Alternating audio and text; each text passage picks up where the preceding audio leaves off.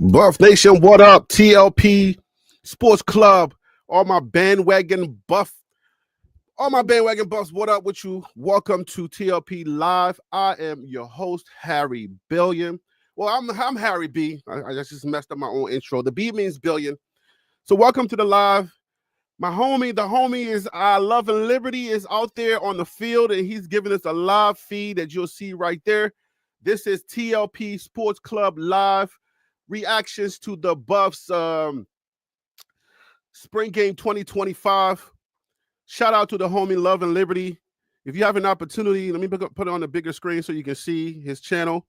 If you have an opportunity to go to Love and Liberty on his YouTube channel, please subscribe to his channel. That's the homie. He's over there in Boulder. He's giving us a live feed. ESPN2 would not give us this live feed. So shout out to the homie for having a live feed for us. Hey man, y'all come on in here. Let's go. Let's talk about this. What we looking at? What you looking for? What you looking to see? Man, I can't even believe, Love and Liberty. I can't even believe you have cell signal in that stadium. I was over there, and my wife and my family was there. I could not even reach them in the stadium when we all had our phones. We couldn't even reach each other for me to tell them, hey, yo, come down. We couldn't even say that. Humboldt, Texas is in the building. Dallas is in the building. What? Yes, sir. Ty Smith is. Look at all these people getting results, copying trades from our professional traders with over 20 years of experience. These are real payouts. All right. This is a live YouTube feed. So, yes, it's going to have the YouTube commercials. So, you're going to be watching the live video, guys. Let me go ahead and put it on the screen. If you want to call into the show, you want to join the panel, you want to voice your comments and whatnot, the only thing I ask is to keep it respectful. There's no cussing on this show. This show is actually a family show, family oriented. It's a Disney PG show, so no cussing. I know it's a sports show, and y'all like to just run your mouth and whatnot, but no cussing on this show. So come on in. Join TLPlive@gmail.com. That is the email. And if you are feeling generous, it is Holy Week. And you know what I'm saying? Like, we don't do this stuff for free. My Cash App is right there. $ at TLP Sports Club. $ TLP Sports Club is my Cash App. But if you want to join the show, please email me, jointlplive@gmail.com. If my accent is getting in the way of that, is join like you're joining a club. You feel me? And then TLP is Tango Larry Peter. You know what I'm saying? Live. Hey, I can unmute it when the music stops playing, but when the commercial music's playing, I've got to mute it. Otherwise, they demonetize the stream. In the future, maybe we could pass the collection plate and we could raise enough money and I don't even have to monetize it. But we're trying to make sure we got enough money to go to all the away games. Got to pay for tickets. Got to pay for the diesel to get to the away games. You guys know how it is. Hey, Love and Liberty, I would donate to your channel and to you going to the games if I can get a live feed from you. So if we can get Love and Liberty to travel, TLP Sports Club will partner with you, will come alongside with you so that you can be our live feed as we do 2025. So let's make that happen, guys. Let's make that happen because Love and Liberty, that's the homie. We can make it happen to where he can give us a live feed in the studio. Hey, yo, I'm in New York. He's in Boulder. He can travel to the games. Hey, yo, we can make that happen. Salute to you, Love and Liberty. We can definitely make that happen. All right, so we're gonna keep you on the screen, homie. Thank you so much. I don't know if you can hear me. It's probably loud in there, but I'm gonna go ahead and type on the screen like, yo. Hey, I'm using your live feed. Your live feed. We can make it happen to get you to the games. We'll ask for donations. Let's talk later. Yo, that'll be so cool. because I know sometimes they don't allow professional cameras in the games or whatnot. But if you can live stream from your cell phone and we can have that live stream, yo, that'll be like next level, like pole man's opportunity to get the game shown to the audience or the feed to the fans out here. That'll be like real dope, yo. So here we are, guys. It's 2025 spring game, Colorado. Unfortunately, I could not make it out there. I did make it out to, I believe it was the first one. Me and my family was right there in that studio that you're seeing. I mean, in that stadium that you're seeing right there. I've been out there. I spoke to the folks. I got videos on the site. You can go see. That environment is dope. So, yo, Harry B, we will get up. We will talk, Harry B. Yes, sir. Yes, sir. The homie, we're gonna make it happen, guys. We're gonna make it happen, yo. So the homie's if he can get out to the fields, to the stadiums, he loves to travel. If he can get out to the stadiums to get us live feed, even though we cannot, so we can't use the national television live feeds. But if he can do something like this and give us this type of live feed, yo, that'll be off the chain. I don't even have my ESPN2 up yet. I'm just directly getting it from him. And we're going to work something out, man, because that's how these big stations do it. So if we can cross-promote and cross-promote each other, you know what I'm saying? That's what I want to do. That's what I want to do, man. I want to cross-promote.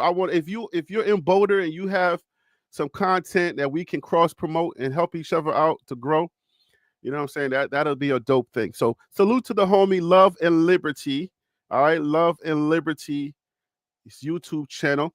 I only see 3.19K subs. Let's get that up, man. Let's get that man subs up, man. You know what I'm saying? He don't do it full time like I do. He takes longer breaks than I do. I've taken a long break, but he's taking longer breaks than I do. But let's get that channel up. It should be monetized with 3K. Let's make sure that the viewership, his viewership, if he ain't got the viewership yet with today's live, bruh, you're going to get it today because I see a lot of people in your comments. You feel me? I see a lot of people in those comments, so you should definitely get your hours today. What up, TLP family? What up, Buff Nation? What up, college football fans of all types, ages, and whatnot? I hope y'all are doing well. Sorry, I'm going to hide the thing. I want to see a bigger screen right now. What is on the screen? Go Buffs. Oh, okay. So he got some of the comments coming up on the screen. So it is what it is. So I'll just have to monitor the commercials and just kind of pause it when they come on. But that's how we eat. You know what I'm saying? The more commercials you have on your YouTube feed, the more on your YouTube videos and whatnot, that's how you make your money. It's all about those AdSense. And then, of course, if you are fortunate enough to have partnerships outside of the Google AdSense, your partnerships is what actually pays you, and it keeps you, and it helps you to continue to make these type of videos. We've had a couple of 4.5, 5-hour lives in the last couple of days. And you know what I'm saying? It helps when you have outside promotion, outside funding. You can give the fans what they want. As long as the people are talking and they're interested and people are still here. It's been a while, but we eclipsed over 1,000 views on yesterday's stream. So, you know what I'm saying? You just got to keep doing it. You just, if you're talking something interesting and the thing that people are interested in, they will definitely keep watching. And as long as the content is good for them, they'll keep watching. So if I'm helping anybody out there, hey man, if this content helps you out, if it helps you get along in your day, you just have it in the background while you're working out or while you're at work because it's too boring or whatnot. If you find any type of value, okay, regardless of if you hate me or you like me or whatever, hit the like button. At least give me a thumbs up. You can also subscribe to the channel if this is something that you want to constantly see. And if it's just like, yo, Harry B, I rocks out with you. I miss your streams. I can't see your videos. Then you hit the bell button, the bell notification. YouTube will notify you and say, hey man, what up, homie? What up? There you go right there. That's my guy right there. Love and Liberty, what it do, homie? So yeah, man, you hit the subscribe button or you hit that bell button so you can get the notification anytime I go live or anytime I drop a video on YouTube about college football. Prime and his team, that's my team, but we're going to be covering the entire college football, primarily the Big 12, and then we're going to expand out to college football. So Phil is already taking shots at Deion Sanders, saying this doesn't look like a sellout. Phil, well, I don't know what you're doing. Don't do it. I'm trying to keep a few more subs. Phil, calm down. We're just getting started. It's gonna be a long night. So calm down, Phil. We don't want no static right now, okay? Let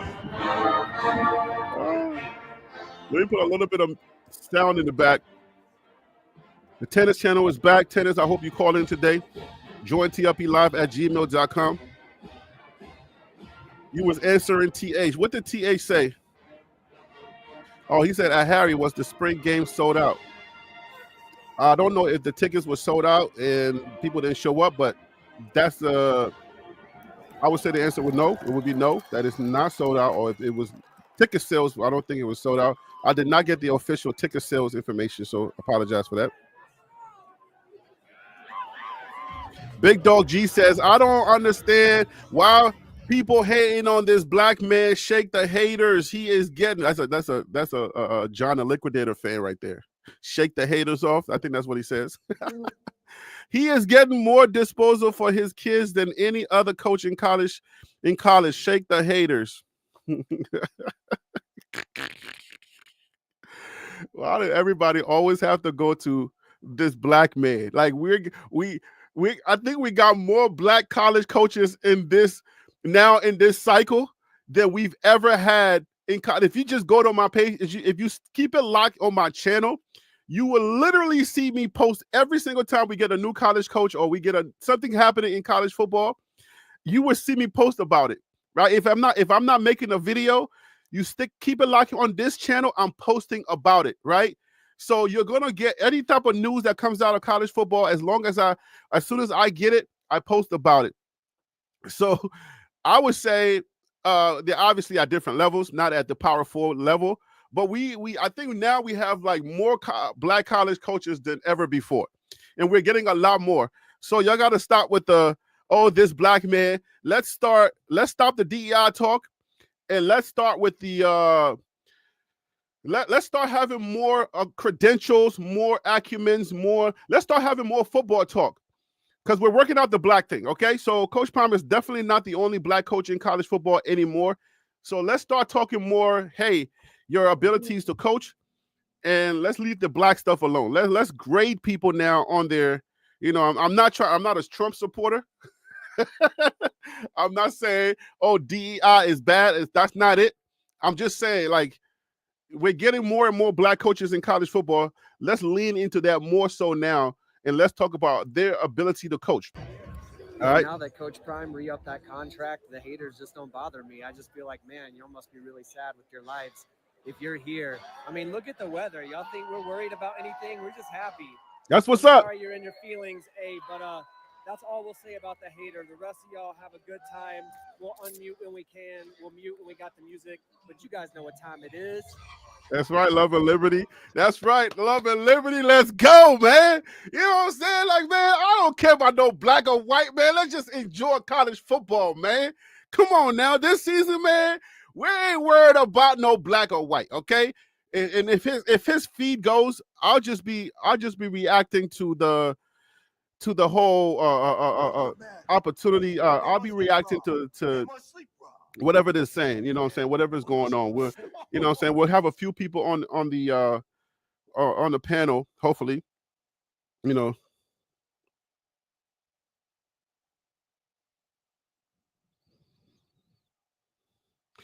Hey guys, I was asked to ask you guys, are y'all getting the notifications when I go live, especially for those of y'all who have the bell push?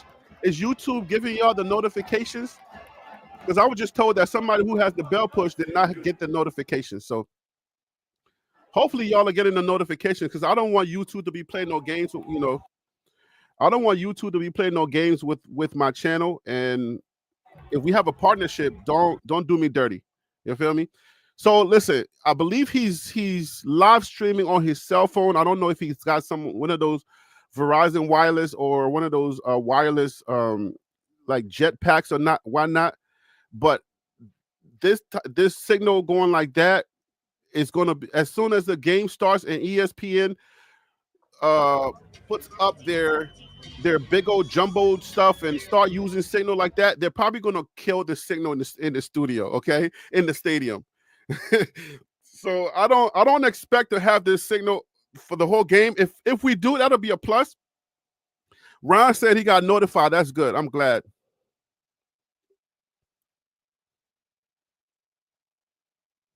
All right, so that's glad. Okay, I'm glad. Keith says no notifications.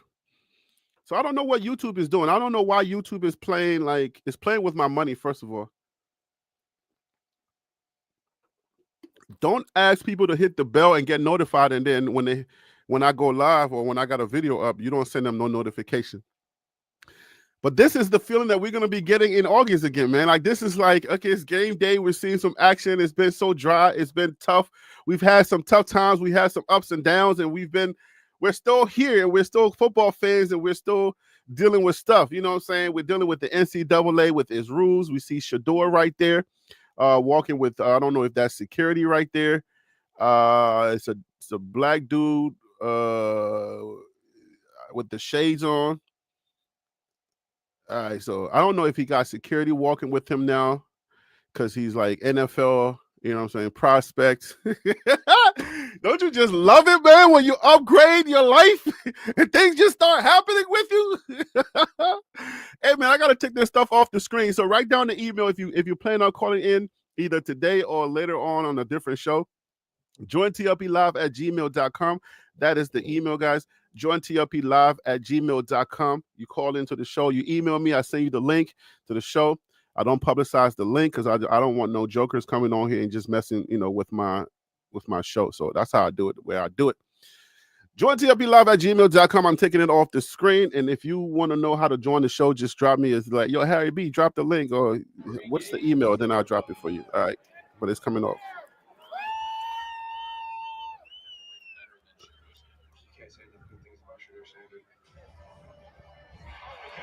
Phil, you, Phil, I don't know if you're trying to help me or hurt me. He don't want any CU fans touching him. Let me tell you something. Shedeur is the most generous athlete I have ever dealt with when it comes to sharing his clout. I was there. Like, if you see my intro literally have Shedeur saying, "Hey, yo, bandwagon Bucks." He's the most generous that I have ever met or ever interacted with. He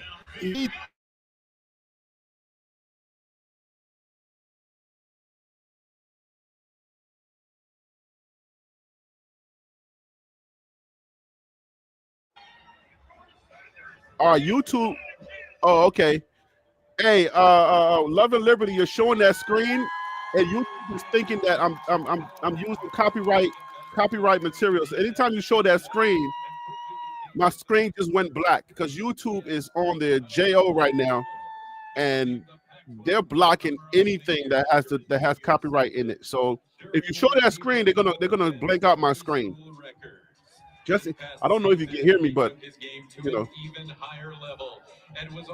someone is streaming the ESPN version.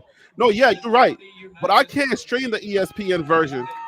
I'm sure channels out there got it, but if I stream it, they're gonna shut all of my signal down. Like right now, because he was showing that jumbotron screen, YouTube almost shut my whole stream down, so I cannot show the ESPN stuff. So y'all watching on ESPN on YouTube, whoever is brave enough to do it. I've gotten too many notifications from YouTube. I don't want them to turn my channel off. I've done it too many times. I did the Heisman thing. I did the Celebration Bowl, and they've sent me notifications like bruh, you can't do this. So he holds more than 100 school records, including career passing records for touchdown passes, passer rating, and is this the jersey retirement? What we seeing right now? We're hearing top 3 records for season passing yards, touchdowns, completion percentage, passer rating, interception percentage. If you're in that stadium, get your photos, get everything signed right now, because that is a future Hall of Famer And I'm telling you right now that you're looking at a future Hall of Famer quarterback right there, a future Super Bowl MVP, a future Super Bowl winner. I'm telling you, if you are, they're showing it right now.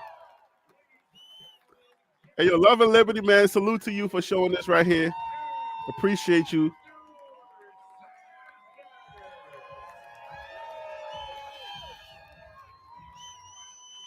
Yeah, yo, the name going on that building, I'm all for that. You know what I'm saying? Like I'm straight all the way for that. All right, I am straight all the way for that. And salute to my guy, Love and Liberty. Your signal is still strong. It's a little jittery, but hey, I'd rather have jittery than jitter than nothing. So I appreciate you, man. Well, hopefully y'all are watching. Oh, he's showing the Jumbotron again. This is copyright immaterial. They're gonna try to shut my screen off real soon. Every time you show that Jumbotron, they're gonna mess with my stuff.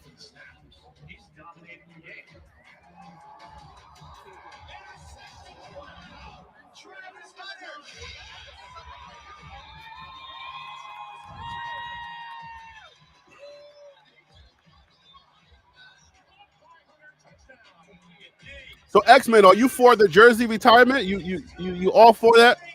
So let me see. What is X-Men saying? Retire his jersey now. This closes the college football chapter. The NFL career will have its own journey and story. All right, I like that. I like that.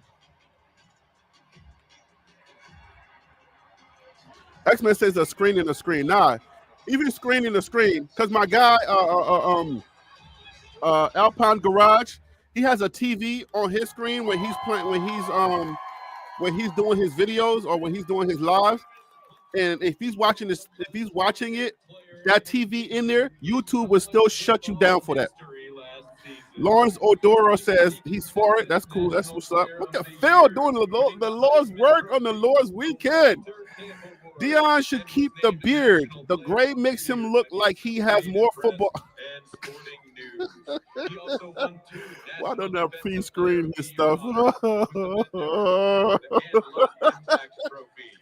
I want to say shout out to Phil. I gotta handle business. I want to say shout out to Phil for the super chat. I gotta pre-screen these super chats. Scope Buffs, we coming. I ain't hard to find. 12-0 daddy on the way. Hey y'all, Phil is trolling right now. Phil, step away from the ganja. I don't know if you smoke or not.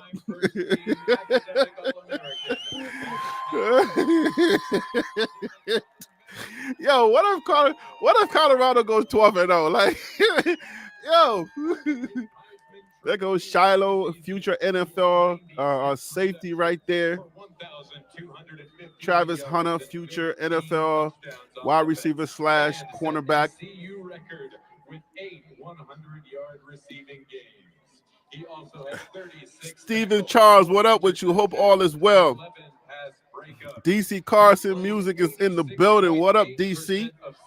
Hey, man, y'all coming on here, or am I going to keep talking to myself? 9% of CU's defensive snaps. Oh, dang, Phil. What are you doing to me, bro? Oh, my goodness, bro. Oh, man. 67 tackles, 7 interceptions, 16 pass breakups, and a forced fumble on defense. He led the nation twice in total snaps. Yo, like I said, salute to my guy Love and Liberty for this feed, man. This is helping out a lot.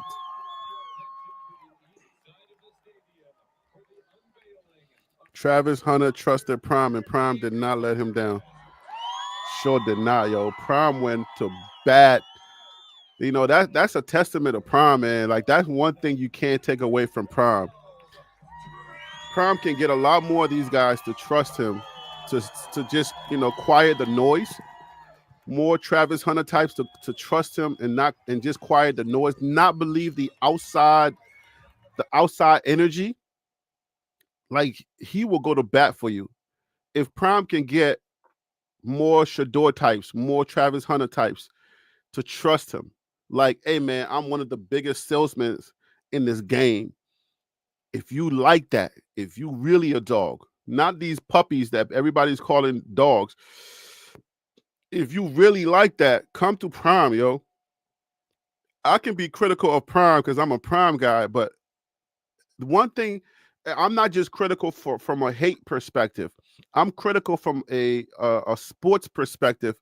I cannot be afraid to have the tough conversations because I want to be authentic, right?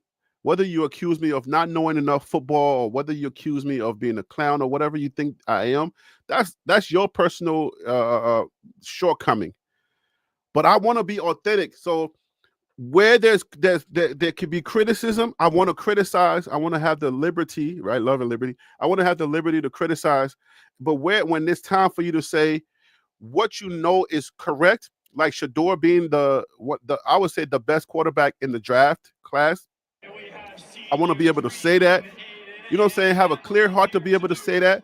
But I don't want to be afraid because of the fans that really protect Prime. I don't want to be afraid of those people to say, I don't like the way Shedeur hands the ball off, or I don't like this about Prime and why he's doing the way that he's doing this. You know what I'm saying? Like, I want to be able to say that. That makes you, it makes you breathe easy.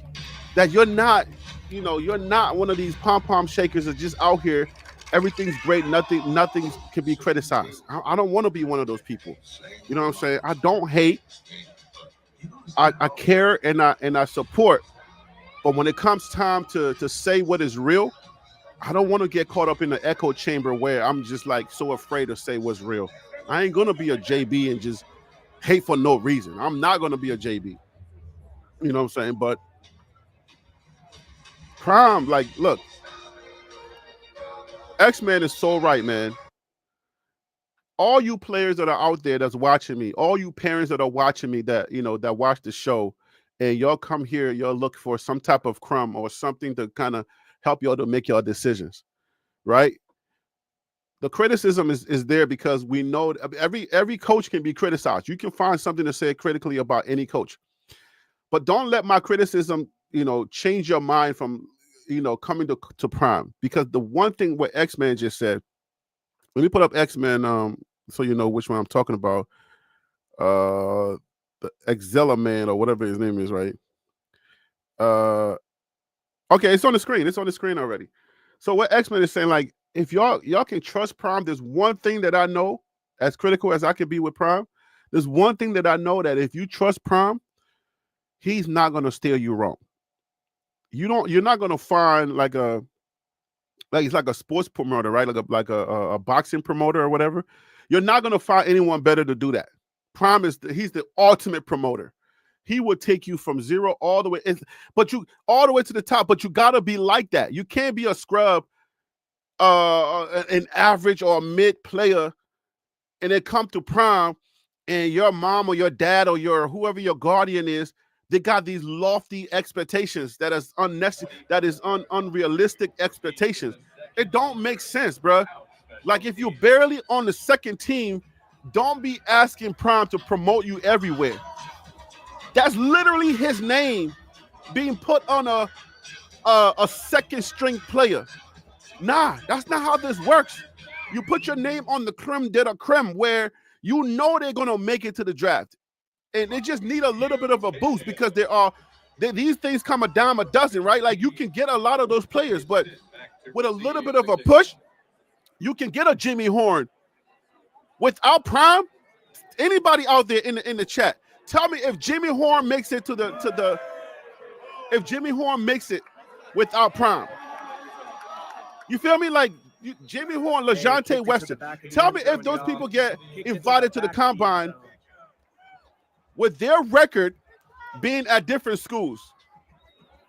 Ain't no coach is gonna do that. What Prime did to get them, that give them the type of notoriety, the type of shine or clout that they needed to get to that, to get invited. Nobody else is doing that. So I do take my time when there is an opportunity for me to praise Prime. No, it's not even cool. All right. Out here. It's warm. It is warm in the sun. I could be wearing shorts. But how you feel out there? Where you're watching from?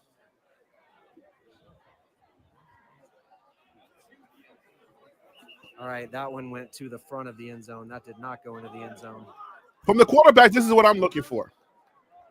I'm looking for if the passes All right, are on let's see who the target, first quarterback is. how the passes are getting to the target.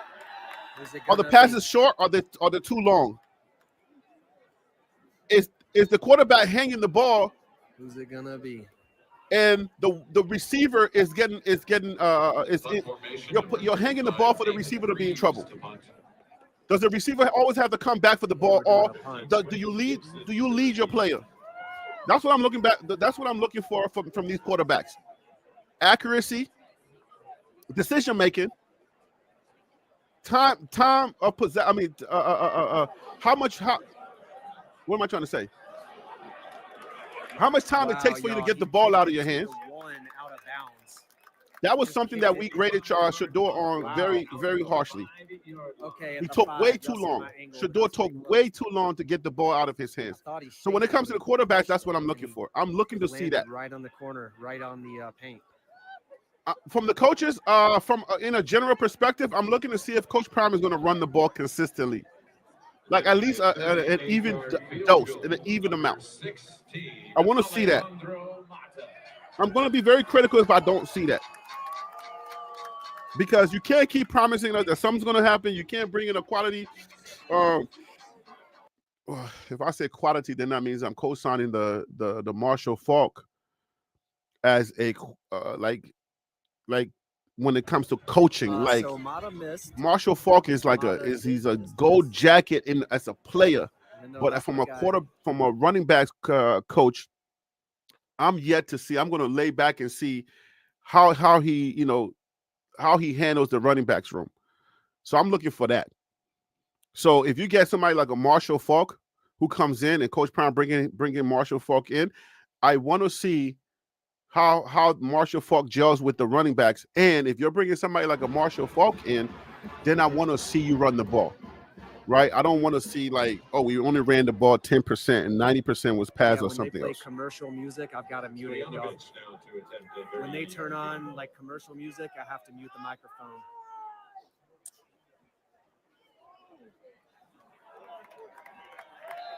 Stoyanovic's kick is good. Everybody's sitting on this side. From the wide receivers, what do I want to see? I want to see Everybody's sitting over here. from the wide receivers, I want to see what they do after they catch the ball. That's important to me. I want to see that. What they do after they catch the ball. The one thing that I looked at in the Big 12 is we hurt a lot when our we had opportunities where if the receiver would have just kept his leg, we could have made yardage and we could have possibly had a touchdown because there was nobody else around. But a lot of the time the receivers are catching the ball, they're leaving their feet and then they're coming back on the ground. As soon as they catch the ball, I don't know if they need to work on their legs muscle, like Saquon. Right, they need to get Saquon Barkley type legs. Keep your feet. I just want to see how they keep your feet, how they keep their feet. Also, that's something I should have also said for the running backs. I want to see how the running backs plant their feet while they're running.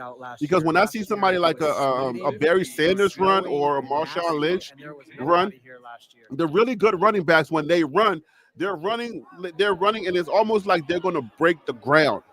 That's what I've noticed about running backs. When running backs are running, I want to see that the running backs are, they have strong legs. Small legs like Dylan Edwards used to have, back in the day when he was with us. Those are good for safety backs. But so it's a 50-yarder. I'm not necessarily strong on those type of runners because they bounce off of people and then they go falling over and stuff like that. They don't make their own way. Somebody always got a block for them. And I'm not too keen. And I'm not really big on our offensive line. So if we can get backs that can make their own yards and they can make their own room, they can bust through the hole and make their own way. Those are the type of backs that we know can survive in the Big 12. A prime example was Cam Scatterbull of the Arizona State Sun Devils. That guy, he can drag 3 people with him. You know what I'm saying? You can never hit Cam Scatterbull and he goes down like one time. You can't hit him one time and he goes down. I'm looking for that out of a back that we have here at Colorado. I mean, that was a 53-yarder into the top of the field goal, y'all. Yeah, that was 53 yards through the top of the uprights, driven into the back of the net. So, dude's got power for sure. Is he about to kick longer?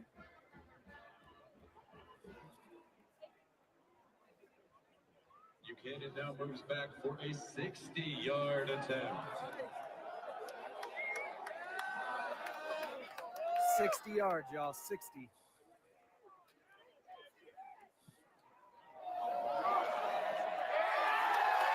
Nailed it. Wait, who kicking? 60 yards Is that Mata? with yards to spare. 60-yard field goal into the back of the net. That's Did different. somebody say where is That's different. Komani? Yo, 60 y'all are yards diabolical. into the back of the net, y'all.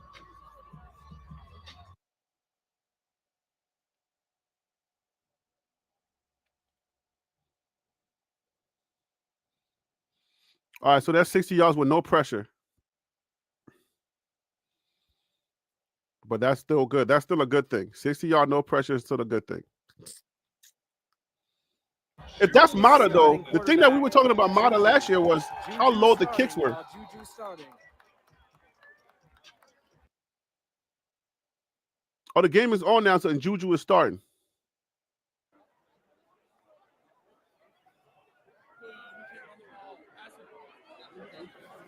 Number 7, Dallin Hayden, the ball carrier. First play is a run play. 50, Reggie Hughes also in on the tackle. In 3 yards, second down and 7 from the 28.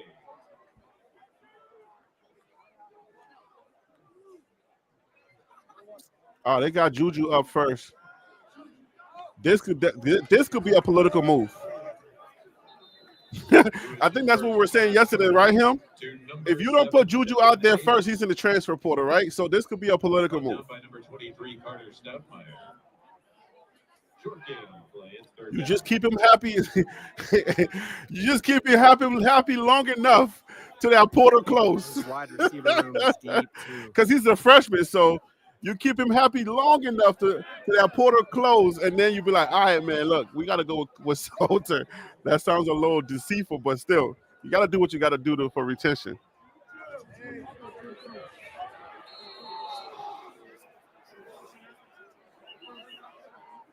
Lewis pressured on the play by number 53, Arden Walker. So being very critical, like watching the game very critically, the leg work. You see the leg work, like how he was, like the decision making, right? If you just saw just that play, right? He steps back a few steps. The quarterback steps back just a few steps, right? All right, And I the wanna see defense is something big to Terrell the defense or, is in there, crossing route. right? You want the leg I work, don't like see the Draylon decision in the making got to be game, but I wanna fast. see Draylon. You don't have time to think. You only got 2 seconds. All right, and these Big 12 linebackers, they're gonna get up in there.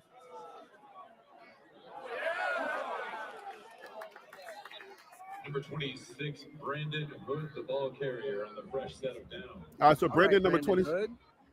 Brandon Hood. Number 28, Ben Fenisek.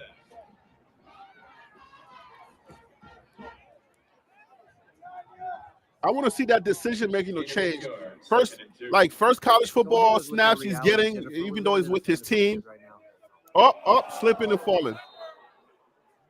Yeah, don't hit us with no reality. 2 to 25.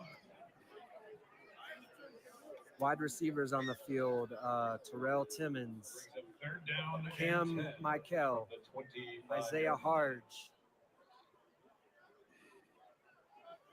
Savell Smalls just came out. New tight end number 86. I don't know who he is. Number 86. Who's that? Got to be new. Harge, Timmons. The new guy that just New came in, he knows guy, the playbook already to be and out Cam there. Michael. Like just block for now. Boost pass intended for number 18, Cam Michael. Pass is incomplete. Number 5, R.J. Johnson in coverage. So that's what I'm looking for. That's one of the things that I'm looking for, the accuracy. the ball placement. All right, they're gonna punt it, and Farrakhan Jr. is back for the punt. So this is Juju we just saw. How was the ball placement? Did he have enough time to get that pass off? And the ball placement was it the wide receiver's fault? Was it the wide receiver's fault that the pass was not complete, or was it the quarterback not putting the ball where it needed to be? That's very important that we watch that, because I don't know about y'all, but every time I watch Shedeur play, anytime he threw that ball, I'm like, my radar was like, oh, if the wide receiver just does his job, I know that Shedeur's going to put it to where it needs to be at. That's the one thing that I really liked about Shedeur Sanders. It was just, the guy was just so accurate. You know what I'm saying? So, I mean, every now and then, because he's human, his superhero strengths, failed him every now and then. And obviously the ball would be overthrown or underthrown, and especially when he got hurt. That's the thing. When Shedeur got hurt, or when he was playing hurt, when his side or something was bothering him, the follow-through was not there. And that was one thing that really bothered me. But Kaden Salter. All right, Kaden Salter is in now. All right, so the defense is getting in there really fast. So that was not even 2 seconds, right? The handoff. Okay, so now we're thinking about Pat Shurmur, This Ivy Tude. right? Pat Shurmur. Do we have enough chaos on that line? Is there enough creativity in this run game? Because if the linebackers are getting to you that quickly, then I need to see more chaos. I need to see more. First of all, if the offensive line is not doing what they're supposed to do, somebody missed an assignment, then yes, the linebackers are going to get back there really fast. But I need to see. I keep telling y'all, man. I hate to say it. I mean, I want somebody different at OC, but I just feel like I'm watching an old NFL game when I first watched the Washington Redskins. Like I'm watching an old NFL game in front of me, and this is supposed to be college football. I need to see Georgia Tech. I need to see Ohio State. I need to see something more exciting out of our run game. I need to see more chaos. I need to see diversion. I need to see creativity. Like right there to do it. They obviously got at him real quick because it was another still, okay, the ball is coming over here. We got to run the ball. And together we can find practical ways to make business and life better. At Arrow, we guide innovation forward. Always focus on 5 years into the future. The future is intelligent.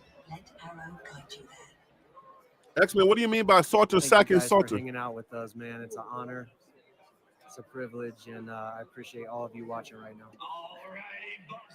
Hey, man, we appreciate you providing this footage, man, because let's see if we can get a t-shirt, y'all. Not that we need one, but oh, they all down there.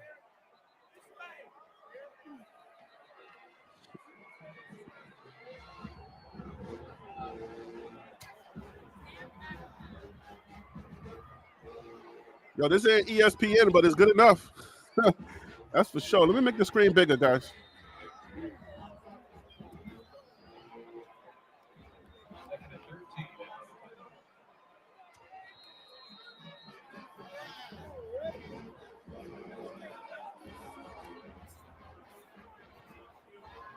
Hey, Instacart, thank you so much.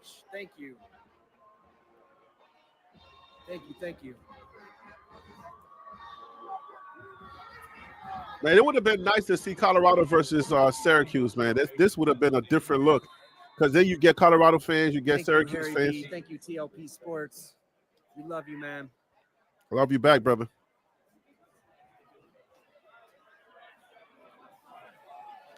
There are channels with better footage, but I can't show those channels. The ESPN stuff is out there, but I can't show them. I gotta stick with this cell phone footage my guys provided me, because you know what I'm saying. It's just that copyright stuff is serious, you know. If you keep doing that, that's so embarrassing. I don't even know. I don't even have any words for that. You keep doing that, and then YouTube can cancel your channel. So I'd rather stick with this for now. All right, so that was a tight end pass. Good move.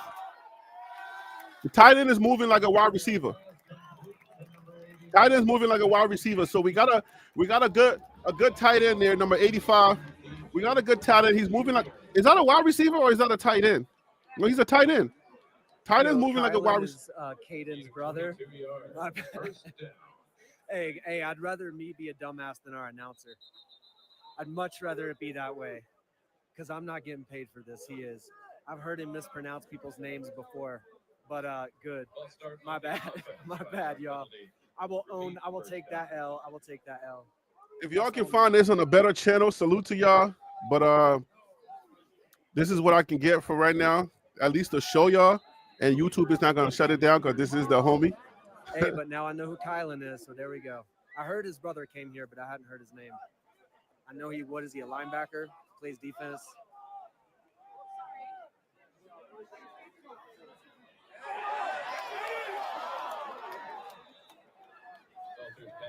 So Candace Salter is a dual threat quarterback. I'm not seeing that right now.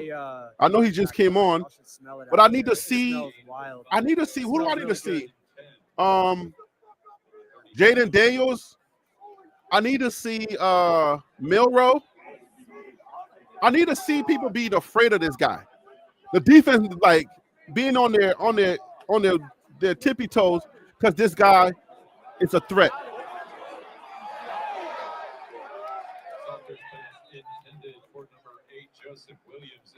Was that pass? Was it there in the wide receiver or the tight end? That looks like a tight end. And he just couldn't make the play? Or was the pass overthrown? Instacart, thank you guys so much. We really appreciate you.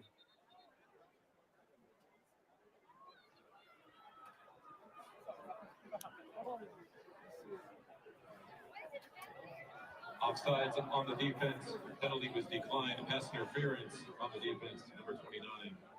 Yo, I gotta hook up my backup battery, but at least I remembered my backup battery. But bear with me for. All right, so we're not gonna be staring at butts while we're not staring at butts while he hooks up his backup battery. I'll come. You got the backup butts on there too. So let me pull up my ESPN, ESPN2. And I'll be watching the game on there.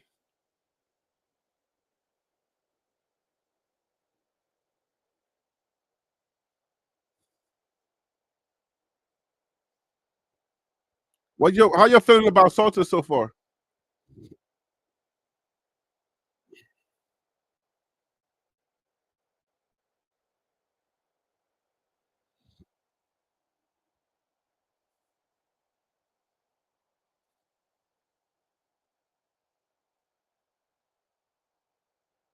Oh yeah, that ESPN boy, that ESPN footage is something else.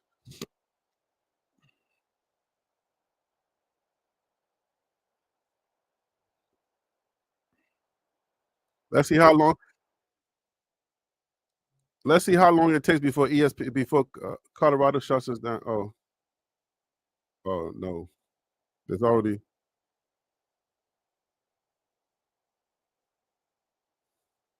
Oh, they're about to make it black already. Dang. YouTube ain't playing no games. As soon as I try to share that screen, YouTube got it blocked already.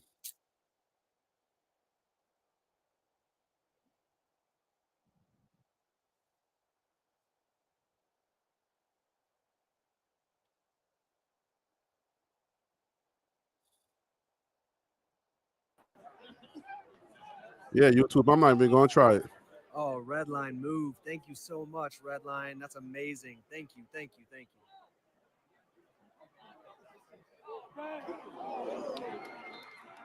Salters pass complete to number 48, Christian Sarah. Tackled by number 22, TJ Branch Jr. Short gain on the play. Brings up third down.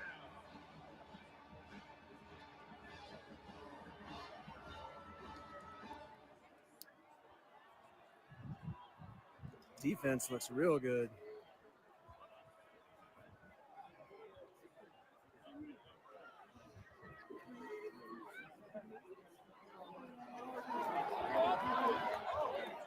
So far, who looks better, Juju or or Salter? Salter's pass complete to number 17, Isaiah. What's up, Dennis? You just north of me. Up to the 19-yard line. Good for a first down. Hell yeah, brother. I want to see more creativity on that with that run game. I'm at the 40. I'm at the south 42-yard line, about 5 rows up.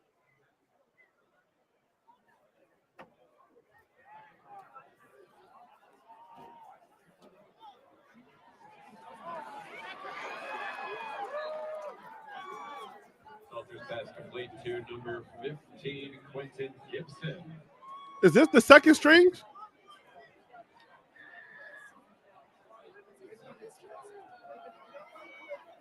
Freshman gains 6 yards on the play at second down.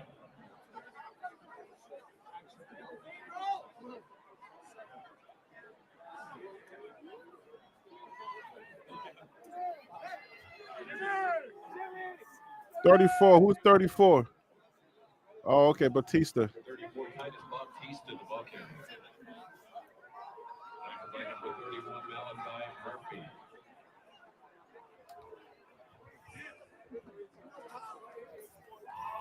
We're moving the ball. I'm seeing the run. So that's good.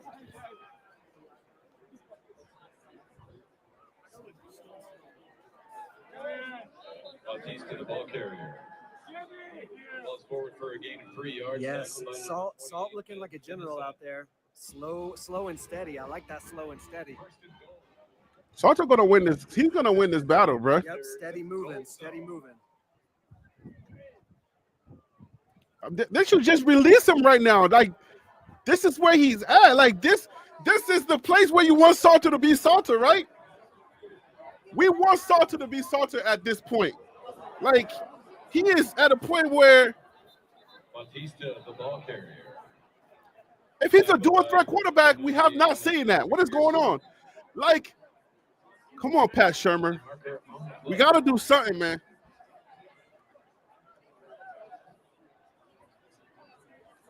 Yo, I just feel sorry for people like Mike Jackson. That's all I got to say, man. I just feel sorry for you, bro. 5-yard formation. Get a life. In the offense. Nobody cares what you think.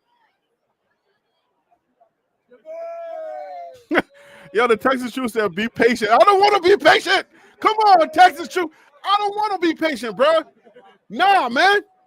Okay, they don't want to do too much so he can get poached. You can't poach Salter at this point, right?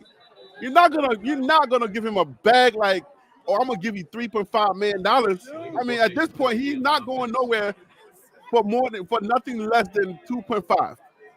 So let that boy run, man. Let him show us who he is. Loss of 5 yards.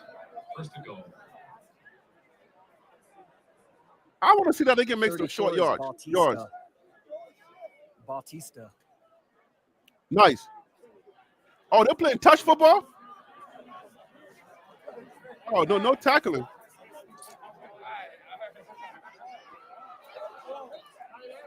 Celtic pass complete to number 8, Joseph Williams. Marked down at the 11-yard line, second and goal.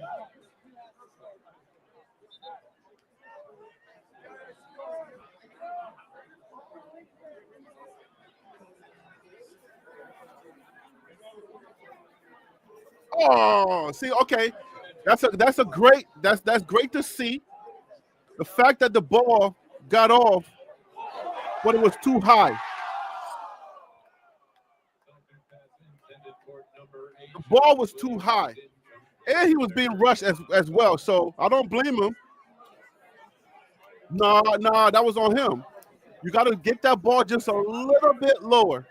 Just a little bit lower.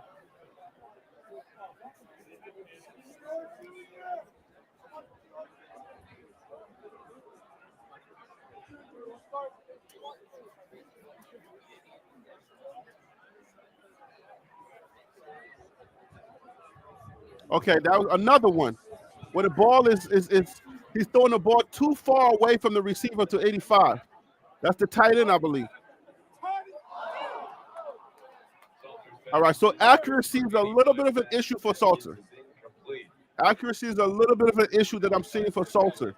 He's a cool and calm quarterback, but when you have a receiver that's out there like that, I need to see you hit those receivers. We had a touchdown in the end zone, and I don't know if you got a little bit of jitters or whatever. You're gonna clean those up. This is spring football. I get it. You know what I'm saying? You're gonna clean those up. Somebody's gonna get in your ear. They're gonna talk to you about it. But right now, if we're judging all the mechanics and everything that we're judging, I need to see those passes to be more accurate. Because you can't have a receiver in the end zone and overthrow him like that. Have the receiver hanging like that. You can't have that. And then you have a receiver on the left-hand side like that, and you lead him way too far. Nah. But I see a lot of good things out of Salter. If he can just fix a few things, I think Salter is going to be your starter. He's calmer. He's more relaxed. He seems a little bit more confident.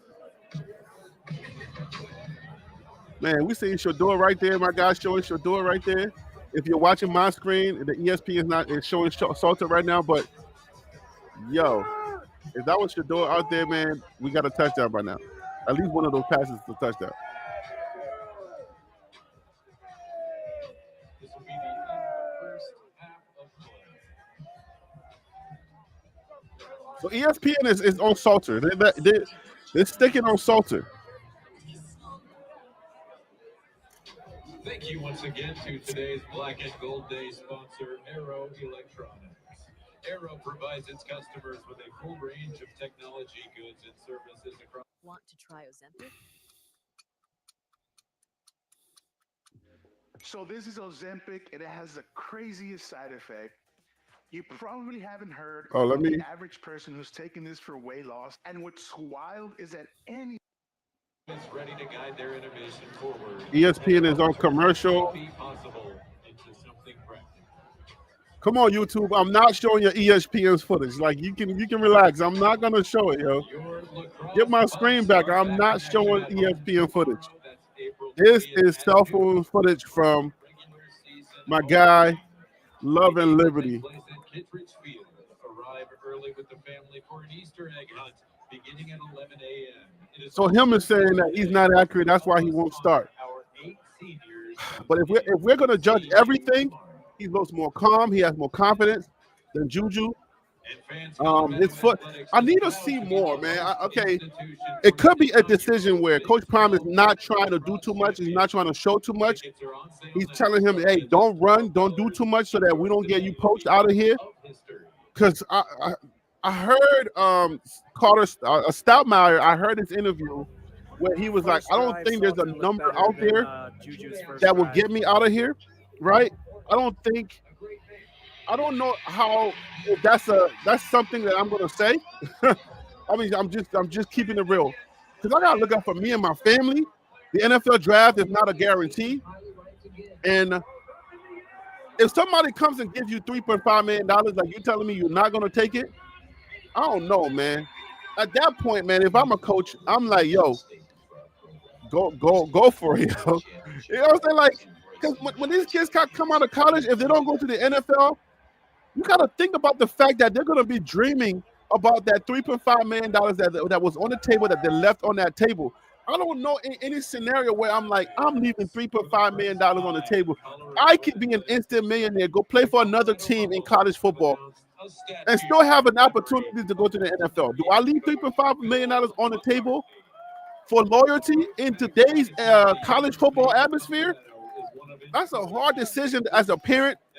If my son was to call me and be like, "Hey, Pops, Daddy, they're offering me $3.5 million, but I have to leave the team and go to another state." Do I inform my child? What would y'all do? Coach Bill McCartney's statue during the 2025 Colorado football season. Okay, so they got money. All right, I mean, but do they still have money? I mean, you retire NFL player, but do you still have money? That money ain't forever money. You know what I'm saying? Like, if somebody throw you $3.5 million, they're like, yo, let me give you $5 million. I got a donor that's willing to give you $5 million. You leave that on the table? I don't know if I would do that. I don't know that's a smart move to make to say, I'm leaving $5 million on the table. And college football is like, you know what I'm saying? X-Men said, what if the new school has more safety? If they have more safeties and they have the quality of safety that you are, they're not giving you $5 million to shelve you. This is not Diddy and Bad Boy, right? Unless they're just trying to be diabolical, right? They're not trying to be like, hey, it's not like, look, let me take all of Deion's play. I don't think anybody is that hateful of Deion Sanders where they will literally pay for a player just to shelf him so that Coach Prime don't have him. You cannot. You're representing a university, right? The university is not in the type of game, and it can't shelf out that kind of money, right? And not get a player that is necessary for their team. To say, oh, I'm gonna bring you in here just because I don't want Deion to, especially if it's a team that's not in your conference. You that hateful of Deion that you maybe somebody that has the money, like, yeah, I don't like Deion. I put up a short today with a guy that was, a guy from Deion baseball days, where Deion was like slavery was not no more or whatever. Maybe somebody like that with $5 million to burn will give out $5 million just to shove a player so Deion don't have him. I don't know about that, my guys. I don't know about that. So would I leave $5 million on the table? Would I tell my son, no, son, don't take the money, stick with the team that you're at? Yeah, man, that's one I'm gonna have to pray about. And if God says, nah, go ahead and move, I'm moving. There's no way I'm staying with the team. I could be wearing shorts and a t-shirt out here. There's no way I'm leaving $5 million on the table for any university.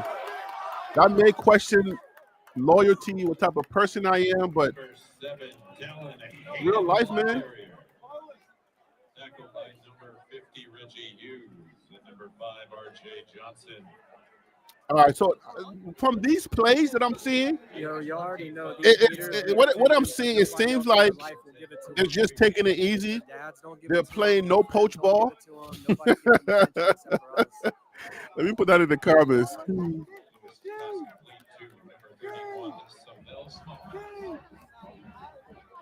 Yeah, they're definitely playing no poach ball. That's just. I'm not. If this is no poach ball, if this is not no poach ball that I'm seeing, you know what I'm saying? Then I'm like, all right, look. Every time I go back to YouTube to try to end the commercials, YouTube is thinking that I'm about to play the ESPN footage, and they turn the ESPN's footage off. Like, come on, ESPN. Like, come on, YouTube. It's not that serious.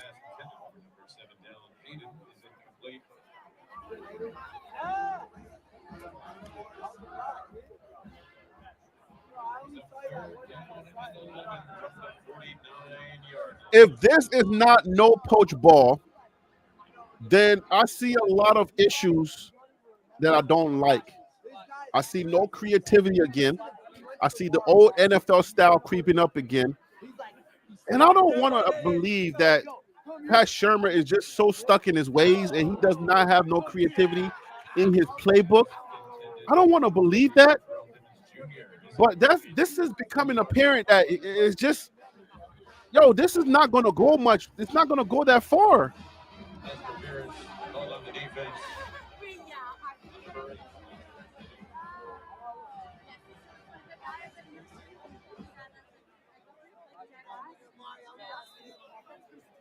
You said I'm looking for a problem. Why do I have to look for a problem? I don't have to necessarily look for a problem if I'm just critiquing what I'm seeing, because Big 12 football is coming up.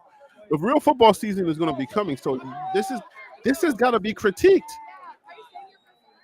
I'm not going to sit here and be like, oh my gosh, everything is great. Like, what in the world? Like, what are you looking for?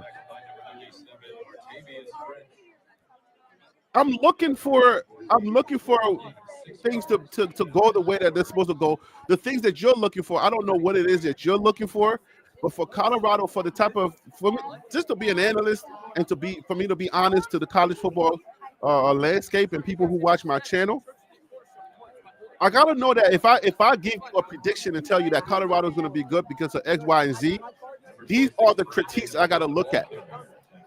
So understand that that's the position that I'm in. I'm not in a position to be a fan and just sit back and talk about nothing like you. You can just enjoy the game. I'm no longer in that position. I'm literally an analyst on YouTube trying to provide content that real football heads are going to trust. And I'm trying to build trust so that my channel can grow. If I'm just here pom shaking, I'm going to be capped. If you cap, that's it. You're not going to grow. You're just going to be you're just going to be stuck with the Colorado or Deion fan base that have just given you subscriptions and they feel like that's all you need to do is just talk good about Colorado. Real football heads are not going to trust you. They're going to go to other channels that are talking about real football stuff. So it doesn't make sense for me to be like trying to appease Colorado fans only and not talk anything football and say, oh, Juju just made a bad play. Oh, man, you know what? Unfortunate.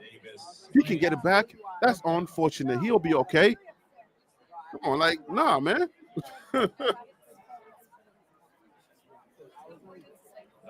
I'm trying to appease college football fans.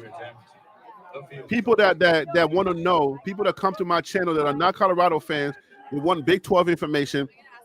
Hey, what do you got about BYU? Hey, what do you got for this team? If I do a good job with Colorado, those people would trust me enough to say, hey, why don't you cover my team? Hey, why don't you say anything about my team? Those are the type of things that I want to do so my channel can grow. And I just want to be honest with y'all. Just that's what it's all about, man. I want to be honest so that I can get football fans. Because you get capped with the Deion fans. If they don't like you, they're just going to go to other channels that they like, and then that's it. That's all you're going to get. And football fans, if you're just talking about Deion is great, and if somebody decides they don't like you for no reason, then you're stuck with just those Deion fans that like you, and that's it. And football fans don't trust you because you're not talking anything football anyway. And where am I at as the channel?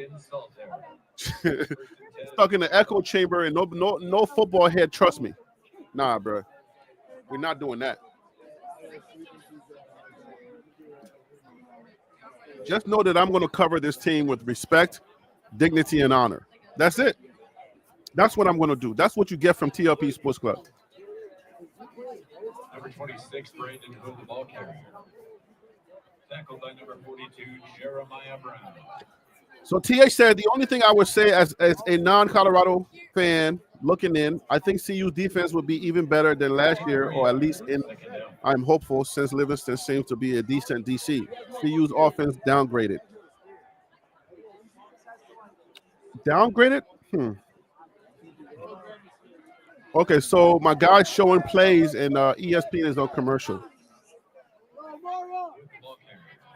So I'm watching on the ESPN screen, but on my screen, I got my guy. So ESPN is back. So let's see if they catch up.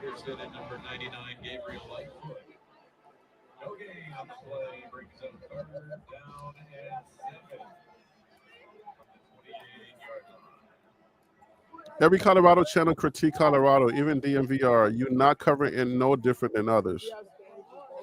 Well, then my critique and my criticism and the things that I'm looking for is what's going to make me unique. What I bring to, and what I'm learning from RJ Young, what I'm learning from Josh Pate, what I'm learning from Joe Klatt, what I'm learning from the greats that are doing it is to take your feelings out of it and is to look for the football things. If you look for the football things and you're accurate on those and you're consistent, then people will find you. And when those people start to find you, then you build a community of football fans that are dedicated to you, and those people will rock with you forever. If you niche yourself to just pleasing Colorado fans, then that's all you're going to get, and I don't want that. So I want to create a voice for myself. So I'm giving you what I can give you.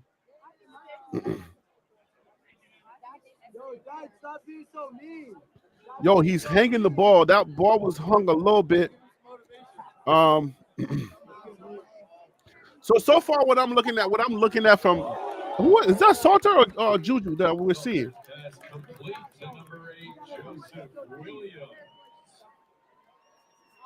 Okay, that's 3 Salter. Okay.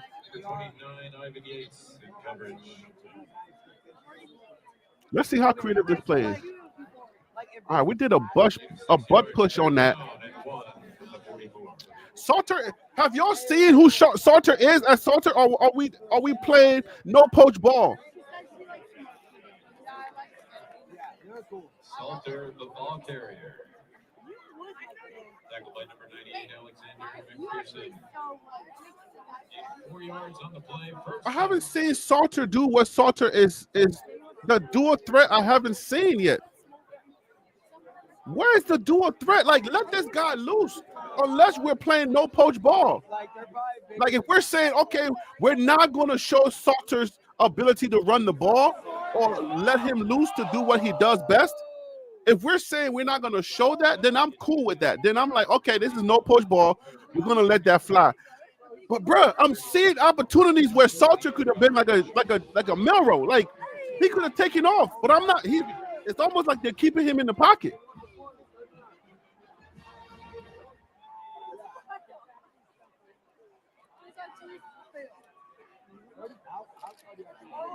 I need more creative run plays.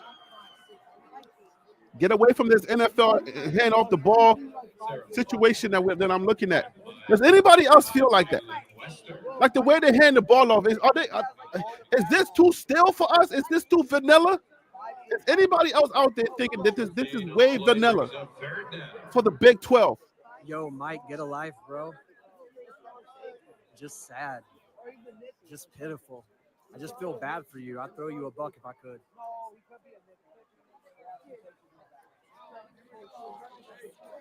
I want to chuck this up to no poach ball that I'm looking at, bro.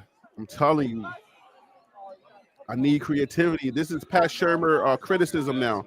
Pat Shurmur criticism. I need creative play calling, creative plays from the Buffs. I'm not seeing that right now.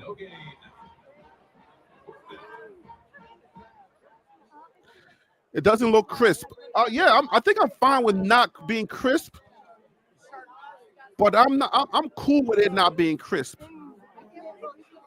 Appreciate you guys. Shante, what up with you? It is good to be Shantae's here. back in the building. The weather is amazing. Thank you for the super chat. Vibes are immaculate. Here are my quick updates. Number one, Harry B. Phil So Real and DC Carson are haters. Great. Okay. Texas knows football. Number two, Texas Truth knows football. Glad to be back on your channel. Signed, your number one OG troll. Yes. Yo, I would have took that for free. And you know that, but I appreciate you.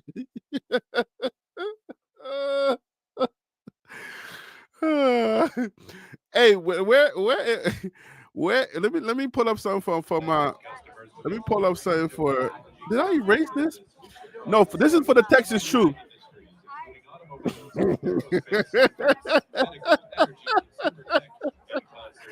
Hey, the Texas Truth. This is for you. You get the first one of the season, okay? Oh my goodness, I can't, yo.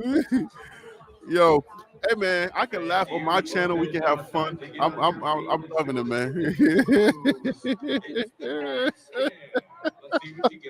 Nah, Texas Truth, that's for you, bro.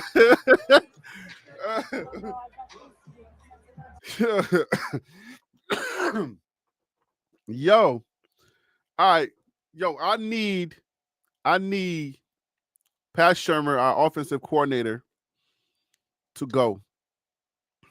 I'm telling you, bro, I need Pat Shurmur to go. I need a young mind. I need somebody that has more up-to-date college football mind at OC. I'm tired of these still NFL plays that I used to watch when I first came to America in 1989, and I didn't even know anything about football at that point. I'm watching, football, and I'm like, yo, okay, the game is slow enough for me to understand it. It's very slow, so the announcers are telling you exactly what to look for or what you just saw. So I love it. I fell in love with the game. So, but at this point, like, that's what I'm seeing right now in college football, and I'm like, let's not do this. I don't want to see that in Colorado, because Colorado has lofty goals. If y'all don't know, man, Colorado, DC, your feelings gonna get hurt. You're a former cop, and you're light skinned. You're a light skinned former cop who's a military dude, and you fly copters even though you're afraid of heights. Did I get all that right? You ain't got no feelings at this point. All your feelings got burnt. So you got no feelings. So stop playing. Oh man. Shantae can't hurt your feelings. Plus she paid for that too. Shantae gave $10 for that to hurt your feelings, bro. You should be like, yo, thank you for helping the homie. And while you're hurting our feelings in the meantime. Oh man.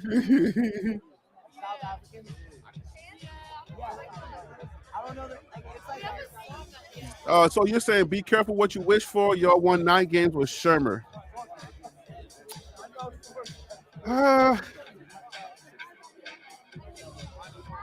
Yeah, but we had Shador though.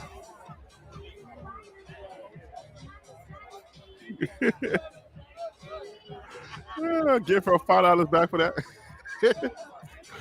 We had Shador though, so it's like now we don't have Shador, so it's like the offense or like Shador can literally will a team into winning. So I don't know if I can say it was because of the. I'll tell you this though, if we had better play calling. If we had better play calling, I feel like Shador could have had better stats, or he could have had more. Colorado could have won more games. 9 is really good. I ain't gonna hold you, but it's one of those arguments again where we was having yesterday, and I'm like, oh yeah, Coach Prime, he doesn't show up in big games, and then my guys like yo, but what about the TCU game? Like JR Boxing is like, what about the TCU game? That was a big game. And then he starts saying, oh, this is a big game. So it's like, all right, what comes first? Is it the players? Is it the play calling? Do you attribute everything to everything? So it's like, it's a tough one, man. It's a tough one, but I feel like the play calling, Colorado can go further with better play calling. Conservative play calling is only going to get you but so far. You need better play calling for situations that you're just like, oh man, why didn't we make that for those 4th and 1 situations? I'm not asking for too much in this spring game. Not asking for too much. Juju started at quarterback for that's Holden. Holden. Oh my goodness. 39. What you doing, bro? Juju started off as a starter. Caden Salter looks way better. But I think Juju's starting because it's on ESPN2. He's a former 5-star. This is Caden. This is just a narrative that I'm painting, right? Just for my own sake. But Juju is a freshman with a lot of potential. You want to make sure that you can groom that guy to stay at Colorado. That's the future. Caden Salter has 1 year left. He's out the door.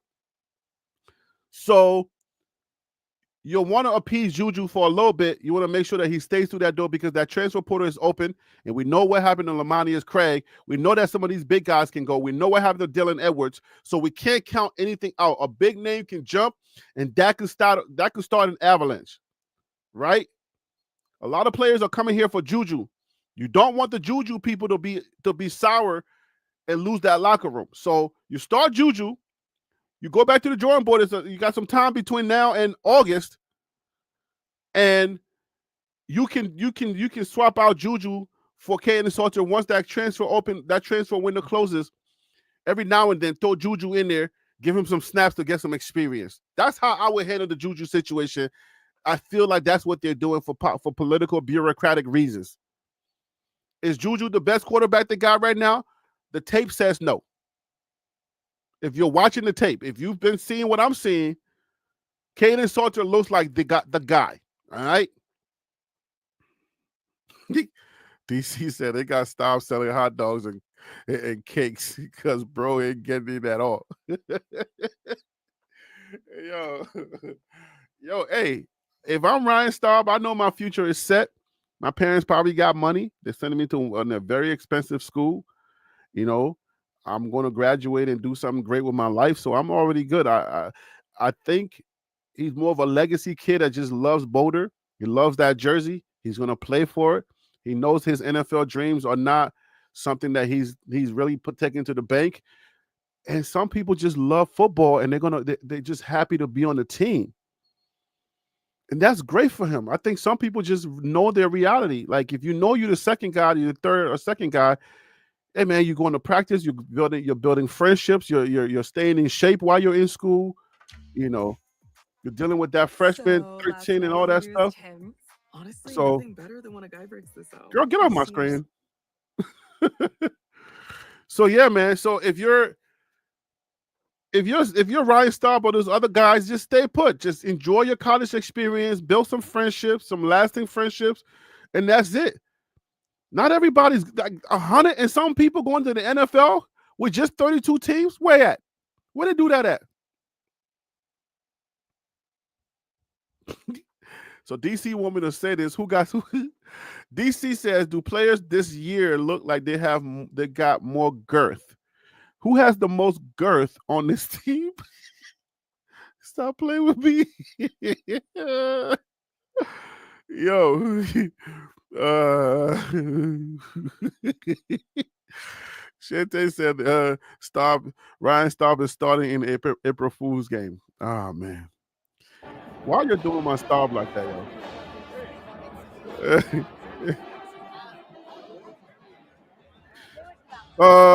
So at top, the Auburn safety that's there on a visit, the same size and play multiple positions. So I think they're done with the actual playing, like the actual, like, hey, I'm going to call some plays. I think they're done with that. I think they're going to do a few drills and then that's it. If I remember, this is how they did it when I was there, when I was out there in Boulder. Or maybe no, then maybe they're going to keep going.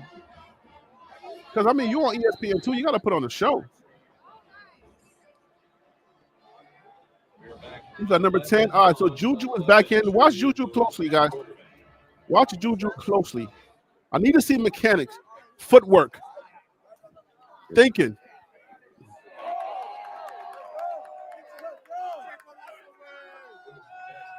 Is that a touchdown?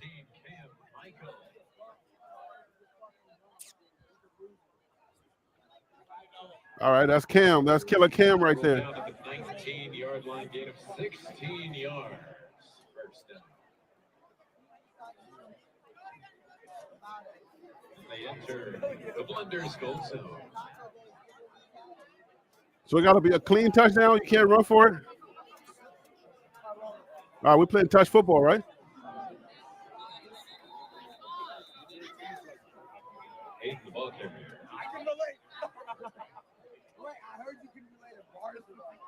All right, so we got Cam Michael, named after Cameron the rapper. We got him as a wide receiver. I think that's where Pat Shermer said Cam was going to be a wide receiver for us.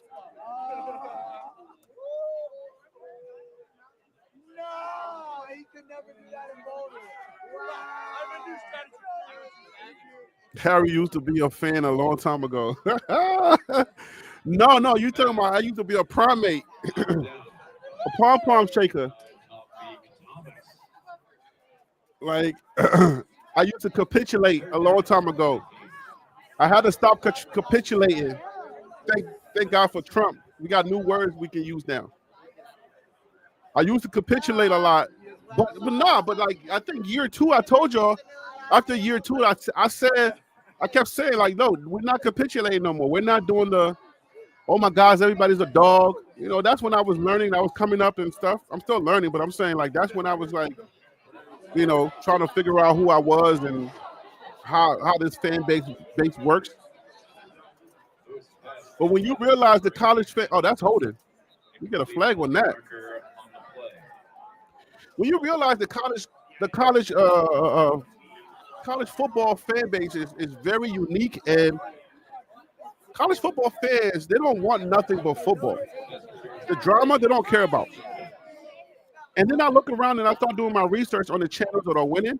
The channels that are winning, they are very accurate with their not accurate. Let me not say that word. You know, they stick to football and they give football and they analyze football.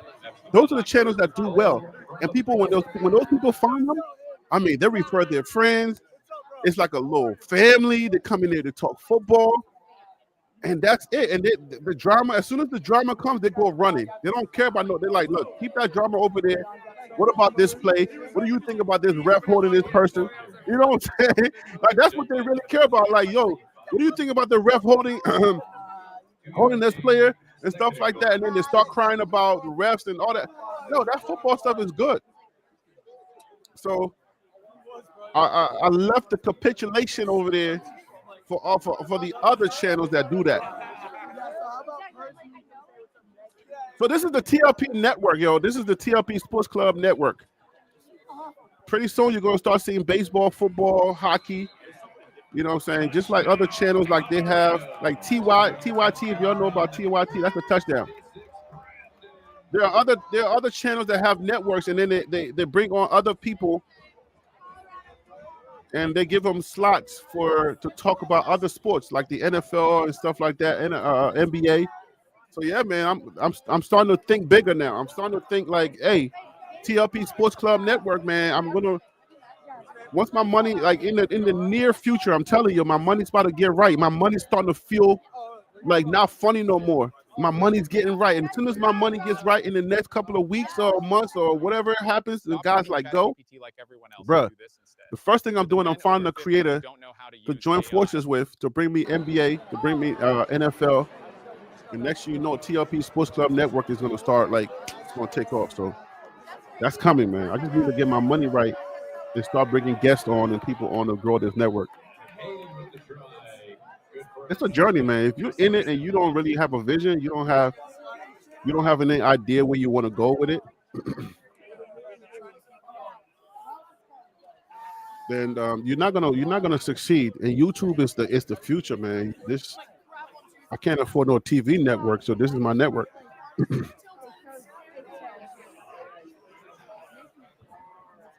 Shantae says she's so glad we retired the term daddy ball. Not with that jersey. Daddy ball came up again with the jersey retirement.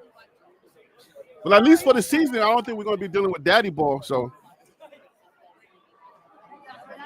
now it's coach ball. What's the thought behind coach ball?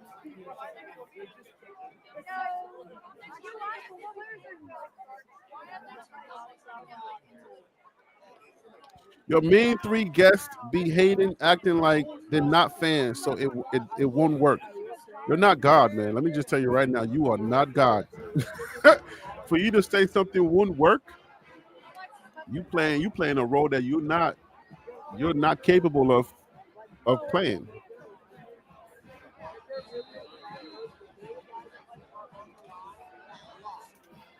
It's an open channel. It's an open panel. It's not a. I'm not choosing the panel. I literally tell people, hey man, this is my email. Hit me up if you want to come on the panel. So anybody can come on the panel. It's like the email is right there. I'm like, yo, join TLP Live at Gmail on every show. Come on here and let's talk. What I don't do is tell people what to say, how to say it, and stuff like that. I want people to be authentically themselves and just keep it respectful and clean. No cussing, no none of that. I gotta respect my Lord and Savior, so I can no cussing. We don't do that. And then just keep it respectful. Don't come at people personally. Don't call them personal names. If you're different, if your view's different, and you can back yourself up, but come for their head. Pause. Look, that makes for great sports commentary. Like if you have a viewpoint and you just cooking and you eating somebody's lunch, I don't care if they got any kind of feelings. Come for them. But as long as you're not like, oh no, as soon as they get you, you're like, oh, you a F boy, or you delusional. I mean, you can call them delusional. Yeah, that's fine. But you start calling them personal names just because you don't have enough words left in your arsenal. to talk sports, and then he's like, you know what? you start going at him with personal names and stuff. Nah, bro. Nah, stay in the fight. Nah, keep fighting. You ain't gonna go call your cousin and them and come and jump him. Nah, you said you can fight this dude. Like, let's fight. That's what I like. That's the type of sports channel and sports community that I want to build, where people come in here and we can talk and you can just give it to somebody. Just like at the barbershop. You're not fighting at the barbershop. You're not doing that. That's an interception he threw.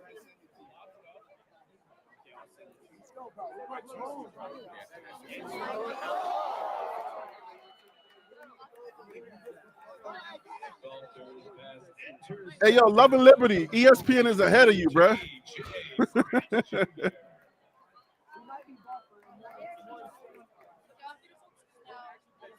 I ain't never even checked my email. What I look like sending one.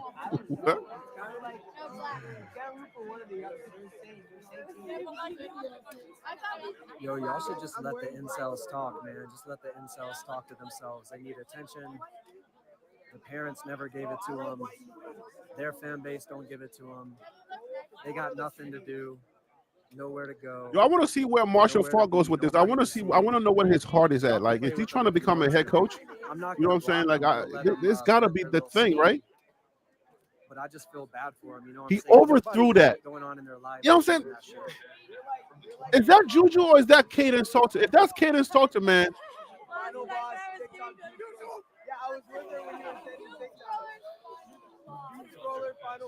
That's Salter. I'm seeing a lack of accuracy with Salter. Y'all tell me if y'all seeing the same thing. I'm not seeing a lot of, like, the accuracy is not there. He's overthrowing the passes. Remember that's one of the things I told you that I'm looking for from the quarterbacks. Oh, he's running for the first time. He's running. Okay. I need to see that agility. I need to see that Milrow. I need to see that. That Daniel Jones, bro. If you want to go to the NFL, if you want to go to the combine, bro, you're going to have to light it up in the Big 12, homie. Like, when it's time for game, when it's game day, homie, I need you to light it up. Like, yo, go for it, homie. Like, you got to light it up in the Big 12 because I want to see Kaden Salter go into the combine. I feel like Son got something like that we can use out here. Like, Coach Prime needs another first rounder, man. Because then they start counting the first rounders, right? We say it's what you put in the NFL. That's what him said yesterday. It's what you put in the NFL that brings the people out, right? That brings them out. Bring them out, bring them out. It's hard to yell with first round in your mouth, right? I want to hear that again. My rap career is about to start. Bring them out, bring them out. It's hard to yell with first rounders in your mouth. You like that?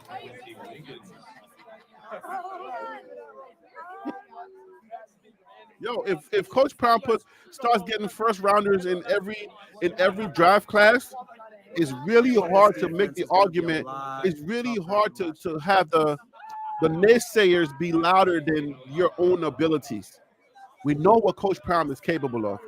We know what Coach Prime, can do. It's hard to yell with first rounders in your mouth. Nah, man. First rounders in your.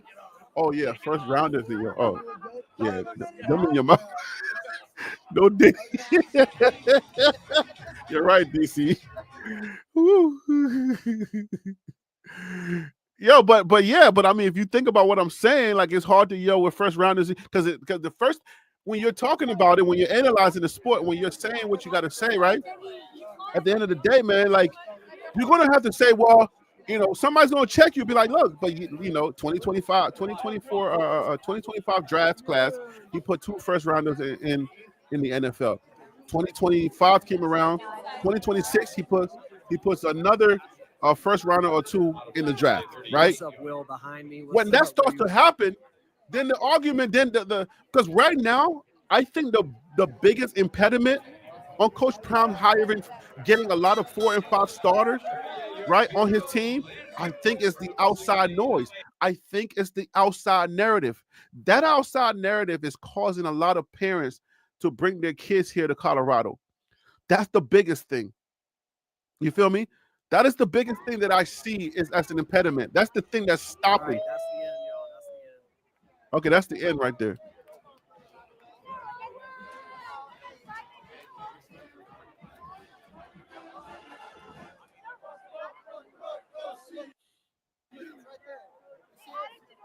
Fans, one more time, we would like to thank Arrow Electronics for presenting Black and Gold Day today. On the left. Look at the front.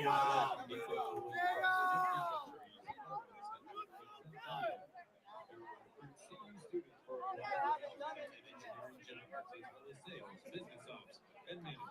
If you're looking for a summer internship or graduate program, check out Arrow.com.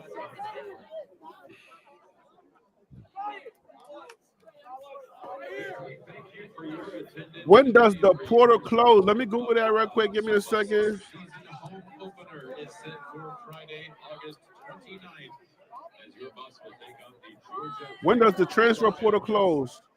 April 25th. Back here at Folsom Field, please get The NCAA transfer portal for college football has two windows for entering: a winter window that closed on December 28th, 2024, and a spring window that closes on April 25th, 2025.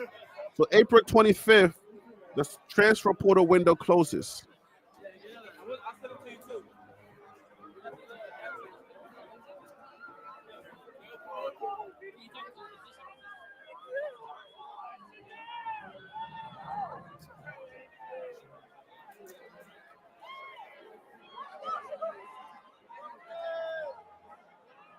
Where are people going to go eat at? Forever.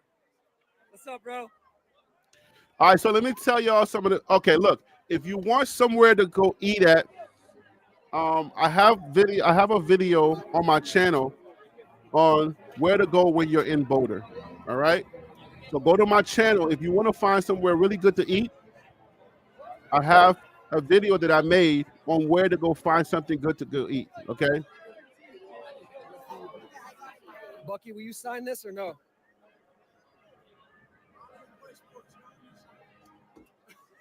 You the DNA. You the DNA, though. All right, bro. We love you, man. We love you.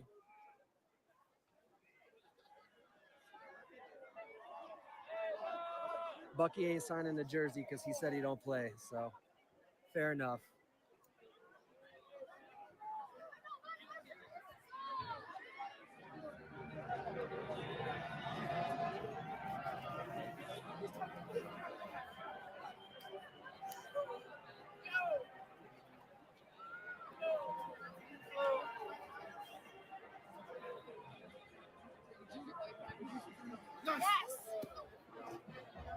I visited Boulder when I was a fan. Yo, keep coming for me, Shante. Keep coming for me, yo. What's up, Bug? What's up, Bug? Oh, yo, keep coming. Bucky ain't giving love and liberty no love. Nah, man, he talking about he ain't signing no. He's not signing that. Hey, man, I want to see that. I want to see the subs go up. Hit the sub button on Love and Liberty channel, man. The one that's providing this footage.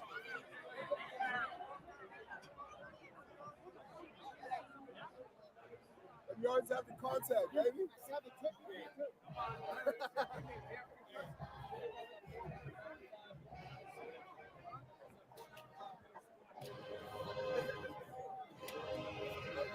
There's only one rule of show business or writing, and that's don't be boring. She said, don't be boring. That's right. As expected, nothing to really use to evaluate. I think this was no poach ball. Yeah, I mean, you're right, TH. It's not really this is not really an indicator of what you're going to see. If it is, then we got a lot of improvement, room for improvement.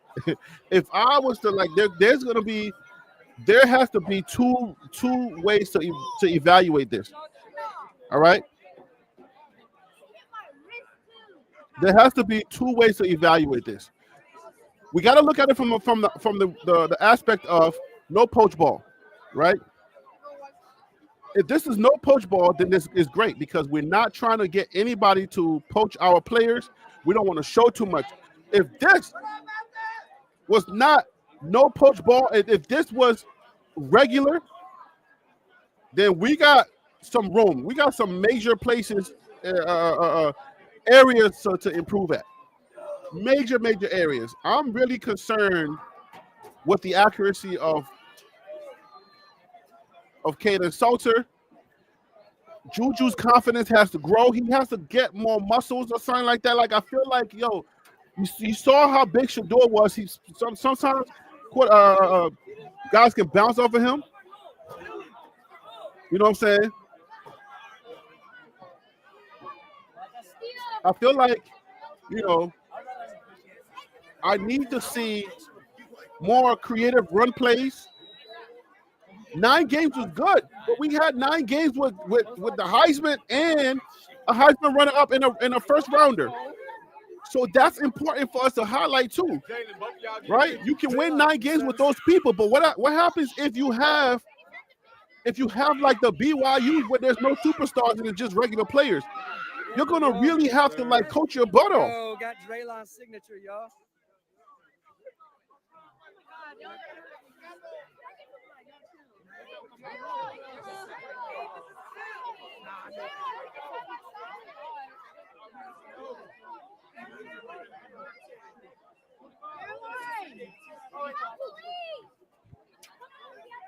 What you're watching, guys, is live footage from my guy. That's my guy right there, Love and Liberty. It's on my shoulder. Purebred white boy. Miller in the house. Hey man, you whiter than my knuckles. Hey man, you gotta get a tan, homie. Stop playing with me. Love and Liberty. Good Lord. Yo, that's the homie right there giving us this live footage in the stadium. A Boulder. Oh man. There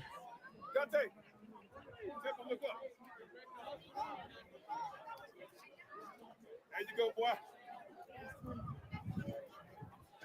Look at the time. Yo, if I'm a hater and the top crew did not suit up, the first team didn't suit up, like, hey Panda, what up, man? It's been a long time. Yeah, if they didn't suit up, is that my problem? Yeah, so that's amazing. First spring game, got Draylon. I want Tawfiq. Hey, Surfer Boy, it looks okay. I think they were playing no poach ball, where they were trying to. I got 2 assessments. Hey, Tawfiq. They were either playing no poach ball, where they kind of kept some things under wrap. Thank you, man. Thank you. They were either playing no poach ball, where they were keeping certain things under wrap, or we got a lot of room for improvement. This is spring, and we got a couple of months until August, and a lot of things are going to change. All right, yo. I think from what I saw, Colorado is going to be good in the Big 12, but Colorado has to make a lot of changes. The offensive line, unlike, I don't know what the heck him was talking about yesterday, that offensive line is not fixed, bro. I saw the quarterbacks, they were getting at the quarterback. What's my early prediction pertaining to CU's record? Nah, I'm not even ready for that. I'm not even ready for the early. I just feel like there's a lot of questions. I see question marks. Like, the offensive line is not fixed. All right. I saw dudes coming in there. The defense looks like it's going to be a problem. The defense looks like it's going to be all right. The offensive line needs help. And we're not deep on offense. Like, I feel like we may have a few guys on the offensive line, but we need to be 2-3 deep, bro. Maybe 2.5 deep.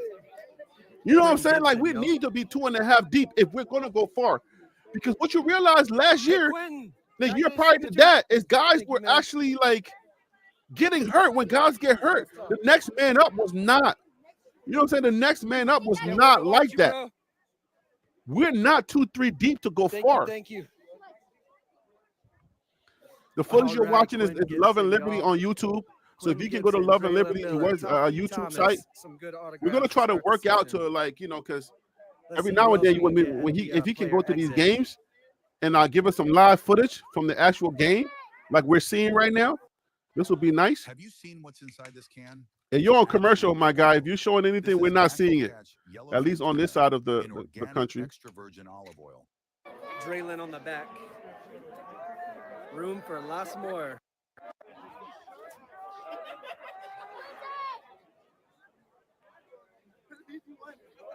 All right, y'all. Let's go to the locker room. That's pretty much where I was standing right there. That's where I was standing. We can get leaving. When I got there, that's where I was standing. Sure You can get over there. That's where I was standing at for the TCU game as well. I'm gonna tell you the trick. All right, the trick. The trick of this of the thing is, let's go see if we buy a ticket, get in the stadium. You ain't gotta stay there. You feel me? Just get a ticket and get in the stadium, and then you can go down there. When I went to Texas, I bought a ticket. I was in the stadium, but that's not where I stayed at, because I was right there on the 50-yard line or in the end zone at Texas. So that's the trick. Get a ticket. You can get the nosebleed seats, get the cheapest tickets you can get, and just get in the stadium. All right? I promise you, because those good seats that you see and they're so expensive, that's where I sat at when I got there. And the people the people in Texas, they're so cool. You know what I'm saying? People in Texas, I don't know about all that other stuff people be talking about, but when I was at Texas, the people are just cool people. They don't even talk. They're like, yo, what's up? It's cool people, yo. They're just cool, calm, and collected in Texas. That's just how I saw it. All right. So. All right, let's go get the Moissanite boys out the back of the locker room. Takeaways. I want to hear takeaways. I want you guys, if y'all can, come on here. It's Saturday. I don't know what y'all doing on Saturday, but I want you guys to come on here. Let's do a pregame takeaway before I get up out of here, because I'm not going to stay on. I ain't doing no 5-hour live today. I'm still tired from yesterday's live. This type of content didn't exist before him. I mean, there's Hard Knocks, but it's not the same, because Hard Knocks players don't love the cameramen. They don't love the producers. They don't love HBO. But a lot of the CU players really love Bucky. And yeah, I mean, his dad's Dion, whatever, but still, nobody else's coach's son ever did that before. He's an innovator. I mean, to edit those videos, to shoot and edit those videos. Oh, this is live. This is live in the stadium. I like this. You just don't know. It's a ton of work. It's a ton of work. So, I mean. All right, so my only issue is the OC, unless he was holding a lot back on purpose. Yeah, I feel the same way. I feel the same way, my guy. I mean, he literally works hard. I feel the same way. So you're getting a visual of the stadium. If you ain't never been there, this is what it looks like. Underestimate or discount. If you've never been to Boulder, this is the stadium. This is what it's a beautiful, beautiful stadium. College football. And like if you are used to going to different colleges, like if you stadium hop and you want to get that authentic college football experience, like this is a great experience that you get at Colorado. It's rare in any sport. I think I've been to Clemson once, but I don't know if I went to their football stadium, because my boy plays soccer for him. Lots of respect. And their stadium is nice too. Lots of respect for Bucky and Coach Prime. Let me bring DC on here so we can get some post-game analysis going. DC, what up, man? Thank you for coming on. I appreciate you. How you doing today? Hey, I appreciate being on the show, Harry B. How are you doing this fine Saturday evening? I'm doing good, man. What I'm looking at, if we're looking at our Colorado Buffaloes, man, I'm seeing a lot of vanilla plays. I'm seeing a lot of vanilla stuff going on. But again, my new term, this could have been no poach ball. Creative, we're not using daddy ball no more. So I think this was no poach ball. What are your thoughts on that idea? Do you think it was no poach, or you think it's going to be vanilla? Well, I saw a lot of chocolate on the field, so I don't know what you're talking about. You have already. What I'm gonna say is 35% chocolate. Notification bells if you want to see. I will sit here and say they were vanilla, but here's my plus. Juju is accurate. I think Juju has very similar accuracy to Shador. He can throw. Bro, that's not what I saw. He is accurate. I think he's just spilling it out. And again, I don't think they was trying to make this like a a competitive thing. It was just more so of they intentionally keep it vanilla, and you want to keep it vanilla. I'm surprised they did as much as they did, because normally, I mean, that stuff right there, people are looking at that to poach your players. So I Okay. think that, yeah, so I think So they, you're saying this is no poach ball? oh yeah, because you don't want to go out there and show it. I mean, there were basic routes. All that was good because you don't. And notice they didn't show that thing where the trenches were down there playing. Like on one side they had the offense, but on the other side they had kind of like the kind of doing like basically Russian drills, because of course people want trench players. So I think that they kept the vanilla, and that was wise. I see that Salter, you said something about like one of the throws or things like that, but again, it's just a practice. That's really my first time seeing him at Colorado. I've seen some of his Liberty film. So I think he's going to be fine. I think this is a functional team. The thing the negative how old I am now, but I'm a lot that my concern, they don't look as big as they did last year. They look kind of smaller. So that's my concern. But I think you've got a functional team. I would probably say, 6-7 win bowl game. Definitely it's a bowl game team. Okay, so you think it's a bowl game team? Yes. Yeah, I think if you're looking at the Big 12 landscape, what they got is a bowl team. I can definitely see that, but I'm not stopping there. That's not where I want to be at. I don't want to be at hoping for a bowl. You know what I'm saying? I don't want to be a Nebraska with potential, and at the end of the year hoping for a bowl. That's not a good feeling for a fan base to be in. You know what I'm saying? You're not crossing your fingers in November and hoping in December. You feel me? Like I wanna like be there, knowing like, oh, we got Shedeur, we got Travis. Not saying we need superstar players, but like I feel like we're missing something. And the OC is my problem. Right on, Sweet Caroline. You feel me? I feel like the OC is it's like the biggest thing is the OC for me. Are you saying that the OC held back, or do you think that this is gonna be it? I do think that he held back. Definitely, you wouldn't want to go and be extravagant in a televised game, as far as practice spring game. You would not want to do that. You want to keep that vanilla. Colorado's always going to have team speed, that type of stuff. There's no question about it. My biggest thing is going to be, if you get into a game where you got to push somebody around, can you do that consistently? Because I don't see that on the I know just from what they pulled in the film that they got, they do have some decent linemen. I just don't think that my concern is on the defense side. Just being honest. Yeah, I see the more. What was the last thing you just said? Did you say that? What did you say on the defense, or what you see on the offense? Just well, I saw the offense. I know they've got some good pieces coming in. I ain't saying great, folks. I'm just saying I think they have some good pieces coming in. And then on the defense, I think just the trenches or stuff. I don't necessarily see size. I mean, you got to have some behemoths to be able to do to make it through that schedule. You can beat people with speed, and they did beat people with speed. There's a few games where they beat people up, but then there were some things where, for example, 2 games stand out: Nebraska and BYU, where you just getting pushed around on the field. So that would be my concern, because that stuff did not get folks.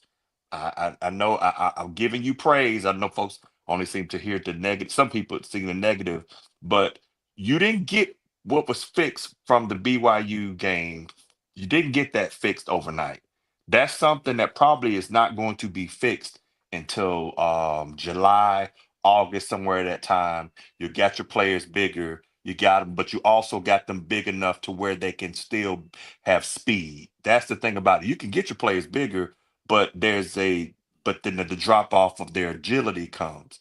So I'm thinking that my hope is, just from looking at the size on the defense, they have some work to do. Again, it's not, I already said they were a bowl team.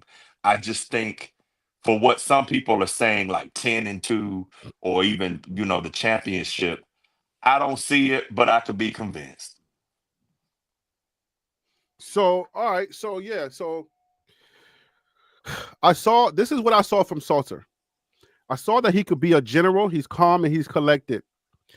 I felt like the accuracy was a problem, but I think like that could be fixed. They're going to fix a lot of things in the after spring for the summer, right? They're going to fix a lot of things.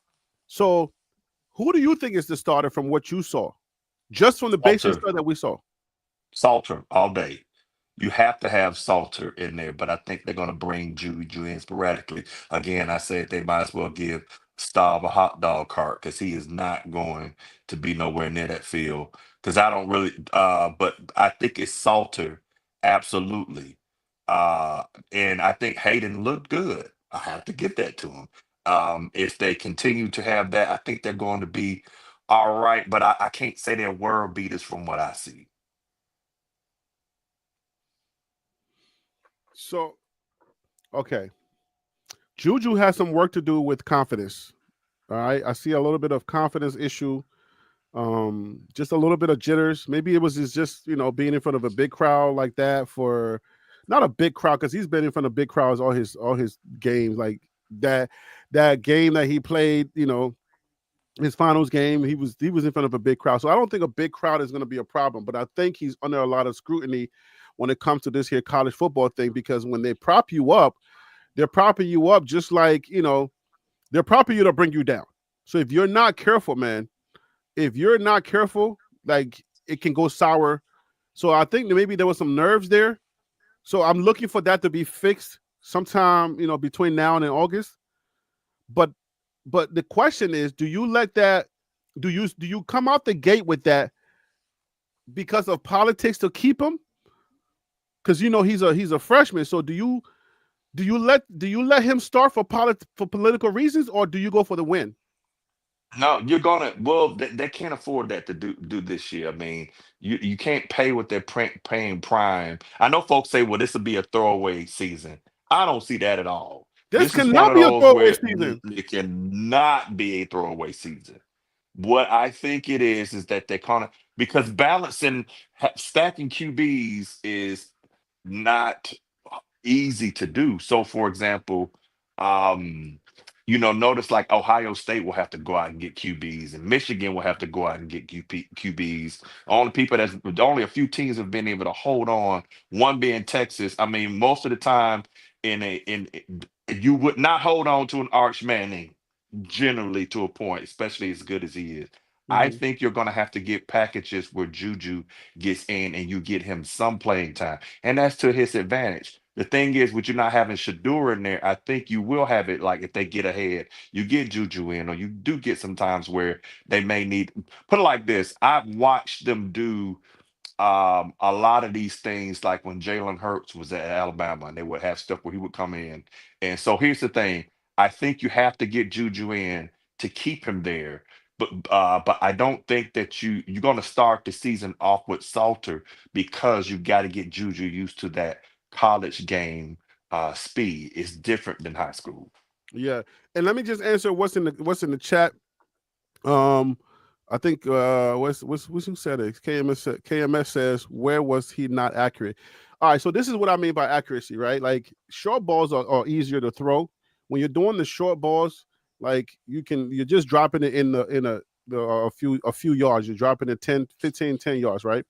So those are easier passes, and you can short ball your way out of you can't short ball your way out of a game, right? You're gonna need some longer bombs. The long bombs, I felt like he either hung the ball, he overthrew the ball. So what I was looking for was not those little short dip passes, right? Those little short passes, you're just kind of throwing it in the pocket, or you're throwing it in a space, right? I think most quarterbacks can do that. Now, tell me if I'm wrong, but if you're a college quarterback, you're looking for those. Can they throw the long ball?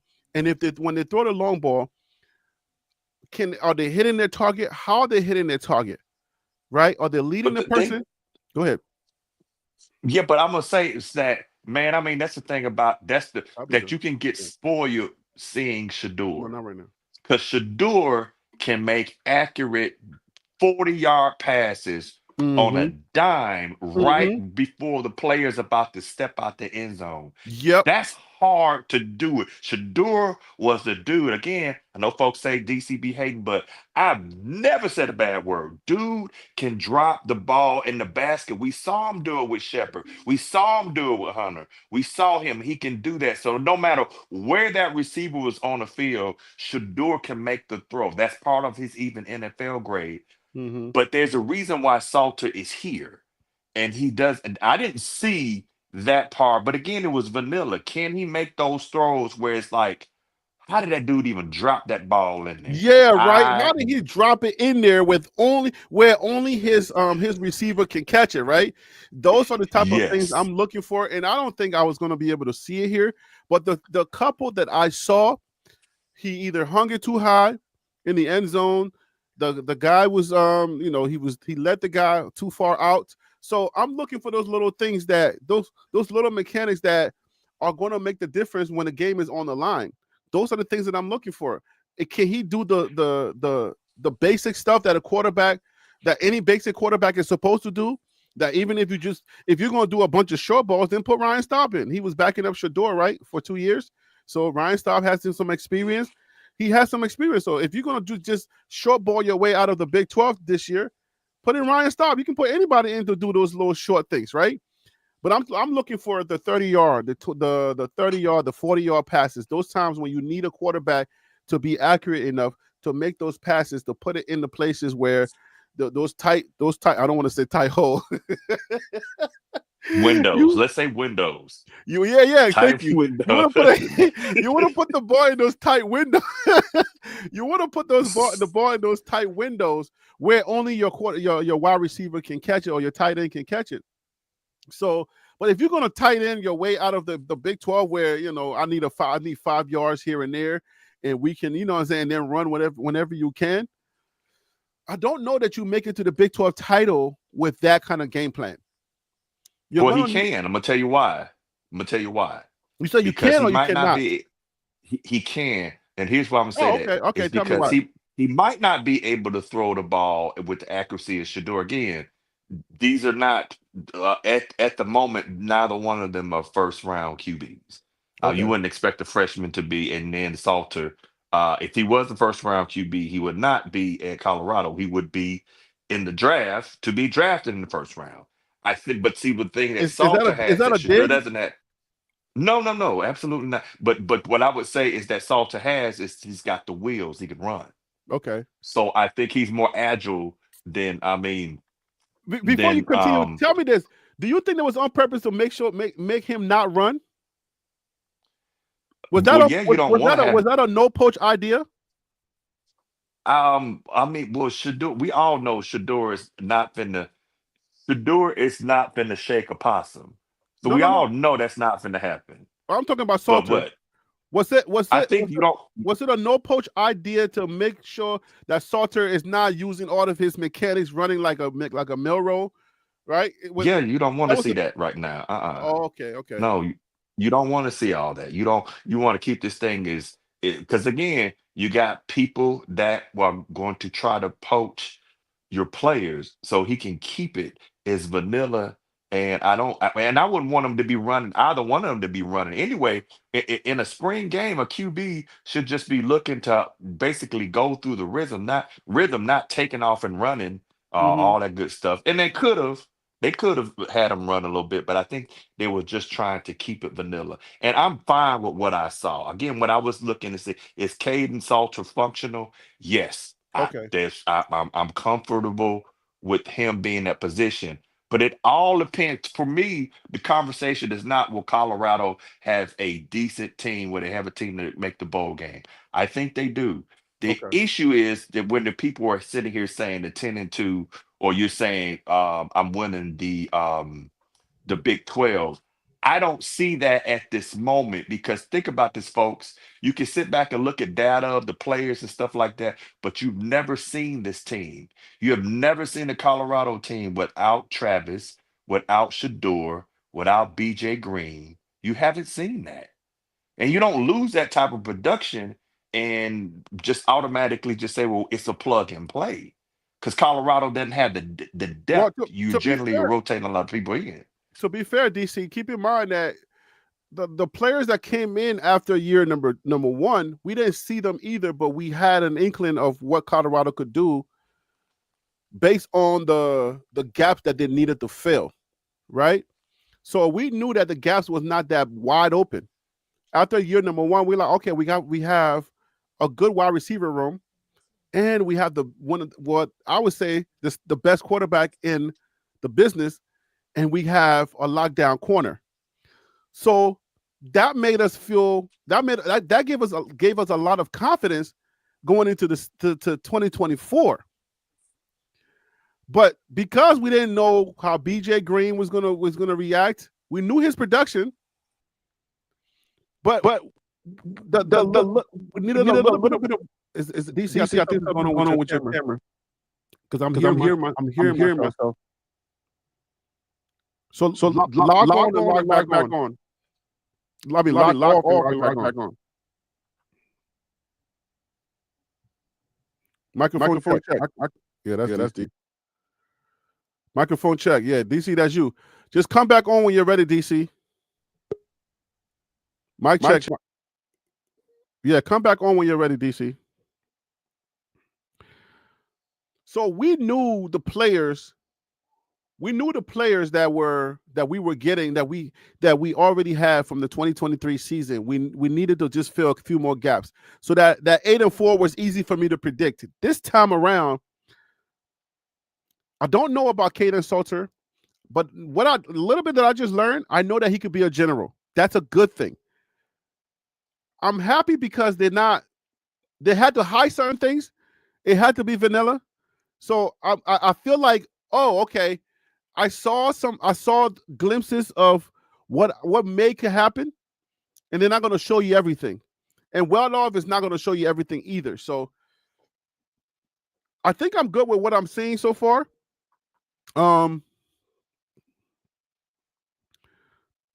the end of the day, I think I like the fact that Colorado has two quarterbacks, and they're decent quarterbacks. They're not like, it's not like, oh my gosh, we don't have our quarterbacks. Like, we're not going to go through a TCU year where you go from, you had Chandler get injured from the Colorado game. You put in Max Duggan. Max Duggan carried him all the way over. He goes to the NFL. I don't know where he's at right now. I don't think he made an NFL roster, right? Because you can't tell me if your team, your favorite NFL team, has a quarterback named Max Duggan. Maybe he's backing somebody up. Maybe he's a third stringer. I don't know. But somebody let me know if Max Duggan is on your favorite NFL team. But he's no longer there. And then when they come into the 2024 season, the 2020 when they come into the season in 2023, they have a sharp fall off. They don't, like, nobody remembers them after that. 2024, they get a good quarterback, and here they are again. They have the same record as Colorado, 9-4. So the quarterback is very, very important. Very, very important. So I don't think Colorado is in the TCU boat of 2023. But Colorado has a lot of improvement to make. You back, DC? Yes, I'm back. I don't know what the heck happened right there, but we're good. Oh, okay. Yeah, you pressed a button and something happened, and then whenever that happens, I know it's not me. I know it's like it's the guest. So, so where were we going with this? I forget what the last question that I think I was talking about I was talking about Kaidon Salter. Like, I don't think Colorado is going to have a big fall off. They're not going to have a TCU 2023 fall off as far as the quarterback position. I think Colorado is going to be good. Like your terminology of a serviceable quarterback, I think Colorado has that. Yes, would you absolutely. Agree? Absolutely. They at a minimum they have that, but I think they have a little more. Explain. Well, I mean, when I say serviceable will get you to like bowl games, that type of stuff. When you are talking and that so you have a quarterback that I don't think is going to make decisions that are going to necessarily cost you a game. Okay. I think the thing I want to see is someone where that they will so that's a good thing. I just don't know if they have all the pieces in there to where a service won't work. Because if we're gonna keep it real, the reason why Colorado did is good because they had some good pieces out there, but because you had Travis and you had Shador, who was a phenomenal QB. When you have a phenomenal QB, you should be winning 8, 9, 10 games. That is what it is. But if you have a complete team and people that, let's say they've been there, you've got some veterans on the team, that type of stuff, and you have teams that have been together for a while, then you can kind of play with, let's say you don't have to have that killer quarterback. Because not everybody is going to have first round QBs. It's just not going to happen. I don't Right. see that this year. But you do have something that can get you at least within a stone's throw for the Big 12 championship. Yeah. So okay. So at the quarterback's position, we say we good. What do you think about the wide receivers room? Did you see enough with Cam Michael being a wide receiver? Also, do you think we have enough there where the wide receivers room is going to be still one of the tops in the Big 12? I'm talking about the Big 12 as a whole. Yeah, I think you're fine there. Wide receiver room, you're good. Like we're not hurting at the wide receivers position. I don't think so. Okay. When it comes to the competition in the Big 12, where would you rank the wide receivers room, Colorado's wide receivers room? We had, I would say, one of the best wide receivers room, not in the Big 12, but in college football last year, right? No. Where would you rank Colorado's wide receivers room, not against college football, but against the Big 12? Top 2, top 3, definitely. I won't say. I think I probably would give them the edge. It's number 1.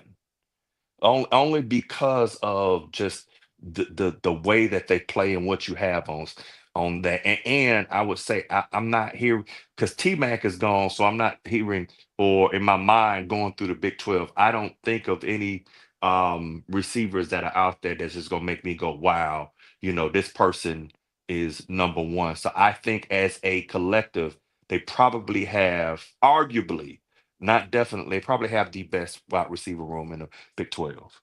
Okay, so then again, like 2 years in a row, Coach Prime is bringing in the best wide receivers room in the Big 12.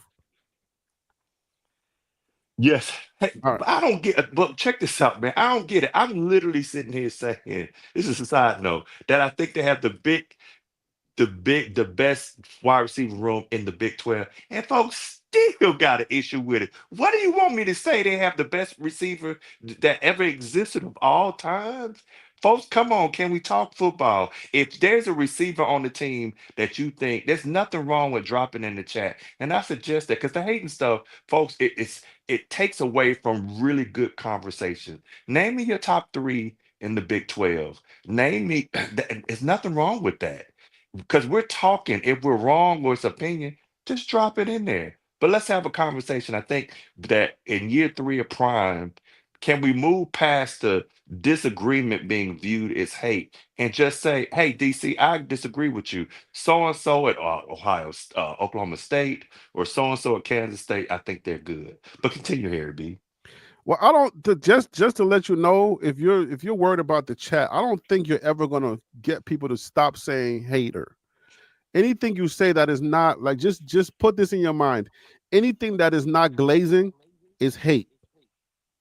There's some Krispy Kreme going on in here. That's what I'm saying. Like we're gonna have to get a Krispy Kreme meme. Where is Panda? I don't know where Panda. He was in the chat earlier. Maybe he had to go do something for his church because it's it's Holy Week. But if Panda, you know what I'm saying? Like we gotta get a glaze meme or something like that, right? So if it's not this, then we gotta get some glaze meme. But like again, if you're not glazing, you're a hater. And I think there has to be a distinction between, hey, if I'm not praising, but I'm just critiquing, it can't be hate. First of all, I mean, I'm not going to just be like, hey, man, everything is great. There's no way. But I got a surprise for you. Welcome back, my guy. How you doing today? Big Willie style. What up with you? What up, Willie? I ain't no surprise. Y'all know me. I ain't no surprise. Man, what y'all doing? Yeah. Hey, man. Come on. The biggest glazer of all, he's back. I got my pom-poms. Matter of fact, I went and got a new one. I got 2 of them now. Let's go. I got 2 of them. Hey, guys, I was out a while. Recovering from some things, you know. So I'm good. All is well. You know, just staying focused and you know, all of that stuff. But all is well. That's why I've been out so long. Then I've been checking out some other people too. So I stopped limiting myself to our wonderful channel here. You know. Oh no, we're not saying just watch us. We ain't saying just watch us. It's all good. It's all good. That's another story. But listen, this is a spring game. Now, Harry, I got to tell you something. My prediction last year, brother, was right on. Hey, I said the ceiling was 10-2. We're 1 game from 10-2, and we got 9-3. We were 9-4, and we were 1 game from 9-4. So y'all might want DC, you might want to stick with me this time and understand where I'm coming from. Because 10-2 is a little far from 9-4. Let's just make sure we understand that. If anything, I was more accurate by 8-4 because we just won 1 more. Oh no! You were way off, bro. You were like in the wood. My low was what? 9-3. We were 9-4, 1 off there. Yeah. And we're 10 game. We were 1 game away from the championship, which would have put us at 10-2. So I'm 1 game. Yeah, but your guy could not get it done because he doesn't show up in big games. He always folds. He hides in big games. Your coach can't get it done with the big games. I heard you talking that bulllarky last week. I mean, last night. That's why I'm bringing it back up because now you're here to defend him. So I need you to defend your guy. And I pulled Coach Prime on you. I said, Lord Jesus, you know? Lord Jesus, what is this man talking? Listen, man, you guys know that I'm a Bucks lover. I'm from New Orleans, Louisiana. Love Colorado. And so used to hate him years ago when it was Wally mopping everybody. But now I'm a Deion Sanders fan. I love the Colorado Bucks. And so, but back to what you're saying. I get that from I like JR, man. JR is cool. JR is on one of the other. Of course you like him because he's a Deion apologist. Who would not? If you are a Deion pom shaker, you would love everything. Anybody that's praising Deion. Anybody that criticizes Deion, you're gonna hate. Obviously, that's how it goes around here. But you gotta praise him at the same time. No, you don't. Who says you gotta praise him? You gotta praise him because he's black. Yeah, that's part of it. Yeah. What? No, that's not how this works. Black. No, praise him because he's a black coach. No, praise him because he's very successful in everything he do. I ain't never heard about it being successful in everything they do. Me, you, TC, we hit and miss, you know. But in everything he does, I don't know about your hit game. Harry, should we use pause on this one? I don't know about your hit game. If you on this earth with us, Harry, you hit and miss too. You just don't tell us about the miss.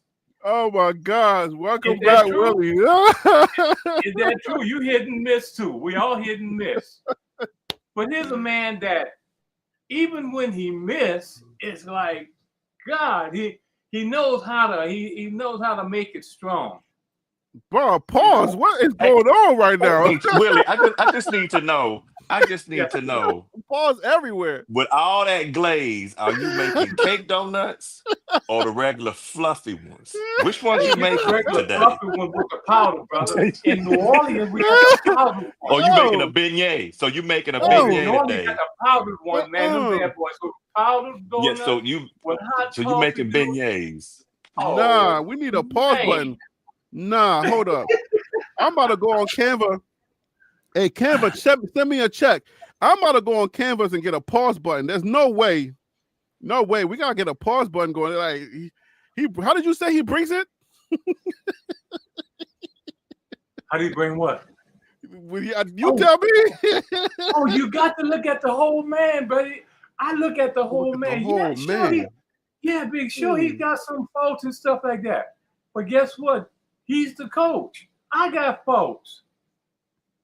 We all got them. But some of our folks be hanging out, and some of them you hide pretty good. And Harry, your faults are hanging. Your faults are hanging, brother. They're hanging all over you. You just don't see it yet. He definitely got powder hanging everywhere. Like, come on, Willie, what we doing? What are we doing right now?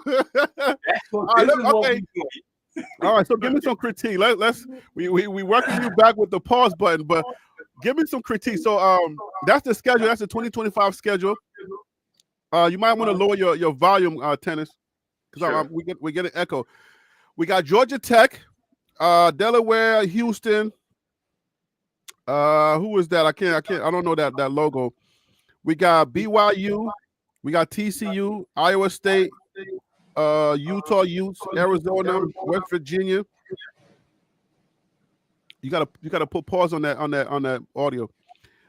We got so we got Arizona State Sun Devils, and then we got Kansas. All right. So that's the schedule for 2025 until further notice.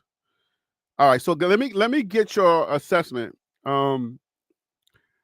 Give me some critique. What did you see that you liked, and what did you see that you think needs to be adjusted? That's for you, Tennis. Can you hear me? Yes, we can hear you. Can you hear me? Any echo? Well, it's a spring game. Mm-hmm. It's the first time these guys have played together. They haven't even got it together yet for as communicating and everything. I can't make an assessment on this. All I can sit back, just like you guys, sit back and enjoy the show. It was a good show. Got some good talent out there.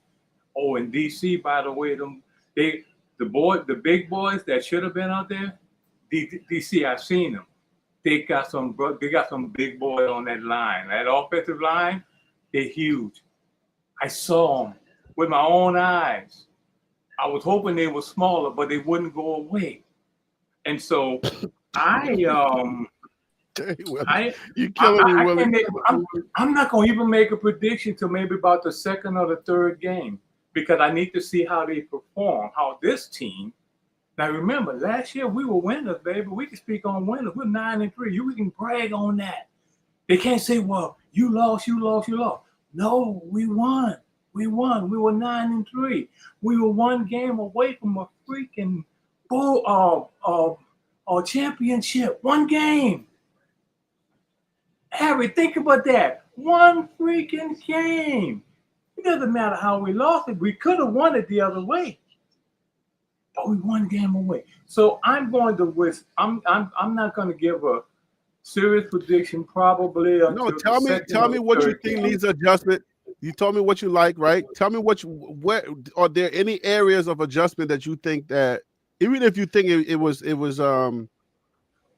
even if you think that it was everything was just stay vanilla, any areas of adjustment? Yeah, my honest opinion, I think the whole team needs to be adjusted. So we're still waiting on people to come in to make that. From what aspect? When you say the whole team needs adjustment, from what aspect? Oh, well, you saw the defense was solid. The defense was solid. We're not going to have to make a lot of adjustments there, but I think most of our adjustments will need to come on the offense. Like I said, we got the linemen to do it, but we expected some more to come in. And it was like you were saying earlier, that second and that third tier, like when one goes down, next man up, and you're not missing the beat. I think we're waiting for those type of people to come in, and I think we're going to probably see them next opening. We're going to see them. They're going to come in. I trust that. All right, so I don't have anything else to trust, brother. Quinlito says CU O-line was solid. The schemes were bad. I don't know, man. I'm not sold on Shermer yet. I'm really not sold on Shermer and his game calling. Even if things were kept vanilla, I feel like that had to be some kind of indicator of what's coming. And if that's what's coming, I don't like what's coming as far as the plays. I feel like I'm watching old NFL from back in the day with Darryl Green and Art Monk and them with my Washington Redskins. I don't want to see that old NFL play. I want to see Ohio State. I want to see Georgia Tech. I want to see Florida State when they were 13-0. I want to see some exciting like running back plays. Like I want to see some options, some you know what I'm saying? I want to see people running around like confuse me as a fan. I didn't see no confusion. I'm sitting back and the game is looking too slow. And I'm like, this looked too much like the NFL where the game is so slow and everybody's moving in sync that I'm like, what is going on? So Alpine's Garage Sports says defensive line looked good. Run game non-existent outside of Hood and Hayden occasionally. Okay. All right, so that's that, and I mean this is a CU apologist for sure. Okay, his son goes to CU, defensive line. Look, okay, so I mean let's just keep it a buck. You know, DBs flagged on every play. There was a lot of holding. What do y'all think about the DBs, like the defensive backs? I'll say this is that yeah, he's right. But I'm not tripping too hard on that because, I mean, Harry, are you forgetting they're being coached by the greatest DB that has ever breathed in oxygen on this earth? Don't forget. Are you doing DC right now? Because you're are you I don't know how I should take this because you're very sneaky with yours. So yeah, I snipe with stuff, but this one I'm not. I would say is that if there's any area on the field that can be fixed, that is the area on the field that I'm confident. Now notice I said can be fixed. I didn't say will be fixed. I said if there's any area on that field that I can 1000% trust Coach Prime to have fixed, it's the DBs. Why are you trusting it because he has the talent but they need adjustment, or are you trusting that they don't have the talent but he knows how to make them talented? He will squeeze every last bit of juice out that orange. That I can say. Now, Okay. if that means that you might not have them at the talent level or something, that's a different ball game. But I can trust that Coach Prime can coach a DB all day. I've watched him on some of the film. The few well-off medias that I have seen or the videos I've seen, he can teach DB. Like, I mean, the times I watched him teach DB, he can teach DB. I've never seen anybody teach it like that. There's only one person I've seen teach DB that good, believe it or not, and that's Coach Saban. So Coach Saban can coach the crap out of a DB, but I think Prime is an edge better, and he should be better. He's a gold jacket wearer. But but see, folks, that's gonna be the problem is your DBs. I think my thing is not necessarily they can cover, they were holding. Can they come up and hit? Oh, they're dogs. Like I'm gonna ask you this, Willie. Does this because here's the vibe I get from this team. This is the finesse team. This is not a team that's gonna go in there and beat folks now. Is finesse good or bad? Well, let me. Finesse is not bad. Finesse is not bad at all. If you can go in there and precision beat them, be at the place before they get to the spot, you're doing what you need to do. There's nothing wrong with that. But if it's to a point where I'm coming in there and I'm punishing you and sucking the will out of you, like BYU did, I don't see that in this team. Let me ask you something. Did you watch any of the practices, 13 or 14 practices? Did you watch any of those? You talking about video? Well, listen. Listen. The DBs were getting cooked in practice. Let me tell you, this is what I saw doing those practices. Be careful, Willie. You're the pom-pom. We need you. Listen. Be careful. Listen, how many DBs got cooked today? Come no, on, give me a hold it. number. Give me a number. Don't just give me a number. How many They got got cooked flagged. today? They got flagged a lot. So they were. They I mean, got did you not flagged see? today. That's telling you right there that they were on it. They didn't get cooked. The man wasn't. They couldn't get away from him. So That means okay, that hold means on, our Willie. Hold DBs. on. Let's hold on. Let me ask you a question, Willie. Are you saying don't get cooked? Hold on, hold on for dear life, but don't get cooked. Is that what you're saying? No, sir, that's not what I'm saying. I'm saying that when our DBs need to perform, and we've got some of the best DBs in the country, in the county. I'm gonna tell you that now. Weigh 'em Hold out. on, which one? And The county? Did you just say the country? And well, I said Yeah, in the, Justin is the county. Okay, fine. I'm about to No, say. I meant to say All right. in our Brought it back conference. in. In our conference. Hold on now. Y'all always mess with me, but in our conference, we've got the best DBs in the conference. Check them out. The more time you spend with us, we don't want to bring you back to the dark side. I want you to stay. I want you to stay on the side that you're on. I feel like you're comfortable there. Don't come back to the dark side. I don't want to see this. I want you to stay right here. Like this is you, okay? Like you're the powder puff. What the heck? This is just stay with this, okay? Don't I don't want you to lose what you got, okay? Don't come back to the dark side. Stay with the I will.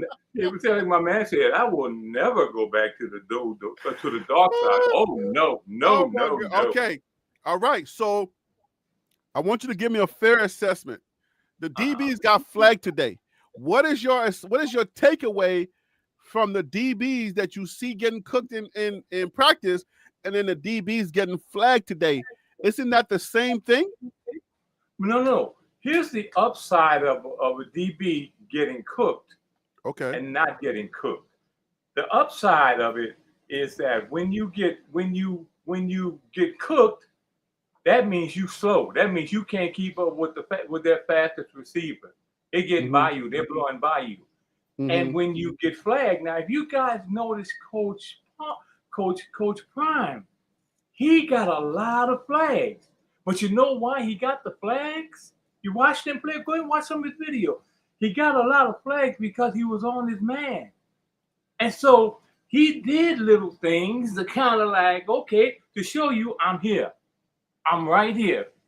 Now we both got to go and get the ball. So that's the difference. The difference is if you get so basically what you're telling me that you can squeeze a flower out of the concrete. That's what you're telling me. Because let me tell you what I saw. Let me tell you. Right. If you squeeze it, if you water squeeze it right. Yeah, if you put enough water on the concrete, a flower may sprout out of. But listen, let me tell you what I saw. This is what I saw. If you're getting cooked in practice, and then when we get to ESPN2, and you're holding on, that means you're still getting cooked. And I'll tell you why. The receiver got past you, and you had to hold on for dear life so that he doesn't catch that ball. Because the worst thing you want is your receiver to make that play. I'd rather you hold on and get flagged and give us a chance to adjust than let the receiver catch the ball and get a touchdown, or at least a first down, right? So they're still getting cooked. So like I said, I don't know that we have a DB problem. I have no idea. I still gotta check to see what's going on with the DBs. But that's an opinion. That's a good opinion. You gotta go and you have a right to your opinions on that because we're both sitting there looking at the same. But why thing. is that not your and opinion? You see one That's thing and I see something else, huh? Why is that not your opinion? If you see somebody getting cooked and they're on ESPN2, they're holding on for dear life. Why is it that you don't see it that way, but you see that as an advantage? But they weren't holding on for dear life. They were right there. They may have gotten penalized for hand checking. Okay. Now you can get a funky penalty on hand checking where you're touching him too long. That means you close enough to touch him. That's a good thing. That ain't a bad thing, baby. But when you can't touch him, and you sitting there scratching your head, and he's going to touchdown, that's a problem. So you're on the Willie, Willie, let me ask you this then. Let me ask you this, Willie. Yes, sir. Okay, so do you think that when you're going up against your same team over and over in practice, that you pretty much know what play they're going to run? Pretty much, yeah. So it's not going to be hard to stay with somebody when you pretty much know what they're going to do, because you go up against them every single day in practice. So if you are getting cooked by somebody that you go up against every single day in practice, I'm not, which I've seen that. I mean, you play ball, so you understand how it is that that's not an issue necessarily, but it could be an issue. The thing that made Travis Hunter was so great is that he knew where the ball going. Sometimes he knew where the ball was going before the receiver knew where the ball was going. For example, if y'all remember the UCF game where he caught the interception and then he did the Heisman pose after that. If you'll look at it, Travis came back and got the ball while it was the receiver down the field sticking his hand up running. So Travis was all over that route before even the doggone the QB and the receiver on the same page. So I'm only putting that in context because we got to look at it again. I can't tell you anything much from the spring game other than more so. For me, it was just the plus is I wanted to see the mechanics of the QBs. I'm cool with that, and I said that yesterday.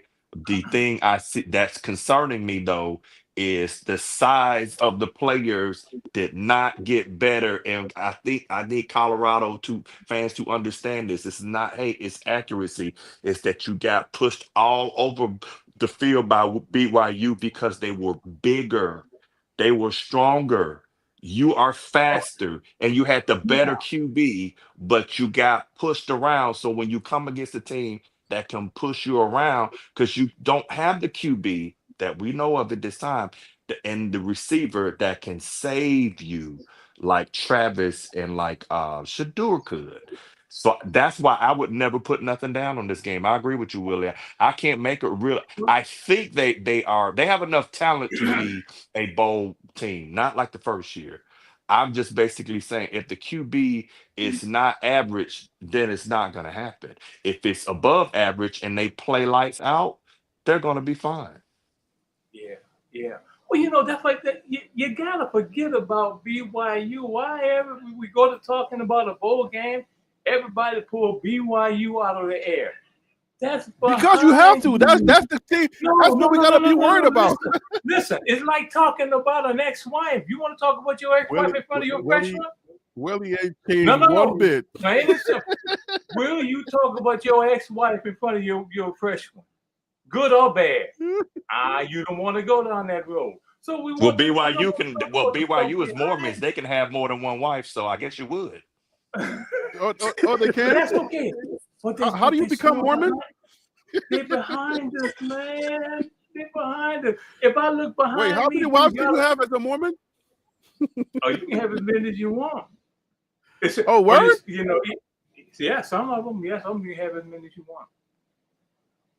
As long as the law don't know about it. Now, if the law knows, I don't know. Sometimes the law knows about it and they look the other way. I don't know. Which we Lord just is joking that? around. We're just joking around.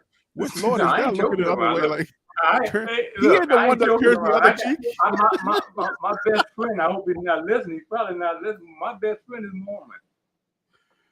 Oh man. Enough said. Willie said the Lord turns the other cheek. I thought it was us that's supposed to turn the other cheek, not him.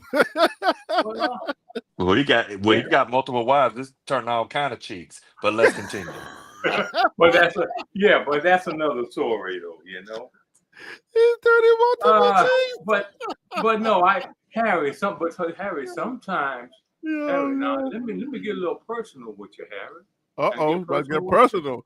Willie, I welcome you back. Go ahead and get personal. What we're saying. If you got some issues, because I noticed when you were saying, you say, well, I, and we're talking about Coach Sanders and his team, but you kept saying I. Now, maybe, no, I'm just going to throw this out there, you know, being me, I'm going to just throw it out there in the air. Maybe it's not the team, but maybe it's you. Wait, what? What are we talking about? Willie just used a Jedi mind trick on you. I You know what? I just want to give him something to think about. It could be What is you, Willie Harry. talking about? Listen, It could I've be you, learned- Harry. I've learned to listen at people what they say. Well, I don't like this and I don't like this. Well, I think you should do this. You're talking about another man's business. What another man do? And I. It ain't about you. Or maybe maybe you are talking about you. Willie, what are you saying? This is your own game. The game. Because you have a fan, you got a fan in the chat. The Texas Truth is saying you right, but he understands what you're talking about. I have no idea. Maybe I was busy posting these things on the screen. Can you please tell me what you were referring to? Yeah, Willie. We're gonna change your name from And see, Go ahead. that's another thing. Harry will talk about stuff and he'll forget what he says. And now he wants you to go all the way back over. Never forget. That's the thing. I never forget. He wants you to go back over everything he said so he can go back and try to clean it up. But you can't. Basically, No, I don't never forget on Harry, this channel. just consider that, you know, with all in that man's business, it might be you, Harry. It might be you, Harry B. You know, if you know, hold on. If you get one coach standards and 10 eyes, which is 10 you, I would tend to lean towards the 10 than the 1. So you're in the middle of a conversation. I have no idea what we're talking about because I I was posting something and you threw me off, and then I heard and that's all I got. Oh so I'm my like, God. Well, here it is. As simple as this. Harry is you. You the one that's ate up. Now let's continue with it. I'm gonna challenge you tennis and challenge you. You sitting up there talking about you don't talk about the old wife in front of the new wife. Well, guess what? Speaking of that old broad, she gonna show up at your house. Will show up September 27th, and she gonna be in that match. She coming in there, Mary J. Blige, and you better not be sitting up. Well, no, you coming in there, and she might Mary J. Blige. You might have you sitting on that bench after that game, going, "I'm not gonna cry. I'm not gonna shed no tears." So you got to understand that that's why this is the issue. I'm saying it. So y'all that know me by now, I'm setting you up from the time I started talking. But the point being, I'm having fun, is that you got to face that again. And they didn't get smaller.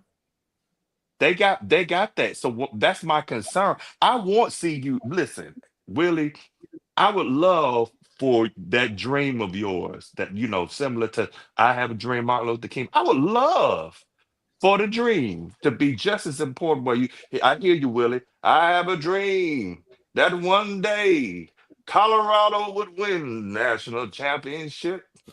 Now I may not get there with you, but I want you to know. That's pretty good. Hey, let me get this on tape. Hold on. I was about to pull Pause up all my tape, man, and just compare notes. Hey, Willie, let me get this on tape. Yes, sir. The retired numbers at Colorado history, guys. We have number 12, Travis Hunter, 2023 to 2024. Shador's the same years, 2023 to 2024. We have Rashaan Salam. That's, if I can see that on my screen, that's 1992 to 1994. Number 19, we had number 11. We have Bobby Anderson. Let me put my glasses on. Maybe I'll see a little better. I'm saying, bring your glasses today. Bring my glasses. Let me just get this on tape. Give me a second, guys. Number 11, Bobby Anderson, can't see it. 1967 to 1969. Number 69, that's Joe Romick, 1959 to 1961. And then we have number 24, Byron White, 1938 to 1937. Wow, this is when they used to wear the no guards, the no face guards. So salute That's to when them. they ain't have no teeth. That's what they right. The black eye, nose be all broke off to the left. All right. That's when they used to look real ugly after the season, right? That's when they used to announce it, be having them announcements on there. It's like, and from Colorado, number 24, Byron White, the White Machine, rather fabulous 40 wins against Nebraska in the Rose. But that's when you used to talk Hey, like DC, that. why did it sound like that? Why did everybody just sound like that? Wasn't that weird? Even with the TV when you used to watch, it used to sound like you were watching what's the OG oh no, I can't think about him. The OG, the comedian, the slapstick comedian. It's called dramatic television. It was back in the day. Yeah, they used to sound mad weird.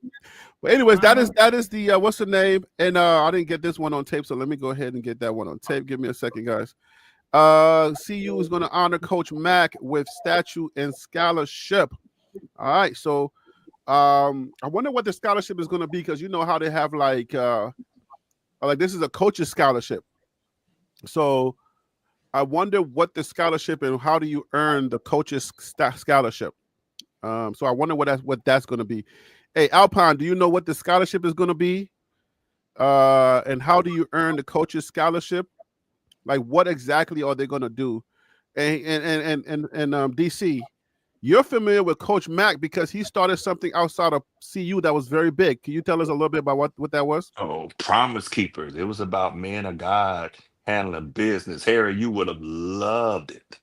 I heard about it because I was in school when Promise Keepers. I remember that. We heard about Promise Keepers when I was in school at UNC. Dude, Coach Mack, man, was the dude. I wanted to hear him speak. I see why people want to run through a wall for him.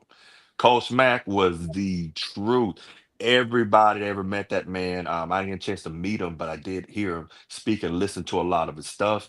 And I think I read the book, but it's been a long, long time. But that dude stood on business. That was a leader of men, but he wasn't like one of them hardcore, chew a cigar, Newt Rockney type of person. He was like more so. He was more so of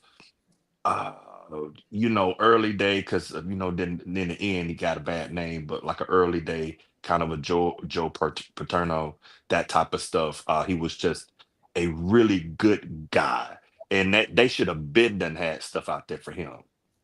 Hey, DC, was he part of that group where people came against him because of that? Because of he was part of Right, that group? they did. Even Prime said that these folks don't like Jesus too much around there, and that was the issues that people didn't necessarily. Well, y'all all know this, and I'm not trying to turn it, but I mean, Jesus coming out the grave years ago. In tomorrow we'll celebrate that, but that they don't like necessarily want. They'll love your faith. You just need to keep it over there.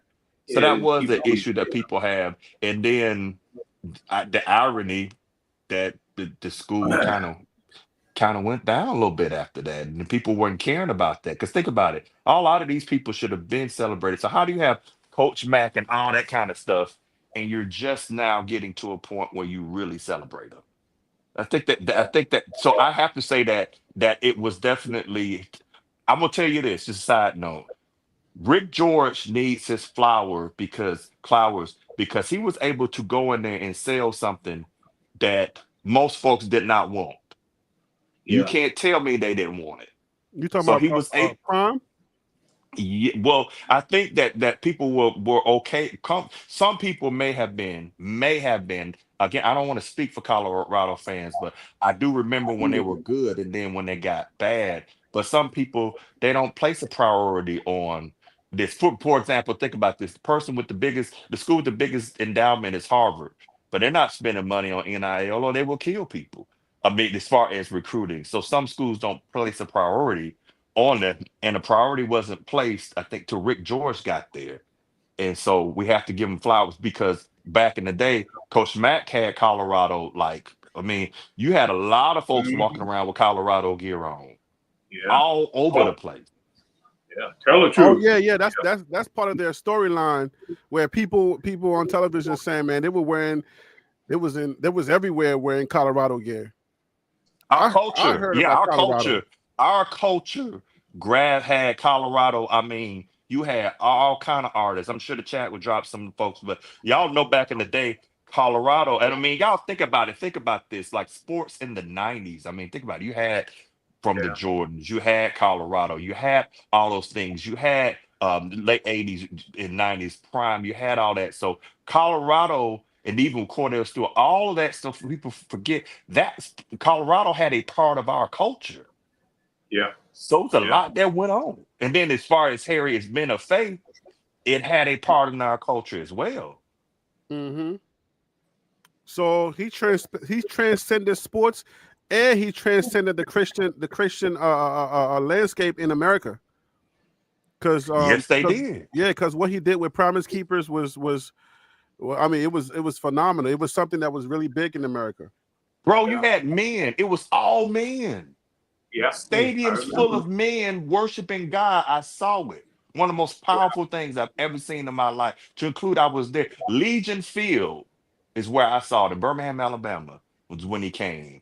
I mean, you're talking about tens of thousands of men raising their head and worshiping and listening and making a pledge to be better men, better husbands, all that stuff. Better fathers.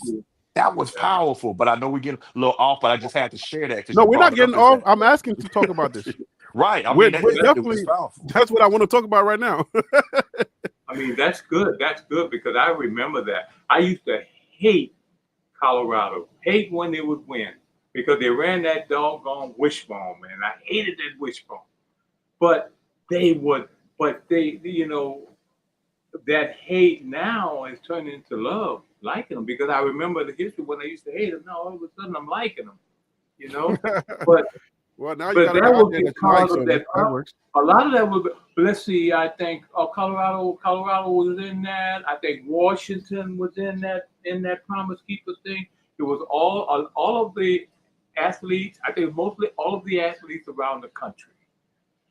I think the reason why it's important that we highlight that there was men is because when you go to the church, I think the church is predominantly women. You'll probably see 5 women to 1 man, right? Like it's even though you see all men preachers because of how the Bible is set up, but the church is predominantly women. So to get men to worship is something that we say in the church that is an awesome thing to see when a group of men can get together. Like, okay, if you go to church and you see a man standing next to a woman, the woman would be crying with her hands up. The man would be standing there faceless, right? He'll be standing there looking like, what the heck is she doing, right?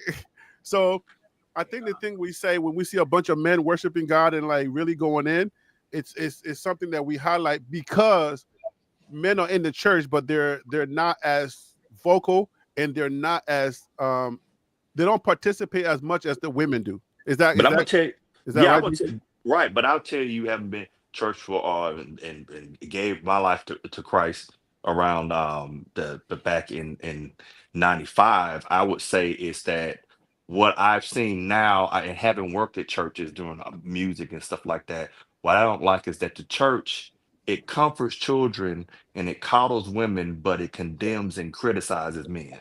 It's almost like our manhood is not looked at it. Now there are some churches that are unbalanced, but it is. It comforts children. You should. It coddles women. Hey, it ain't your fault. It's the evil man. And then it is us that need to condemn and criticize. Promise Keepers was the one thing where it was like, no, handle your business, that kind of stuff. So it was to a point where, like in our society, sometimes, and not trying to get too far off, but that it's almost as if good men aren't celebrated, and that because good men are boring. This is why, like sometimes when I mentor women, I say y'all are chasing fireworks, and what you need is a fireplace, because there's a different way of how we navigate. I'm not going to be all toxic and stuff like that, but isn't that what culture does? Isn't that like popular culture? It does. Like every show, everything like is always about lifting up women, but then the man, when it comes to every comedian, when it comes to like talking about man, it's like, oh, men are this, men are that. So it's good to see that Coach Mack was instrumental in the men, in the lives of a group of men. Let's wrap this up. Let's go back to any final thoughts on that, on Coach Mack, before I move on. Okay, along that same line, can I say just one thing? But what they were doing, even with Coach Mack, he was inspiring men to be leaders. And in our churches were supposed to do that, to inspire but they did it the wrong way, you know, because then instead of being a leader, they became some of them, not all of them, became the abusers of the family, and they were. You know, and I'm gonna do this in the name of the Lord. You know, you my wife, you supposed to follow me. That ain't leadership. That's not how it goes. But That's leading leader with the sorry to interrupt you, Willie, but that's leader with the P turned into a T. That's what we call the military. We've got to learn how to we have to learn how to be leaders. What does that mean? P to T. Yeah. What is the P to the T? What does that mean? Lisa, you care to expound or no? Okay, let's take the word leadership, and then instead of the P at the end, take that out and put a T. What does that say? But you can't say it on your channel. Oh, it's spelling something bad? Oh, okay, never mind. I wasn't following the okay. Right, that's what it is. Go ahead, Willie. Yeah. Okay, so let's wrap up. Let's go ahead. Okay. Yeah. I just wanted to make sure I give him his flowers. I highlighted that, and he was very impactful on the football field. He was the one that led them to the Natty, right? The Orange Bowl. That I believe that is correct. Yeah, Coach Matt was the Orange Bowl. Yeah, Coach Matt is the one that led him to the Orange Bowl, and it is right that he's getting a statue. So, you know, I think it kind of likens to what the I guess the captain of the Orange Bowl, Michael, Dr. Michael was talking about the fact that the guys that made that happen, the guys that were in that Orange Bowl, their numbers. You can't wait till people die before you give them their flowers, because we're in a period now where people are like, we're talking about the fact that, hey, give people their flowers while they're alive so they can smell it, right? Yeah. So Coach Mack, you know, unfortunately he has passed away. God bless his soul. So now they're going to put up that statue. You know what I'm saying? I wish you could have seen the statue stood next to it with his grandkids and his kids. Didn't he have, I think, wasn't there some Coach Mack people that were still on staff, I think, if I'm not mistaken? But yeah, you know, you want to see those people take pictures next to the statue. The grandkids come out to take pictures. People usually do this thing post-mortem, and they always do things like, I think Rashawn Salem, he got his, what's the name, after he passed away, right? Bless you. So I guess if you're looking at it through that window, and these two guys, Shiloh, I mean not Shiloh, but Shador and Travis going away, you're looking at them, you know, getting their numbers early. I guess that's a good thing. We want to celebrate them while they're alive. So I don't know. It's a little bit toss up for me, but definitely people like him, the people that played in the Orange Bowl that were instrumental in that first Natty, you definitely want to honor them. One of the best quarterbacks in, I forget it. What is his name? One of their best quarterbacks. Not the Slash. I'm just gonna call him Slash. Still Cordell Stewart. I'm sorry. Yeah. I gotta say Slash to remember his name. You definitely want to honor Cordell Stewart. So, you know, hopefully they need to bring them all back, like for a big game, and honor, like make an honor. I think that will take the sting out of it for some people. Which you know, that they need to have that. And I think what's happening is that while Colorado has now the new way of doing things, that I think it's that, because people say Colorado wasn't on the map. I always have a problem when CU fans say that, because it's like, that is not a true statement. They fell off. Heck, Bama had a time where it fell off. Auburn has a time where it fell off. Georgia had a time where it fell off. Many of the Ohio State had a time where it fell off. I could go down the list. Texas did. I think, but to a point where I think now that you have bought Prime back in, it's probably a great idea to reach back from the past and bring some of those people in and highlight them in prime time. Let them take picks before the game with Coach Prime. And I think that will smooth a lot of stuff over. And you merge the old with the new. That's a good thing. Yeah. They need to have like a special celebration or something. Bring all those guys together so that, you know what I'm saying? Just because I think what we don't want to create is a us versus them. The same thing that's going on with our politics right now. We don't want to create that with the CU fan base. We don't want to create an us versus them, you know, type of fan base, because the old school, I think the old school can help recruit just as well as the new school. because the old school they do have relationships too. I think it was Cordell Stewart that brought Juju in, right? Wasn't it Cordell Stewart that was instrumental in Juju, or was it a basketball player? If I'm not mistaken, it was somebody that knew Juju's father. They kept talking and stuff like that. So you want to make sure it was Juju, and he gave Juju a number 10 jersey. Was it Cordell? It was Cordell. I think it was Cordell. Yeah. Can I say this? Because I see where people saying Colorado was dead for 30 years, and no, that's not true. Okay. Here's what you got to go back and look at, because you got to remember your Joe Klatz. You got to remember stuff.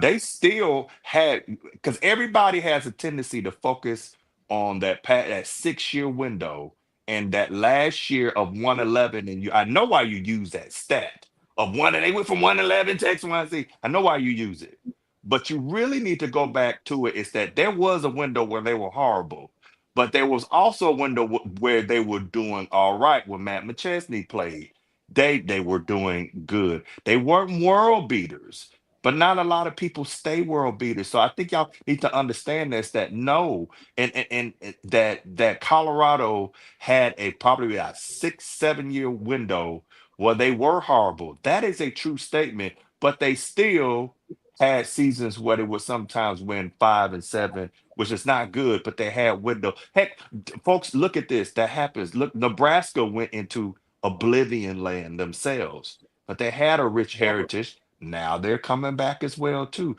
but they weren't all. What I'm saying is that it's hard. So sometimes people look at the mountaintop and not realize is that, hey, you don't, just because you're not at the mountaintop don't mean it was a bad team. It just wasn't what it was. So the OG Alpine Garage Sports just said Colorado was relevant up to 2004 and then again in 2016. Exactly. That's not necessarily bad for a football program, because you're not going to be up all the time, because when you got to think about recruiting, and you got to think about guys leaving and going to the NFL, or guys just going on with life, right? So there are going to be times where your favorite team or your favorite college is going to not be good, right? So yes, but this is what I want to say in lieu of what DC was just saying. Why do we need to have that argument? Why do we need to say they were irrelevant? You see what I'm saying? I don't think that's necessary to use that argument. I think you just got to look at what's right and what's wrong. It should be just that simple.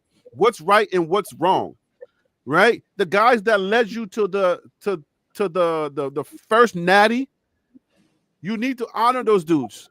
You need to honor the old school dudes. That's just simply right. I don't know how else you can think about that. You don't have to think about it as far as the argument should not have to be relevance and not relevance. Not relevant, right? That argument cannot be the thing that we're forcing down to people's throat. Like, they weren't relevant, now they're relevant. I don't think that's how it works. But Harry, like, even in our community, I hear this term that really is very disrespectful. And I hear folks say, I understand why they say it, but they don't really understand the full context. Like when we say we ain't our ancestors, you don't know what those, Willie could tell you. You don't know what those folks dealt with. So you can't really sit back and say, because you didn't see things and didn't respond, because you are allowed to say things now that you could not say back then. Because you think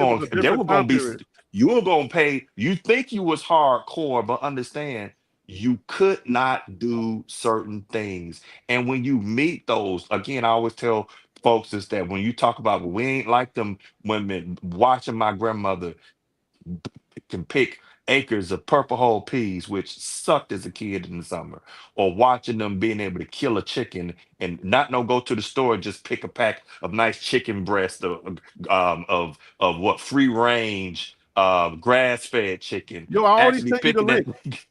You know what I'm saying? But at the end of the day, I'm basically saying is that I do think sometimes when we look at the new, it has a tendency to say, because they don't have the context, that the old was somehow antiquated, but there's a lot of power in that, and bringing that back then. Hey, DC, we also have to talk about the fact, I already sent you the link. We're about to wrap up, but you can come on and we can, you know what I'm saying, we can duke it out. But this is something I want like people to think about. The fact that we had this conversation before, right? We got to take football or our favorite sport, and we got to think about the time period that it was played in, right?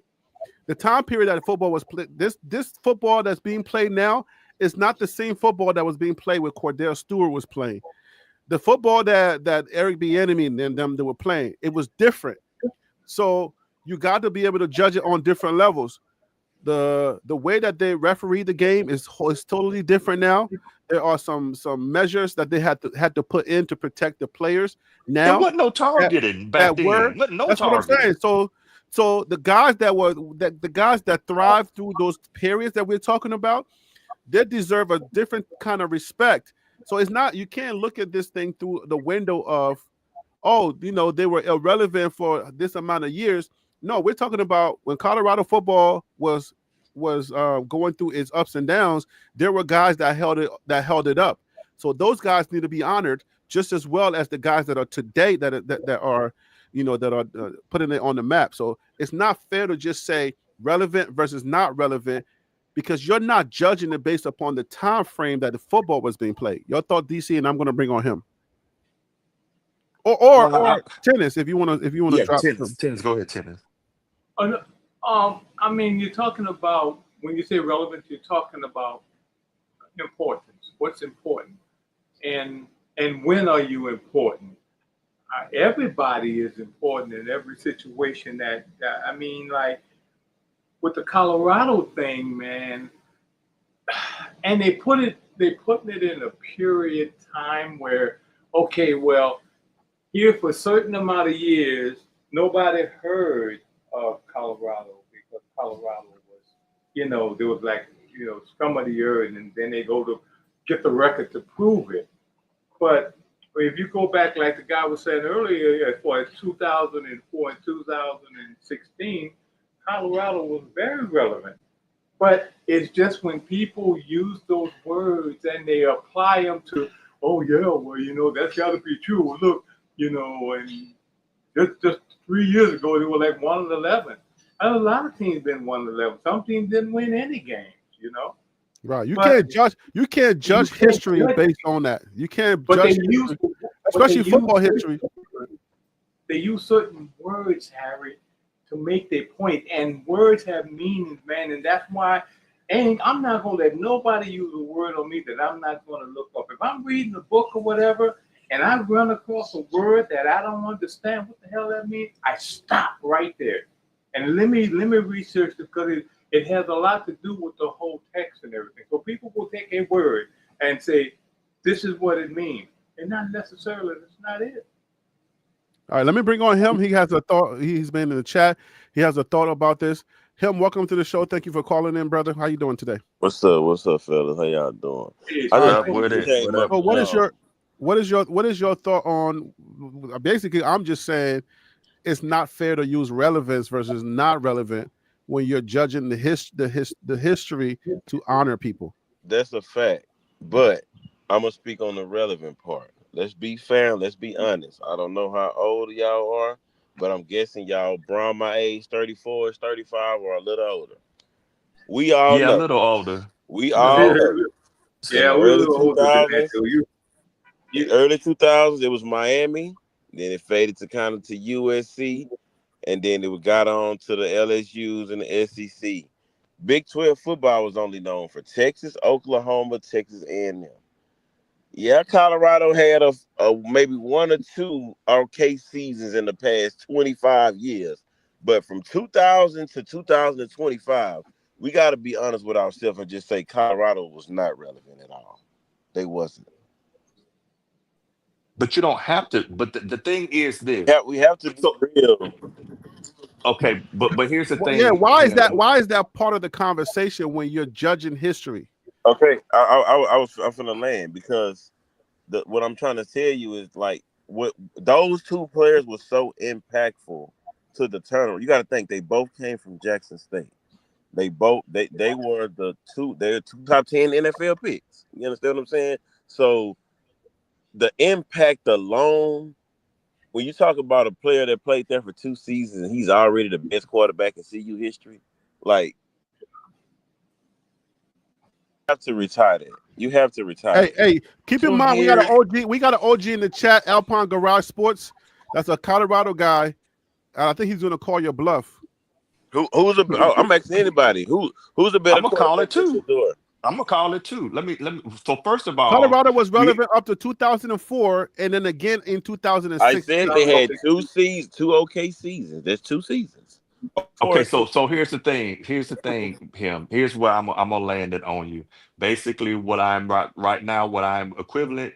What you gonna land it on him? What are we doing, man? Come on now. No, what I'm gonna take him, and right now my oil. Hey, you're gonna get the first one.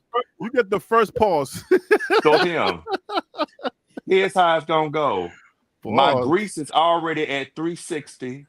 I'm about to dump you in some egg milk, basically wash, and then in some flour, and I'm about to fry you up for about a good 10-15 minutes till you're crispy. You ready? Well, keep it short. I can't do 10-15 minutes. Okay, I'll reduce it down to less than 45 seconds. I'm messing with everybody. Let's go. Go ahead. So you're taking a time where there was no social media and the game was running to a time where it's pass heavy. And then you're going to sit back and say that the metrics of, well, I'm only going to use the metrics of the way the game is played now and basically compare or say it's better than when this person was right there. Because at the end of the day is you're still, I like Shedeur, but Shedeur does have better passing records than mainly it depends on what you're looking at. But you also have to sit back and say productivity. Shedeur doesn't have the productivity that Cordell Stewart has. Shedeur does not will not have the impact on because Cordell Stewart they didn't even really like having black quarterbacks until Cordell Stewart was called Slash and what he was able to do. So you got to understand culturally, that's a totally different ball game that went in. And when you talk about relevance, heck, even Tennessee sucked at one time. They had championships till they sucked to now they're doing pretty well. So what I'm saying to you is you're taking one snapshot and not understanding again, and then the whole impact of social media. And you got to look at to a fact back then, we didn't have all these channels. Bro, it was a game of a week on NBC. It really wasn't a whole lot of ESPN was just really getting his legs, all that kind of stuff. You didn't have almost none of this stuff. So understand if the foundation was not there to what you're seeing right now, was just starting to get started back in the 90s. There wasn't an internet that like it was, they have now. So that's what I'm sitting here saying to you. I get what you're saying. Shedeur is a phenomenal quarterback, and he has done that. Should be praised. But we can't sit back and say he's better than everybody else because he was not. There are DBs that got better numbers than Prime does. That's Do we not say right. that I Prime? think you're missing my point, brother. I'm Okay, not well, go ahead. saying that. What I'm saying is that if you're talking about a history of a program, and I tell you, take the name off of it, because I think the name got a lot to do with it. If I tell you a guy came in there in 2 seasons, broke over 100 records, you're not going to say that's the best quarterback in that school history?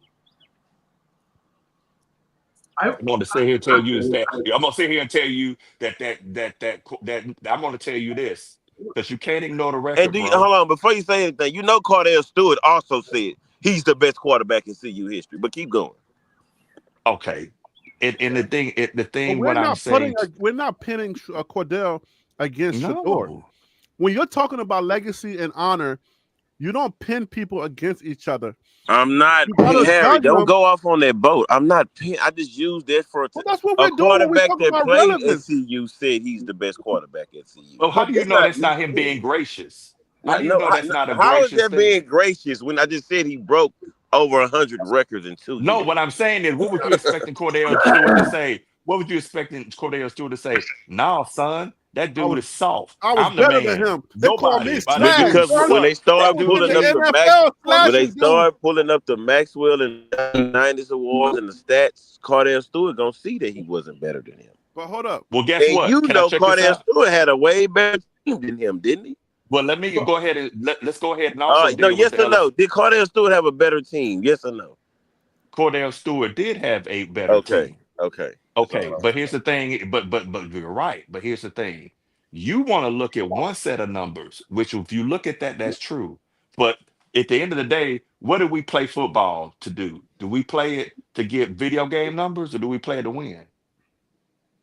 So I'm not discounting Shedeur at all, or nobody's even That's what I'm discounting saying. This Travis. us versus them thing is like what's really causing this argument to go south. I feel like we're trying to have an us or them versus them conversation. I don't want it to go there. All I'm saying is, it's right. It's only right to honor the people that built the program to the first relevance, right? If we want to use the word relevance, it's only right to give them their honors and give it to them before they die. Hold on, wait. Who fault is that though? But hold it up. The reason that they're having this discussion is because nobody honored them. So now Thank you. Why didn't they be honored 30 years ago? But nobody did it. So now let's ask the question. Hey, Willie. Yeah. Do we? I got a video of the ADs that were at Colorado. So I don't remember what I did in that video, but what I'm saying is, usually it's the AD and the Board of Regents, and those guys are the ones that this stuff is brought to, and then they make a decision. But keep in mind that usually is what have you done for me lately type of game is whatever is in front of you. Rick George is enjoying, like, keep in mind, Rick George, his job is on the line. You got two coaches that have gone down in successions, right? You got what's his name, Midnight Mel, and then you have the coach that was the interim coach. Those coaches were terrible. So Rick George got to go out and make a decision. The guy that helps him to save his job and bring his legacy back up, that guy he's going to have a lot of love for, and he's going to do a lot for. So the two players are the instrumental in the system that saved his job. Obviously, he's going to recommend those guys. He's like, look, man, I owe you. I'm indebted to you. But I don't know that Rick George was the coordinator. I mean, was the AD when these guys were playing, the guys that we're talking about.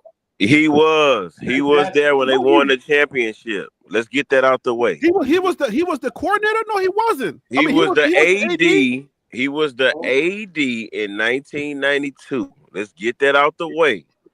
You can Google this information. I made a video, and Rick George was not there when they won the Natty. I'm Harry. He was there. He was the AD when they won the Natty? He was there, yes. Okay, yes. maybe I'm wrong. Yes. Maybe I'm wrong. Yes. And you made a video on that. You better go back and retract that video, boy. You better retract. I made the video. I made the video, but I made the video. I didn't say he wasn't the AD. I made the video. I just haven't watched the video to tell me. I guess what I'm trying to sit here and say is, okay, so here it is. Watch this. How long you been a Colorado fan? Him? He was the assistant AD. He was the assistant AD. Yeah. Right. So he wasn't the AD. He wasn't the AD. But he was a part of. No, let's not do that, bro. He was a part of the. Come on. But he wasn't the AD. An assistant is not the AD. An assistant coach is not the head coach. We just want to make that because you got people. Oh, I told you this guy doesn't know what he's talking about. But then he wasn't the assistant. He was the assistant, not the AD. He was in the room. He went to the Texas Rangers. I'm not the Texas Ranger, but he went to the Ranger, whatever best baseball team he went to, right? And then he came back. He was hired after that. So that's the information that I got off the top of my head. But I don't remember him being the AD when they won in the 90s. He was not the AD. So he could not bring to the panel. He could not bring those guys' name up as an assistant. He was no longer there. He was in Texas. So I got a question for you, him. What I'm asking you is this, and I mean, this is no shade, just saying. So you are a Coach Prime fan, right? You said that you are not necessarily a Colorado fan. So why do you get to have an opinion? Well, honestly, none of us are not let's be honest. None of us is Colorado fans. Let's be real. I'm None a of bandwagon us. buff. I told you all Bro. that. I'm a BWB. I'm I'm just a saying, college everybody that rooted for Colorado in 2022 was not rooting for Colorado. What I'm That's what I'm saying saying. is that, but there, understand if you were listening to the show, I sat back and talked to you how I was a huge fan of Coach Mack and even went to see him.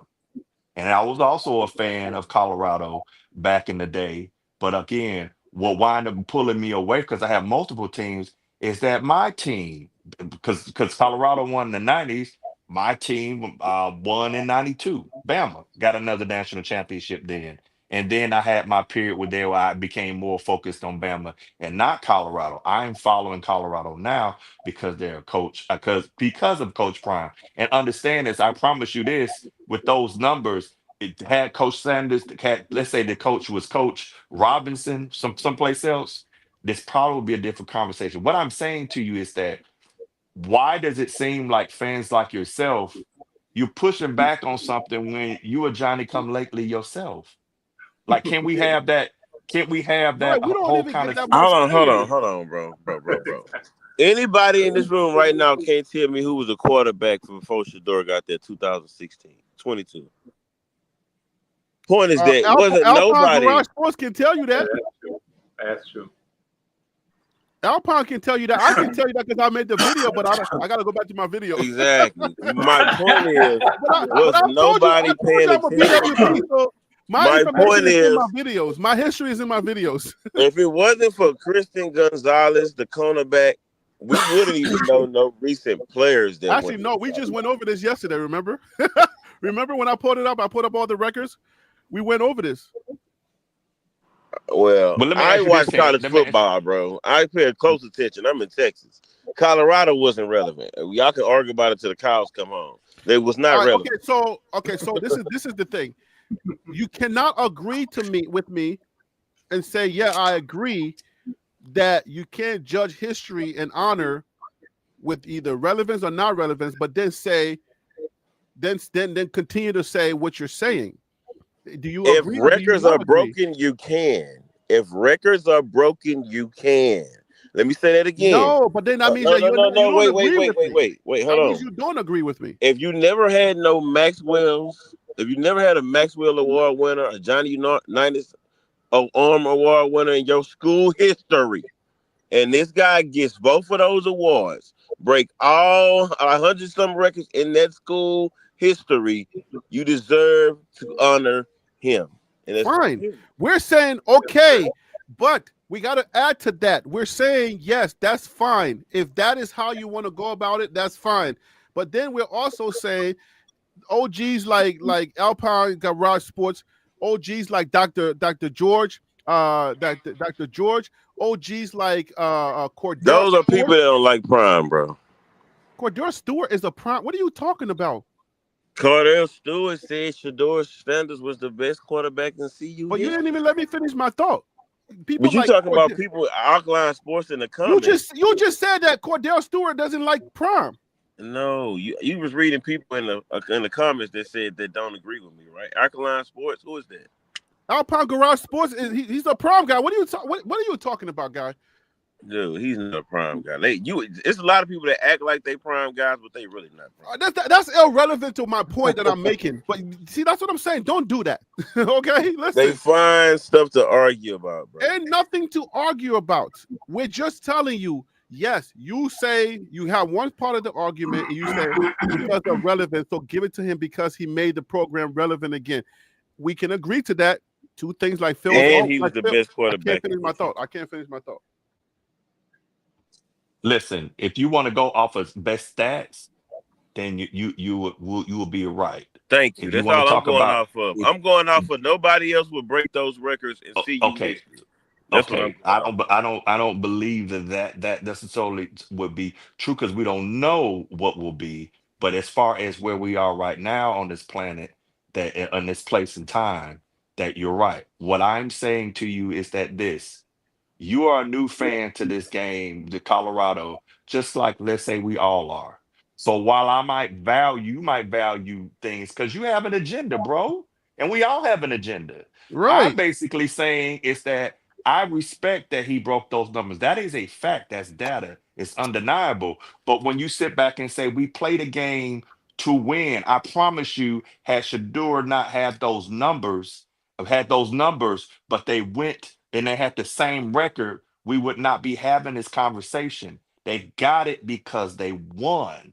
What people are saying right now, of those of us that have been watching football since forever, we're saying is you can't, that we don't agree with you putting Shador strictly there for data numbers and not honor people like Slash and not honor Darian, who was with the team when Prime got there and then he went somewhere else. That's what we're saying. You can't sit here and just stay with he now and not honor those that actually when we see you was also cooking. Now Right. you can sit back and say Prime ain't got That's nothing a to do with that. fact. I But agree that's what with I'm you. saying. So that means that you don't. There is no argument here. Then. Well, I'm You're saying, making why an is argument that? that we What agree I'm with. saying, hey, what I think what the point y'all missing is, why is this a conversation in 25? Where was this conversation in 22 before Prime and Shador even got there? That's what Well, I'm Where was saying. your conversation? Nobody The same brought way up where their yours names. Let me- was. No. Nowhere. Wait, listen to what I'm saying. I'm saying, why are all these CU greats having been retired way before Prime got there? Is If what you I'm let somebody talk, I can say it, bro. Okay, Don't so cut me what is off, it? Go please. ahead. All right. So somebody, the board has to bring this name up. The AD has to bring this name up. All right. This name, the people that are responsible have to bring these names up. Shador's name was brought up. Shador and Travis's names were brought up by Rick George, who is the current AD. When he was the assistant, he had no power to bring up the names of those guys. He was now in Texas running a baseball team. So he had no power to bring those names up.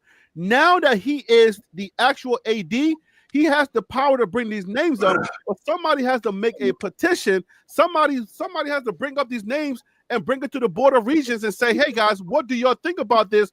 Do y'all agree? And if they all say yes, this is we support it, and then it happens. So let me ask you this. So basically, y'all saying if Shador Sanders or Travis Hunter wasn't retired, y'all okay with the rest of those guys not being retired? No. Here's That's the what y'all smart saying. thing. Here's the smart thing. What they should have done.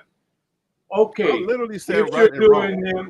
Shador and them what they deserve, but at the same time, you have to make mention of the reason why Shador and them are there is off the backs of other people. So, but people don't think that way. They don't think this. Well, let's just do this here. But you have to remember, they're there because of somebody coming on somebody's back. Give those people there at the same time. Honor them at the same time. That way you won't have the stuff that we got now. Oh, well, why didn't they honor me? Why didn't they honor me? And so again, that's on leadership. That's enough. That's on leadership. Hey, Willie. So this is what the OG is saying. We also, like I said, time periods matter, right? We got to take that into consideration. What Alpine is saying is retiring jerseys the same year someone graduated wasn't a thing back then. So we got to consider that as well. So all of the OGs that were there, the Cordell Stewarts and all of those guys, their name wouldn't have been brought up at the time that they graduated because that was not the thing that was done. You waited for some time to pass. Like Rashawn was not, the Salam guy was not honored until he died. I think that's a program problem. He just died. That got something to do with the program. So Different. How about do something different? How about a bus, a head thing, or something like that? That's that goes to show you how shitty the program was before Coach Prime. You can't cuss. You can't cuss. No You can't cussing, cuss my with guy. it. But let me ask you this, Tim. So is this true that the story that's being said out there is Rick George approached everybody about 8 months ago to talk about retiring their jerseys, right? Yes. Okay. So I want you to count from today to 8 months ago. What day would that be? And what month? I don't know math, man. I gotta pull out my it got to be around the time the season was going on. So you're telling me that 8 months ago, we're talking about retiring a jersey of a season that had barely started and the Heisman that hadn't been won. Yes. And none of that. So basically we're basing one So season it was number Prime of a 4 bravado and that he was 18. going off. Y'all got, but So- y'all so- gotta understand. See, y'all was keep. Prime I bravado understand that what we y'all were- saying about the records, but Rick George trying to kiss Prime butt to keep him there. I get that. So I get we can that. talk about the records all day long, but I get that. But you Rick basically George now is playing chess, not checkers. Yeah, but what I'm saying is that so basically because I heard all that and I was like, I'm gonna wait for somebody to bring that up. But you brought in a great opportunity. So basically, the discussion was had at the beginning of the season where the numbers weren't. So the discussions were had based on one season. One season. Basically, Not no we don't care. Heisman now. Basically, this how it went, man. We don't care what. Hold on, what hold happened this season. hold on, him. Let me get a word in on my show. Listen, what y'all just I don't know if y'all recognize what y'all just said. What y'all just said is if you do the math, if you go back to prior to 2024, you are co-opting Prime's bravado for Shador. Think about it. You're co-opting Prime's bravado. Shador hasn't put up these numbers for him to deserve it. So you're co-opting Prime's bravado for Shador. Well, his numbers last year was better than they was this year. No, it wasn't. Yeah, but you're talking Yeah, about it was. retiring 2 jerseys. Yeah, less after interceptions one and more yards. season. After one season, you're retiring 2 jerseys. Okay. Yeah. And that's the cool 4 with and you. 8 season. You're retiring the 4 and 18. Yeah, you retired. Come on, man. I mean, yes, if you're looking at that, but if you look at individual stats, I think they was consistent second team All-Americans, wasn't they? Yeah, somewhere up in there? but at the point that we're talking about when they bring it up, You talking about you're team not success. using Shador's. You're not using all of Shador's two-year stats. You're using Coach Prime's bravado and what he brought to the economy to co-op for Shador. That's No. just the plain fact. You're using Shador records. I'm using his stats. That's what we mixing up at. Shador I'm stats saying is not enough forget for the record jersey because retirement for 4 what and 18. I'm saying is that 4 and 8. That Come on, 4 and man. 8 Be y'all still real, talking man. about. Be real. That 4 and 8 y'all still talking about. That's not all on Shador. So I get what you're saying, but not looking at the record. If you're looking at this guy, what he done at the quarterback position with the worst offensive line probably in college football history. Okay, That was I got sensational. one last question for you. That was sensational. Hold on. I got one last question for you, Him. I got to give you this. I'm sorry, you earned this right now. I got one last question for you. Yeah, be real, okay? You've earned this fair and square. Okay, you got the Bears today, okay? But I got one last question for you. Try not to be a prime thing, but just go straight football because you say you're Texas and you know football. You retire? Would you retire a guy's jersey with one season of the numbers that Shador had in football in 2000 and 2023? Would you retire Shador's numbers with those numbers that he had? Was that jersey retirement? Had he earned it at that point?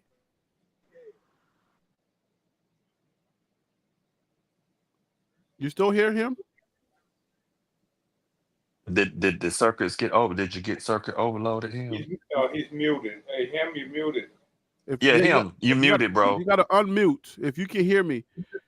Are you telling me that you will retire the jersey based on the 2023 records? Yes and no. No, because it's too soon. But if I line up all those stats compared to all the other quarterback stats, oh yeah, for sure. Okay, now keep in mind we're talking about 2023 stats, only Yes. stats. So you would do that. You would retire his jersey over Cordell Stewart's numbers. I bet because Dan Stewart's numbers wasn't like his. I bet nobody in CU. Wait, the 4 and 8 season. You can tell me every quarterback in CU his. Didn't we go over the numbers already? Because nobody threw for 4,000 yards and 27 touchdowns, 3 interceptions. Hell no. Show me where. You're right. 4,000 Show me yards where. was in Show me 2024. where. 4,000 yards was 2024. No, he threw for 37. He threw for lesser yards this year than he did last year. That's true. He's right here. I'm trying to. All right, come on, man. You can't mix me. Okay, let's take 4,000 lesser yards. interceptions last year. 4,200 yards. We're taking 4,200 yards and we're putting it against Cordell Stewart's career. We're retiring his jersey before Cordell Stewart's career at Colorado. And Darian's career too. Cordell Stewart had Eric Bieniemy and great running backs, didn't he? Did you see that Hail Mary pass where they won that game? I saw the pass, but I asked you a question. Did they not have good running backs? Yes or no? Oh, you getting spicy. I like that. No, because y'all trying to push narratives. That's a simple question. Yes. Did they have good running backs at the time? Yes or no? They did him. Okay. Yes. The answer is yes. Let me ask you this. Was the running back better than Cordell, or Cordell was better than the running back? I think Cordell played his job as a QB, which is I to get the ball that. off I'm and saying throw the it. best player on the team was it the running back or the quarterback first? I think they both had good teams, just like you had a team with Shador and Travis. You're being real. You're not being real, bro. I am being real. I said, did they have a better coach, or was it a worse coach? Did Cordell? Did Cordell play with the Heisman? Did Cordell play with the Heisman Trophy winner? What's in the salon? Yeah. Didn't Shador play with? So basically, Shador. Eric Bieniemy had like 3,200 yards, right? I know what he. Yeah, Eric Bieniemy had he holds the rushing record for 3,200 yards. And that defense, that defense Cordell Stewart and them had. You want to talk about that? Or you don't? Nah, I ain't gonna lie about that. But at that period of football that we're talking about, right? But that record and those wins, all that matters. Over each other, bro. We can't have a show where we talk over each other. Somebody got to be talking. The other person got to be quiet. Y'all pushing false narratives, man. We got to have a real conversation. How's that false? We ain't saying don't retire Shador's jersey. We're saying the time frame you're doing it and not retiring the guys that have actually built this program to its prominence to where it's currently at. You're riding the backs of greats. I think you're saying it wrong. Well, you need to say that the defensive players, Cordell Stewart. I know we like him, but he wasn't that great. Like people blowing him up to be. Oh, okay. Then there's no conversation here because we're talking craziness. No, am I lying, panel? Was Cordell Stewart super great? Or he had a great team? You're right. Because, okay. Yeah, this conversation is not going to go nowhere. We're in circles. Yeah. We're talking in circles because we're not me, and DC, and what's the name? We're not talking the same conversation. Willie. Mm-hmm. And Willie, but right, because you can't say what's his name. He did. We hadn't seen you in a while, Willie. You gotta give us grace. Give him grace, Willie. Hadn't seen you in a while, but I think I'm gonna disagree with you. Tennis, you just got back here. Give me a break. Yes. I'm only gonna disagree with you in one thing. I'm only gonna I'm gonna disagree with you with one thing, but I'm gonna ask you a question. Okay. I disagree that we're saying false narratives because what we said was true. There was not one lie told. What it was to a point, it was another perspective. I think that's the thing in the CU community. We got to push some of these very grandiose verbiage or haters and stuff like that because at the end of the day, football, we argue. You know how it is, the same thing. So I'm going to ask you this. If Caden Salter comes in and has a better year than Shador, should his jersey be retired too?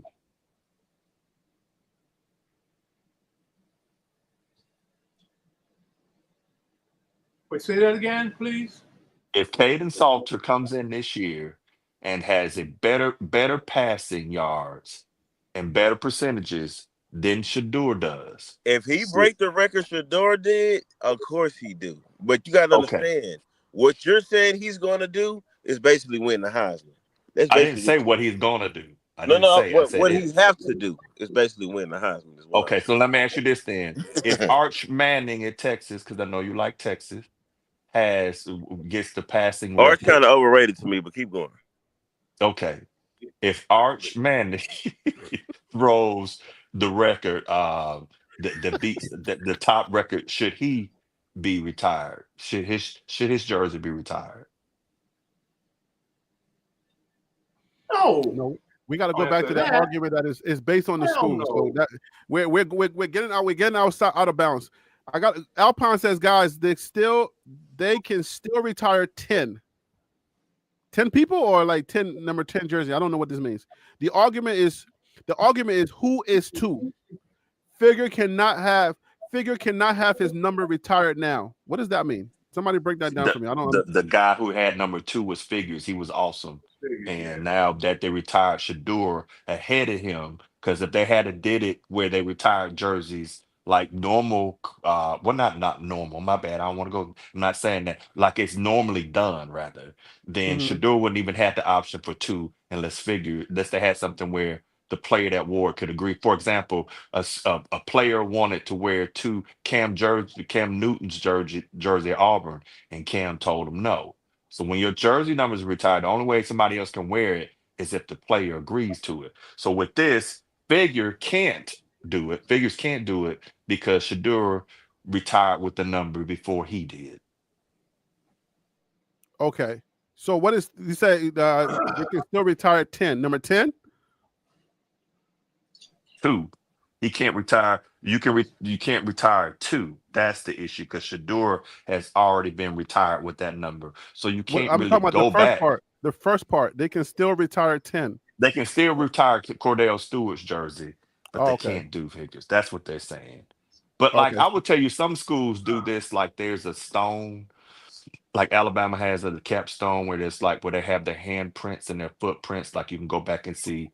Oh crap! Why am I missing his name right now? But played for the Kansas City Chiefs linebacker that came out, Derek Thomas. Yes, and you'll notice that there's not a ton of jersey numbers sometimes like in some of the CC school, but they do have these huge big old things that they do, and so that's an option. I hope Colorado does start that. Or like like they have a walk of champions, or like Alabama of Auburn they have a Tiger Walk, or there's a long like you can go in and see different names along stuff. I do think that put it like this, so I'm gonna put the sunshine on it. I do think this is a good thing now for Colorado to start doing this, honoring their players immediately. I just hope that they go back and get them. Do I have an issue with Shador ever having his jersey retired? I will tell you, not necessarily from the record. Now, the way it's been presented, the 8 months that they start the conversation before the season start, that ain't right. Yeah, that's crazy. I don't. That's not right at all. If you had said, "Hey, this is something they just came up with," like right near the end of the season, I can buy it. But when I heard Matt and Chesney say that, I was like, I can't buy that where the season hadn't been played. So, because we're sitting here thinking, well, it's 2 seasons, but it's really 1. Do you really retire 1? But I'm gonna sit back and say this: that's not my dog, not my fight. Because Colorado is not my team. I am here for Prime. But no, but you're on the panel, and we need your opinion. But no, I mean, that's just not right. It ain't right. Once you cannot retire somebody's jersey off of 1 season 4-8. If you're doing that, I'm going to stick with my narrative of you're co-opting something that he did not do. It's only Prime you're talking about, but you're blessing his son based on what he was able to do. Prime changed the Colorado's local economy. Prime rejuvenized the program. He infused a lot of energy into college football with a whole lot of new fans. Love him or hate him. Prime did a lot for the program and for college football. At that point, at that moment in time, if you are ready to bless somebody, you're blessing Prime, you're not blessing Shador, because Shador did not have the type of season where you're like, oh, after this 1 season, oh yeah, I'm about to give you, I'm giving you a statue in front of Colorado. I'm putting you. Nobody's ever going to wear number 2 again. Anyway, yeah, that's crazy. But let's put this in. Let's get this in. Appreciate the who sent this. Was this who sent this? Hey, DC, was that you or was that Phil? That's Phil. I want to say salute to Phil So Real for sending this information right here. Breaking Illinois State transfer cornerback Tion Parks has committed to Colorado. He tells on 3, the 6'1", 185-pound cornerback total 45 tackles. That's more like Bentley's numbers in 2023. 11 PPUs, 1 interceptions, and one fumble. Well, whatever FF is last season. 2 years of eligibility remaining. So we get this guy for 2 years. 2 years. If the money's right, we can keep him for the 2 years. If it's not right, then he'll play here one season and be up out of here. Any thoughts? Let me get your thoughts, and I'll go with he hasn't said much, so let's go with Tennis. Tennis, let me get your thoughts before we leave. Man, I'm beginning not to trust these guys more and more. We don't know who's coming in here. We don't know if they're gonna stay. I'm still mad over Cash leaving. So we built our thing around this guy, man. And so, to be honest with you, what I've been thinking the last couple of days, brother, I don't trust none of them. These guys can book on you at any time. And hey, stop! I ain't telling you to stop crying about Cash. I'm telling you to give me your thoughts on this. Let me finish. Let me get it out. Now, if this brother's gonna come in, because somebody said it too. Somebody said, loyalty is everything. Loyalty is everything. We don't honor that no more, man. And it's like, and I understand. Go with the ducats. Go with the money. If that's where you are, then what's going to happen? All your life, you're going to go for the money. And that's going to be the downfall of it. Okay? But I hope the brother stays. He sounds like he's solid. But I'm asking all these new Thundercats that come in here. What's your price? Everybody has a price. Everybody has a price, Harry. There you go, Tennis. There you go. Dogs that Thundercats. There you go. You're 100% correct. Yeah, everybody got a price. I could call them young Thundercats. They're not dogs they come anymore. In here, man, blow in here, They're not dogs anymore. No, you didn't. But I hope he stays, dude. I really hope he stays. You guys know how passionate I am about this team. And like, hey, can you at least tell me what your thoughts are on this Tian Parks? This is a good get. This is not a good get. I mean, based on the numbers we got, 6'1", 185 pounds. Is that? Yeah, 185 pounds. Cornerback, total 25 tackles. I wanted your thoughts on this guy. You just want to know how I feel. Yeah, your thoughts on this guy. You didn't want to know how I really feel. Okay, how I feel. Lord. He sounds good, dude. He sounds like a solid person. I'm gonna do some more research on him. Look at see what check him out. I think he'll be a great fit, particularly for our linebackers. I think it'd be a great get. All right, him. What is your thoughts? I'll go to DC next. You got to unmute him if you're still here. Yeah, him. You're still muted, brother. Yeah, I don't know if you're talking, but if you're talking, you're DC. Let's go to DC. Him will come back later. DC, what are your thoughts on this cornerback get? Well, I think that. Hey, DC, does that mean that he was at the game and he just committed? I don't know. Maybe it did. Maybe he was like, you know what? I saw so much during practice that I want to be a part of the team. So he signed. Congratulations. I don't know if this is a good get or not. Did he see that this sucks so much that he was like, oh, no, I can win the spot. I'm good. Well, he said, oh, no, let me come on. I'm trying to run a show here. I got to poke the bear to run a show here. You feel me? Like, did this suck as that much that he was like, shoot, this is going to be a cakewalk. I'm a CB1 day one. That's funny. That is funny. I'm locking it down. I can't say that it's good or not. I can sit back and say something, but I do want to say this. I'm convinced that at one time Willie in his life was a pimp because he'd be sitting here saying stuff that's straight street language. Thundercats Willie.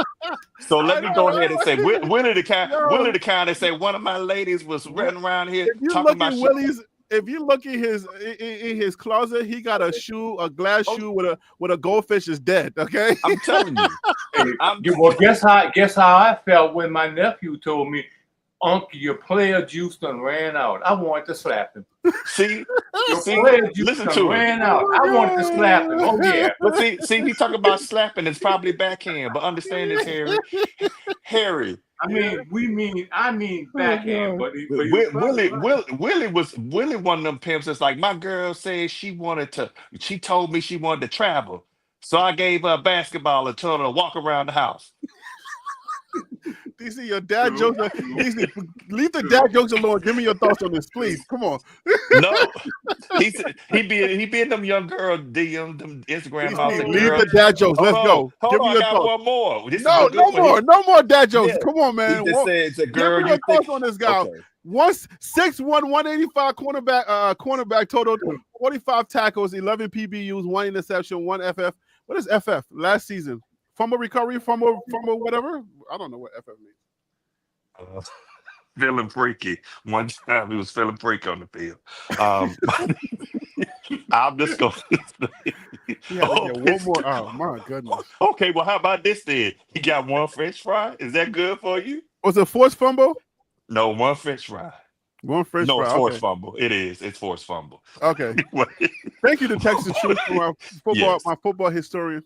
Go ahead. Well, anyway, I don't know if it's good, but I mean, I guess all I can say, Skull Buff, I guess. What do you mean Skull Buffs? Nah, man, I'm not taking those Skull Buffs. I'm talking about Colorado's getting another cornerback, right? We just seen a couple of corners not really like lock it down, right? There was holding, right? But we're getting another one that just signed. He has 2 years of eligibility, and all you got is Skull Buffs. Oh my gosh. Him, where are you at?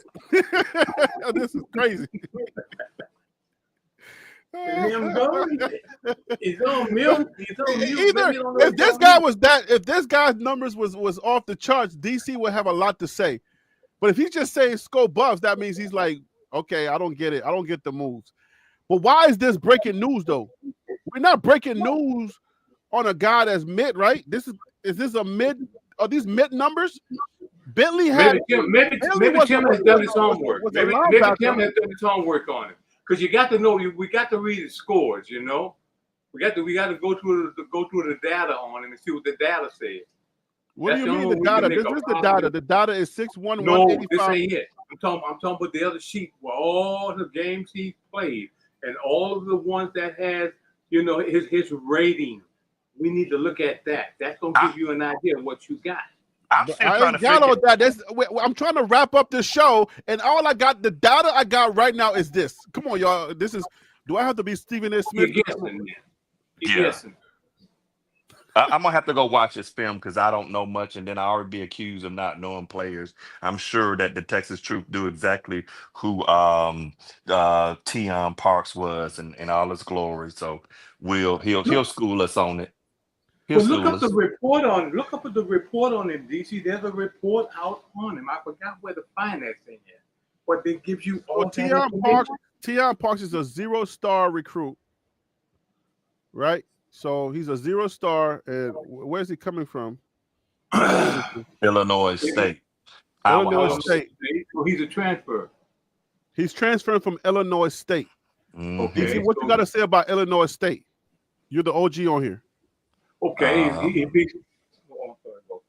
Is this a group of 5? Is this FCS? This is more WTF, if anything. Illinois State. Oh my God! I can't run a show. I can't do this. I'm going to fail. This show is going to fail. I can't do this. WTF? What? Harry, if you click on that Andre I did click on it. That's the information I'm giving you. They're FCS. So that's what came up. Is that what came up? Oh, yeah, the on3 information is no star. There should have been some more information on him. His NIL valuation is undisclosed. I'll share with you. Calm down, Willie. Calm down. Gosh.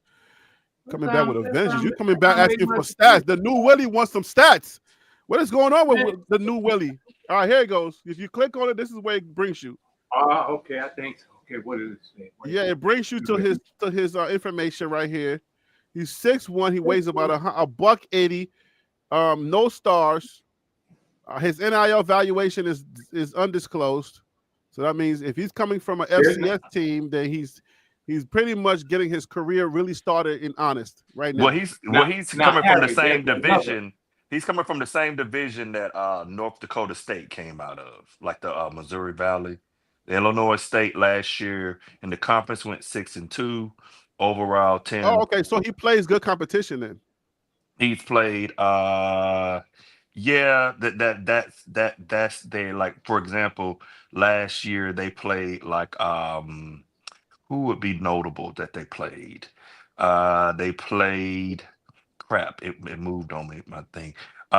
Let's see. They played Iowa and got blew out 40-0. They beat North Alabama. They beat Western Illinois 51-34. Anyway, let's pick out a notable team.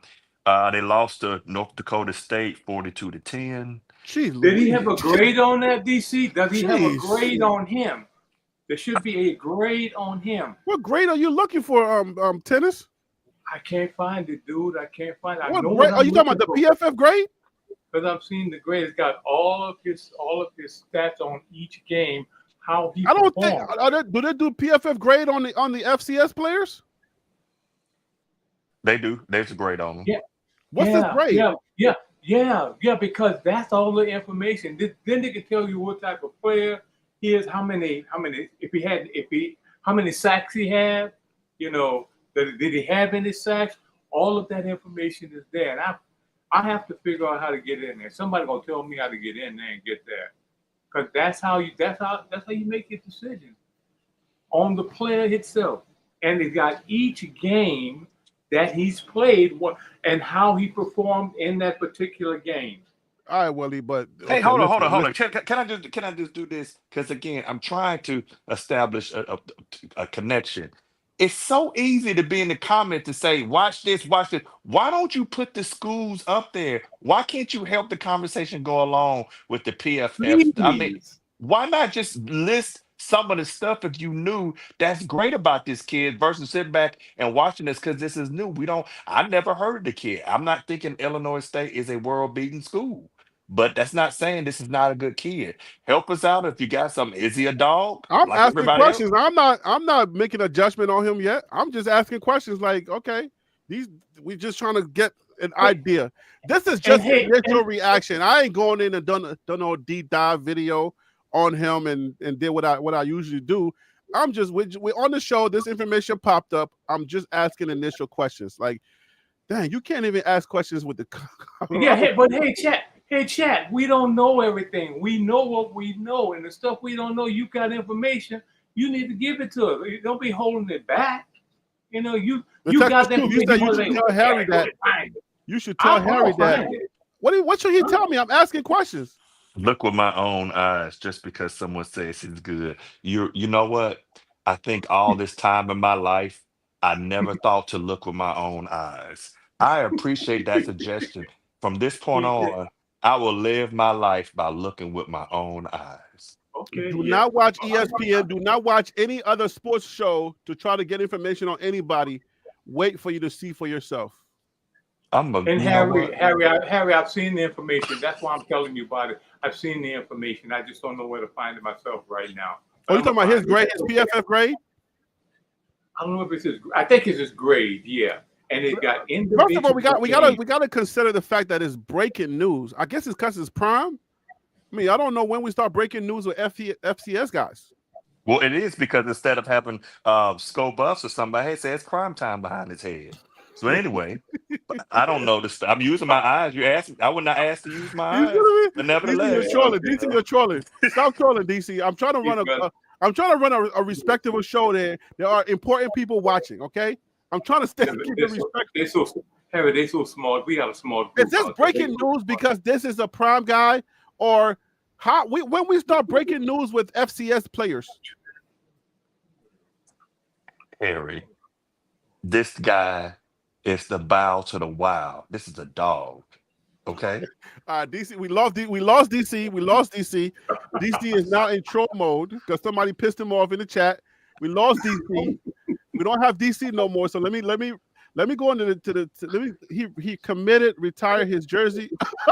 Oh Lord, he committed, retired his jersey. Oh my gosh, this is we're not gonna put him in the portal. He don't go to the portal. Oh Lord, I can't. God. Oh no, he would be back in the portal soon. I guess a bunch of trolls. Oh my gosh. Okay. Here we go. I can't even read the comments. There's a bunch of trolls in here. He'll be back in the portal soon. Let's go. Okay, we got a scope buffs. I mean, getting coached by one of the best corners ever isn't the worst move for a kid from a FCS school. WTH is Illinois State. If they come, they will be coming. If they come, they will be coming. They are coming. Okay. Is his jersey number already retired? What is going on? Welcome home, nephew. Okay, good. Mama's in the building. This sounds like my kind of people right there. Auntie's in the building. Welcome home, nephew. Is this one of the CU aunties? Of course. Bad decision. EW. What is EW? Ew. This is not coming from me. I'm just trying to run a YouTube show here, guy. Come on now. Y'all trying to call me out for just pulling up the guy's name. Like, all I did was just pull up the name. But I don't know why he's breaking news. That's why I want to know. Hayes Fawcett is breaking news on the Illinois State guy. I don't know why he's breaking news. Can somebody help me? Okay, maybe it's not breaking news. Maybe it's just because it's prime. Because I don't. Harry, use your eyes. DC, man, come on. You're supposed to be on here. Look, Phil said, am I going to get off soon? I told him, no, maybe he could have been on here. So when we lost you, he could have been the one to be the more level. Phil, where are you? Come on here. We lost him.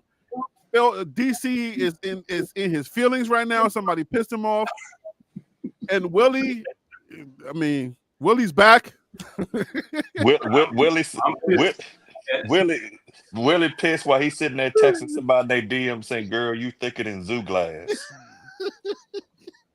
He must be one. You know what? I bet DC. You know what I bet these are the one of them little Thundercats. That's why I call them Thundercats. They think they know everything, and they got it all, and want to save the day, but don't know what to save the day. DC. They want to save the day, but he don't know how to save the day.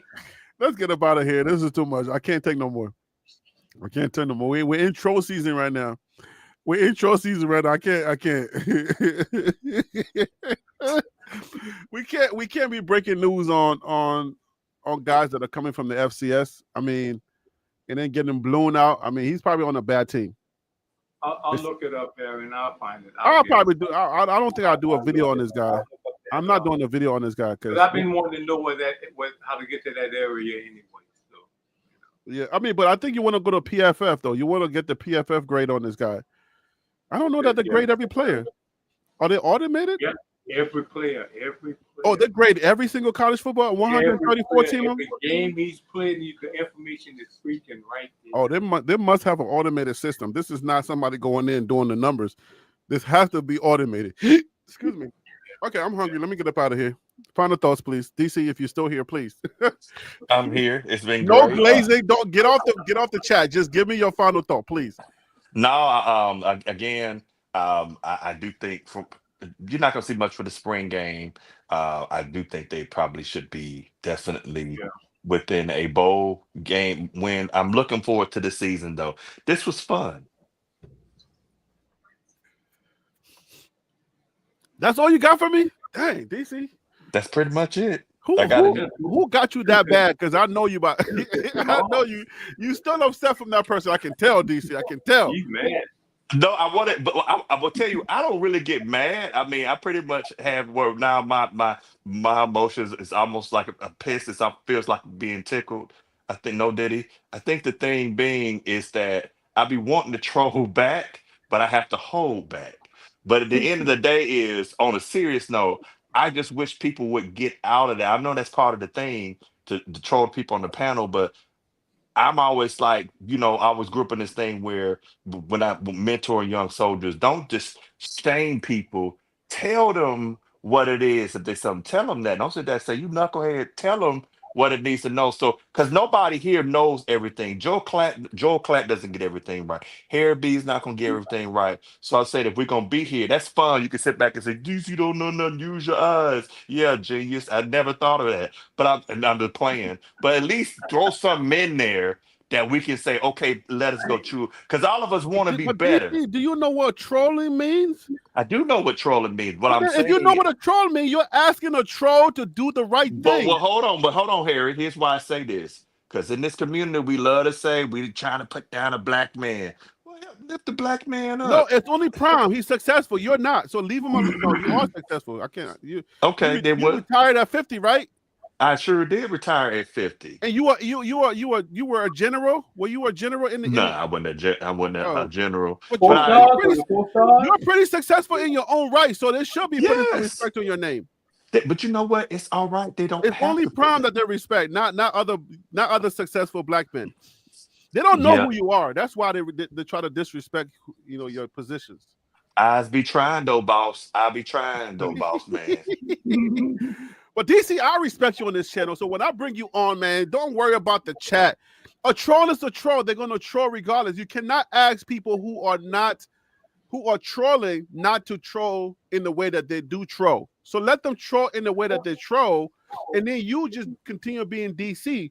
That way your temperature don't go up, it don't go down. You feel me?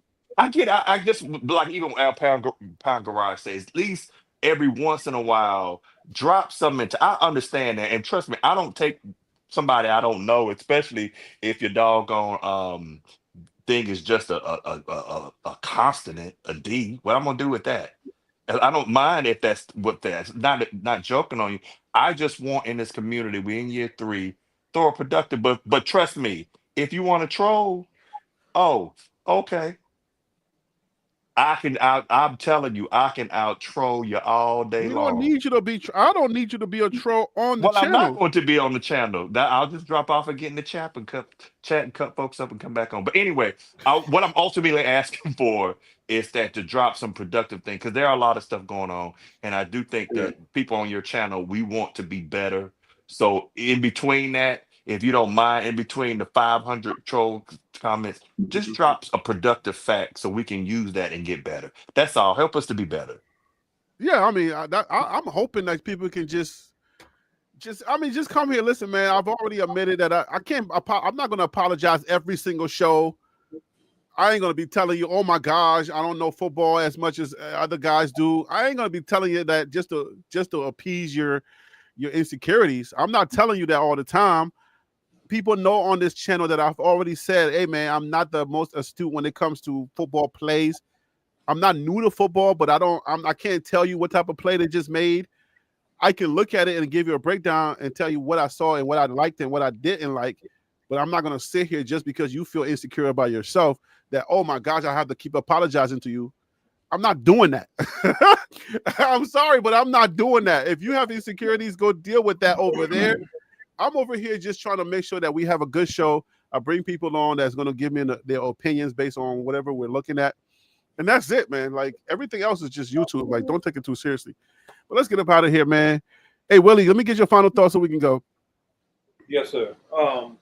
My sister, my mom used to tell me, God bless her soul, she used to say, God don't like ugly.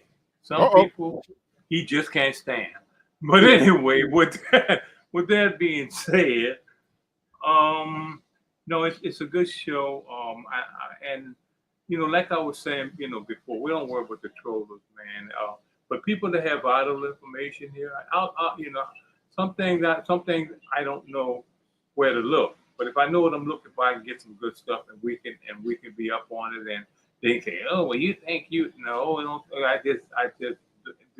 I'm just doing my homework, and Harry told me that. So, but it was a good show. I'm glad to be back. I'm better now. I was out for a while. I was kind of down there for a little bit, but God brought me through it. I'm okay. I'm well, and so It's good to be back with everybody and to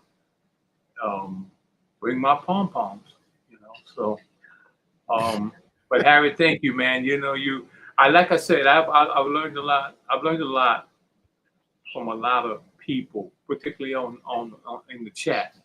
I'm learning a lot about people, man. I'm learning a lot about the chat. It's a scary thing, man, but it's a good thing if you use it in the right way. But you know, this is a good show. We have discussions.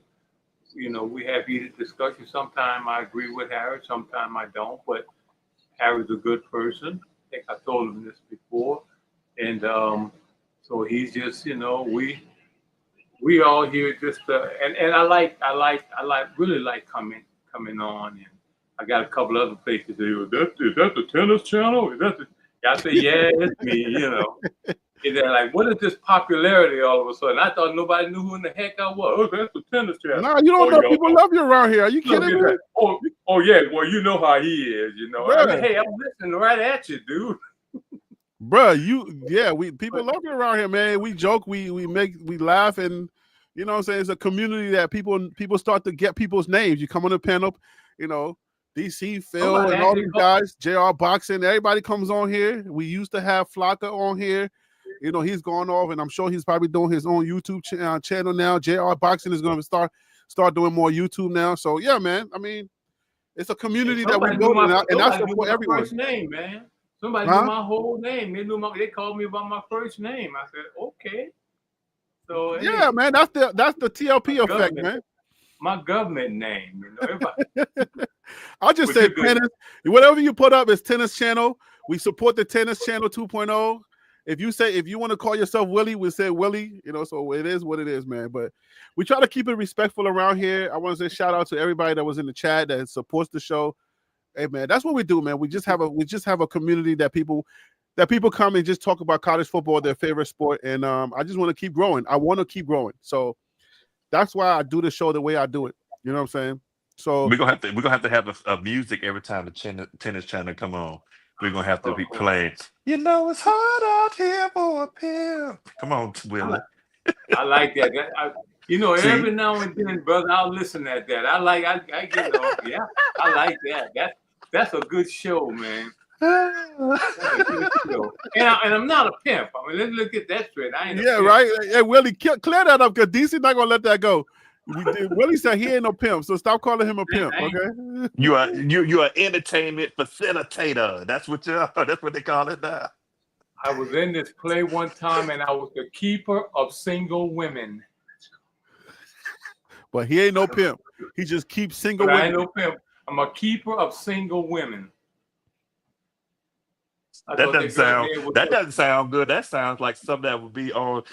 They might be calling you an unsub on like Criminal Minds. I'm the keeper of single women. I thought that girl daddy was gonna be waiting for me out in the car, man. But when you sound like a keeper, it sounds like you got somebody in the white van with duct tape going. Well, that was my lead. We are too deep into dad joke land. I gotta get up out of here. I gotta go and spend some time with my family before Easter Sunday tomorrow. So y'all be blessed, man. It's been a blast. Joy watching some more football, even though it was just a practice. It feels good. Yeah.